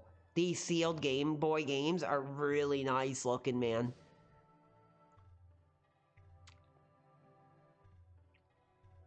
Let's check out some more. I like this game. These Yu-Gi-Oh games were pretty cool on Game Boy. I remember having those.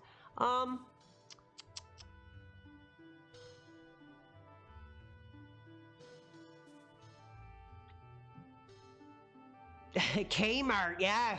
I remember going there when I was a young kid, dude.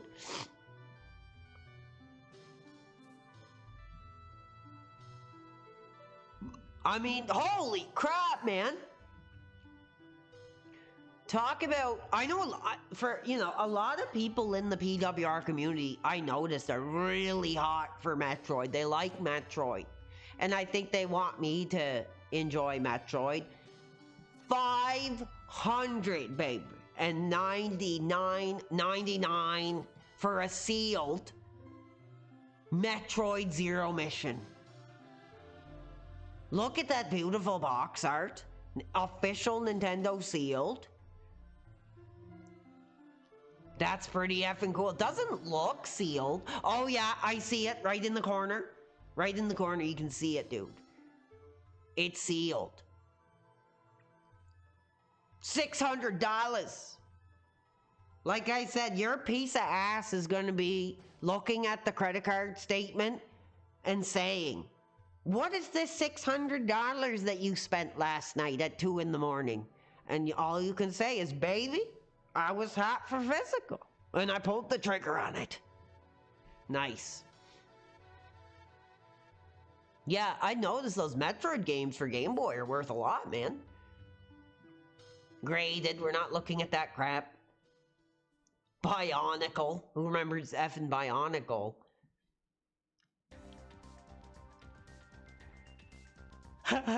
Oh yeah. I don't know. Maybe there are some couples that collect together, you know. There's a YouTube channel I watch. I can't remember their name. But it's like a guy and his wife, and they're both hot for physical. No piece of ass is worth more to me than Metroid.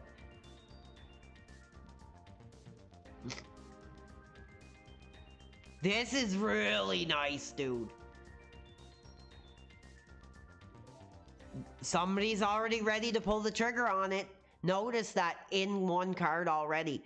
Kingdom Hearts, Chain of Memories, which I never played Kingdom Hearts. A lot of people told me it's actually kind of cool. But that's a beautiful piece. Sealed. $380.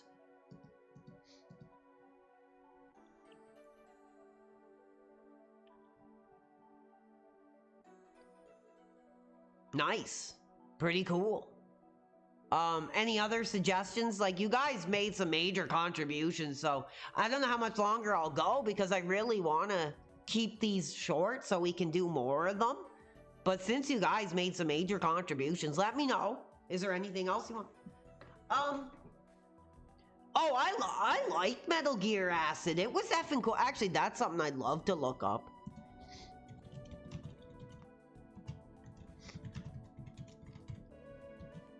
What's going on? The bug on Josh's chair, baby? This is hot. $180, dude. That's a pretty hot. We're not even touching it yet. We're gonna get into PS2 on its own dedicated video, baby. But this is nice, man.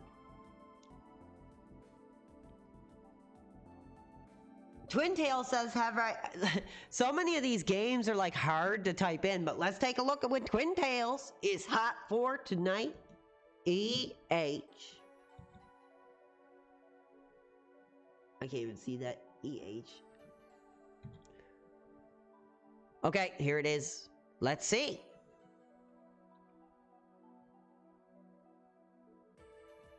Damn, Twin Tails, baby, you got expensive taste. Because here it is, $249.95. No, I've never heard of this. Looks cool. Fighting game. Final Fantasy. Fighting game. Huh.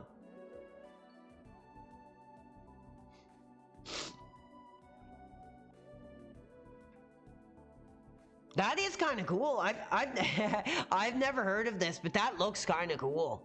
Actually, it's like a Final Fantasy fighting game. Nice. Big premium. We'll go back to Metal Gear. Check it out. Yeah, a lot of money, huh? What the F is Cloud doing there? Yeah, I didn't know it was a Final Fantasy game, but that is kind of cool.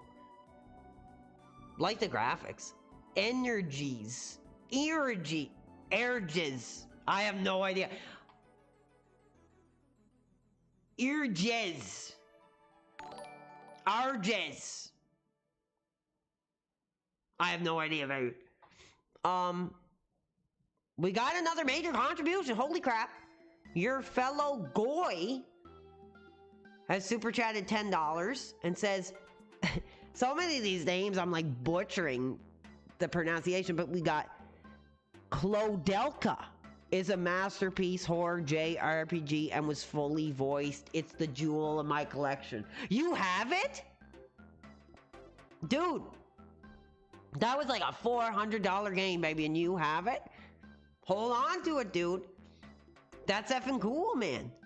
We'll add that to tonight's.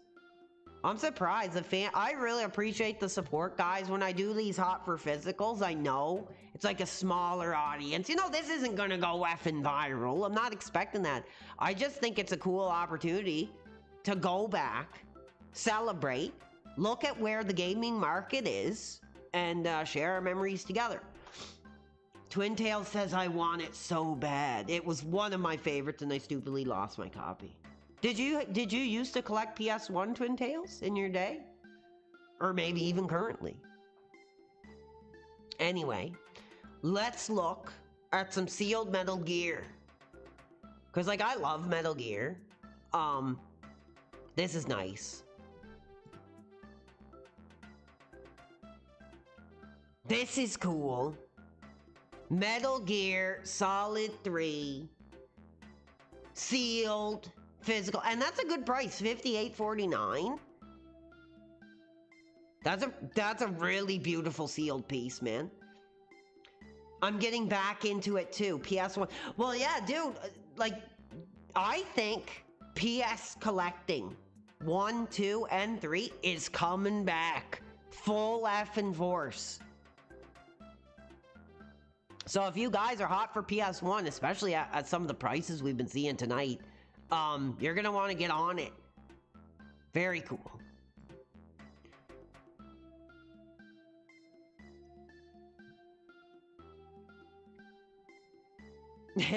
You're gonna play your copy of Snake Eater until you die. That's awesome, man. Oh, this is hot. What is this? I've never seen this. That's insane, man. This is cool.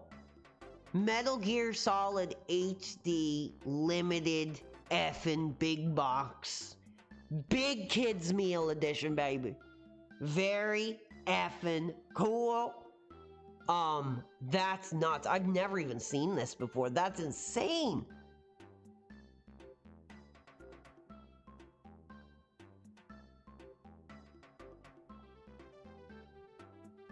Sealed. That's awesome, man. Yeah, it's Pokemon Snap, I think. I just put N64 Classics. Anyway, before we get out of here, fans have been so generous that I feel bad for getting out of here, but I like to try to keep these in a reasonable length so we don't go too crazy and look up everything. So we can do more of these. But we didn't do this. Let's look up PS1 sealed and see, you know, what are the premiums that we're paying for our sealed product? This is interesting. Now, like I said, I always thought this was a pretty cool game. Not perfect, but interesting game. $60 sealed.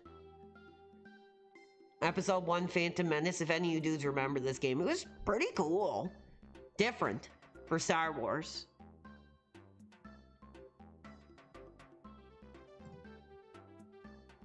Get that graded crap out of here, baby. Oh, big ups on the Morrissey shirt. Yes, thank you. I appreciate that, dude. Very cool. Very cool shirt.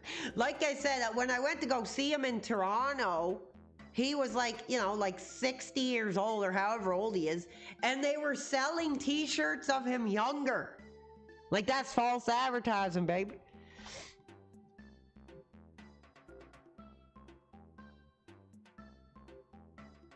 Oh, damn. Look at this. Oh, some of the prices are varying. Blade sealed. $300, baby. Damn. And I'm hot for superhero games from these eras. But I ain't hot enough for Blade to pick this one up, man. That's insane. Pod Racer was really good. You ever play the arcade? No, I never played the arcade, but I heard it was pretty effing cool. I played the N64, babe. I didn't even know it was an arcade game. I guess it was originally an arcade game.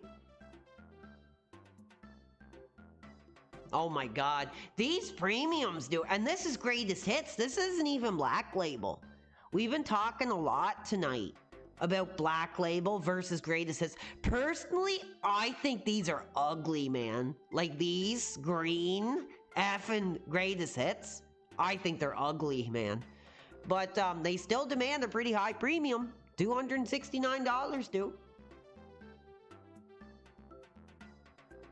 Crash Bandicoot. Some people were talking like they like Crash Bandicoot. PWR, have you ever played Crash Bandicoot? I played it a little bit. I'm not really that nostalgic. What's the Black Crash label go for? I don't know. Let's see if we can find one.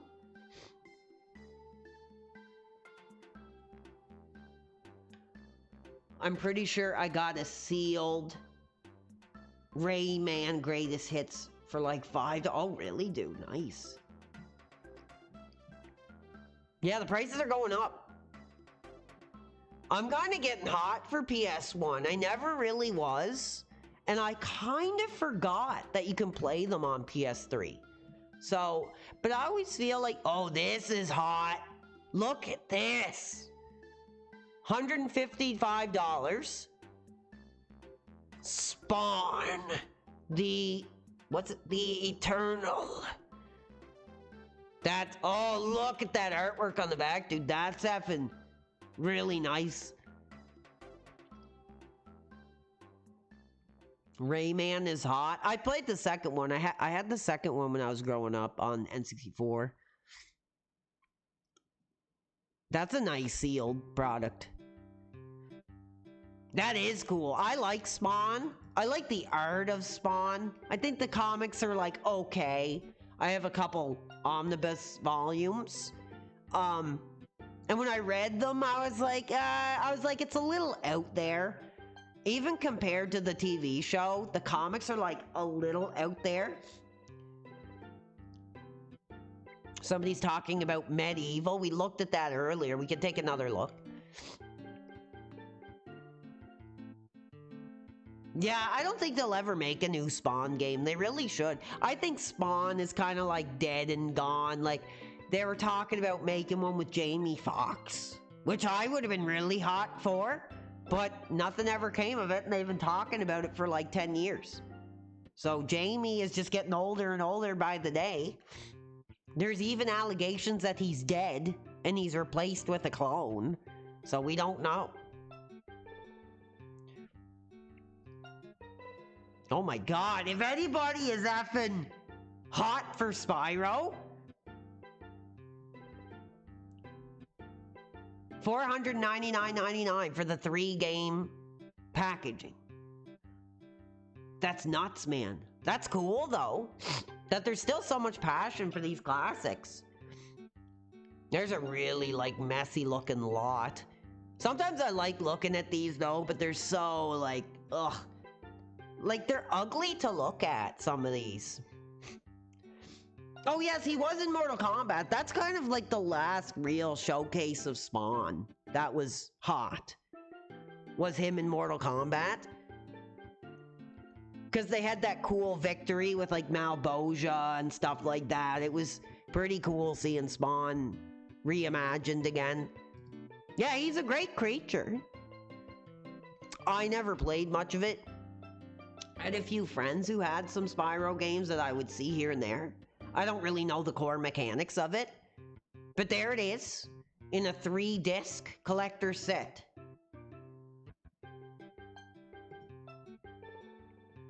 Looking up these sealed PS1 games is pretty cool.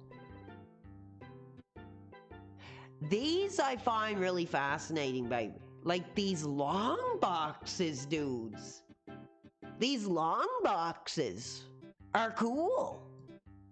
Now, I have no idea what effing game this is, but, I've never really seen these, baby.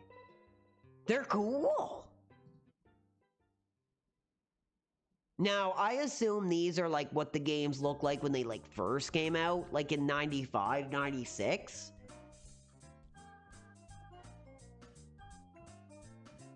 Yeah, I have no idea what it is at all. Somebody's hot for it. It's in a cart. Somebody's ready to pay a premium.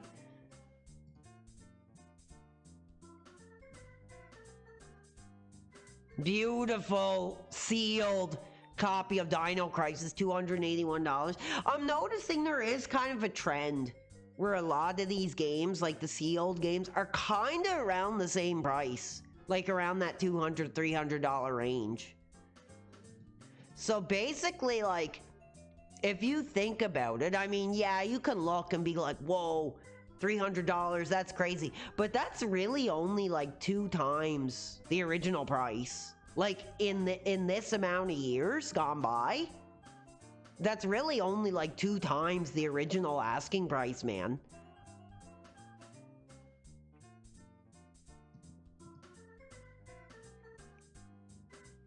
Cool. Love those are really messy though. I remember those were really messy on the original PS1 games. But I know people are hot for PS1. And I don't know if anybody's paying these for sealed stuff, but it's fascinating to look. Like even this random football game is like almost $200 sealed. That's nuts. Actually, let's take it home tonight. There's one other thing I want to look at. Let's see. The Sims sealed, baby. Let's see if there's any hot Sims sealed. Oh my god, this is hot. This is effing hot. Factory sealed. Original effing Sims. That's a tight seal. I can hardly that. Oh, I don't think that is sealed, baby. That doesn't look factory effing sealed to me. That's a lie. That is clearly not factory effing sealed. Look at that. Look at the dentage. Look at the box. I was hot. Now I'm not. That is not effing... That's a lie. I wish you could give like a thumbs down, dude. Because that's bullcrap. That's clearly not factory effing sealed. Unless he means the case. Like, unless he's talking about the case in the game. That's clickbait.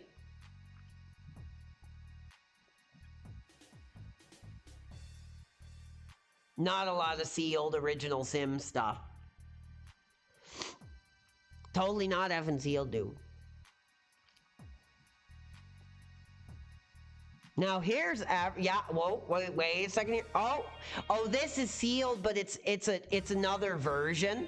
It's not the big boxed. It's the DVD size. $9.99 for a pretty hot looking sealed Sims. I mean, you're not getting that original gatefold PC cover like that we were looking at. And I thought that's kind of cool.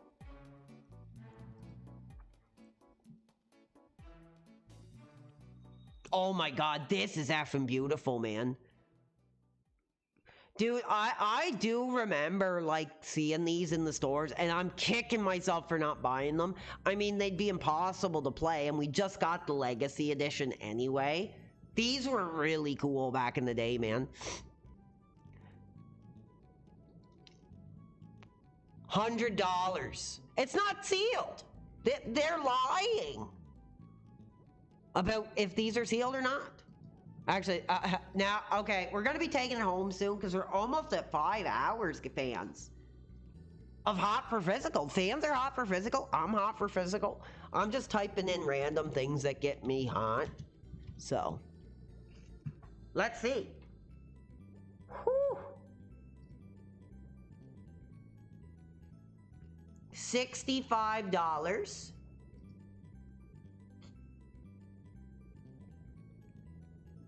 That's a really nice postal. I like the minimalistic black cover. That's pretty cool. I don't remember. That's not the version I had. I had this version. Oh, that's a Steam key.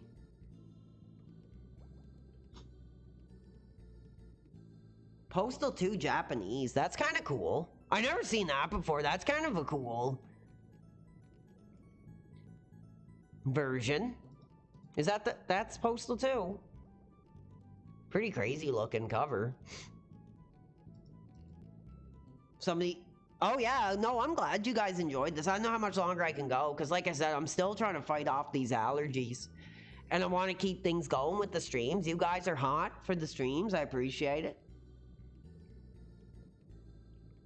Oh yeah, Japan does have cool art. And we're seeing a lot of it here on eBay for sure. I don't see an original release of Postal 2. It's not the most expensive game, I guess.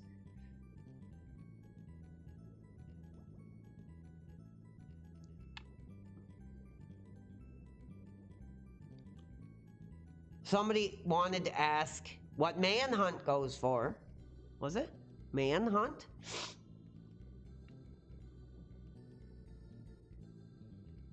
Okay. Those flip open fronts. Those are so effing cool, man. I've loved looking at those tonight.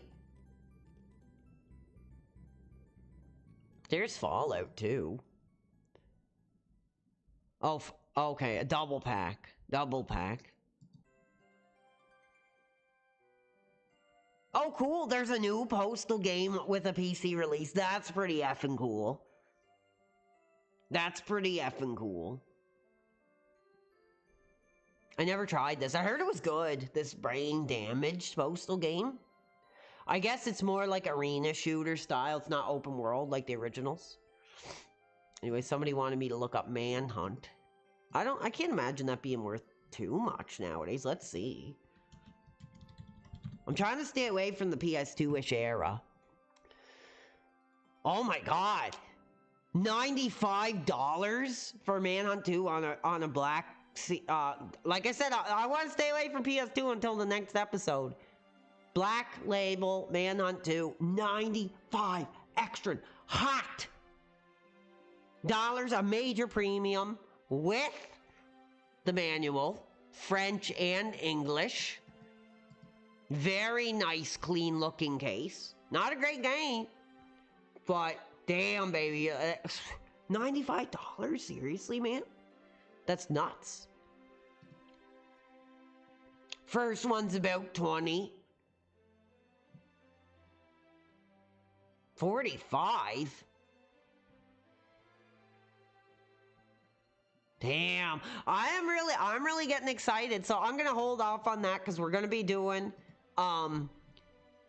PS2 at another time. But fans, I think that's going to be it for the second episode of Hot for Physical. Give you another like 2-3 minutes and then I'm out of here, baby. I gotta have a shower, make something to eat. Any last questions before I go, fans? I hope you guys enjoyed it. I think you guys did. I'm glad you guys enjoyed it. I'm glad you wanted to chat and contribute. And we'll keep this thing going for now. I mean, I don't know how many things we can cover, but I like doing these Hot for Physical episodes. They're quite cool. They're fun. So, I'll wait until we go 5 hours, which is like 2 minutes. Misogynist, that was fun, brother. I had fun, PWR. Yeah, I seen your comment that you were hot for physical, critique the critics, so I brought it back tonight.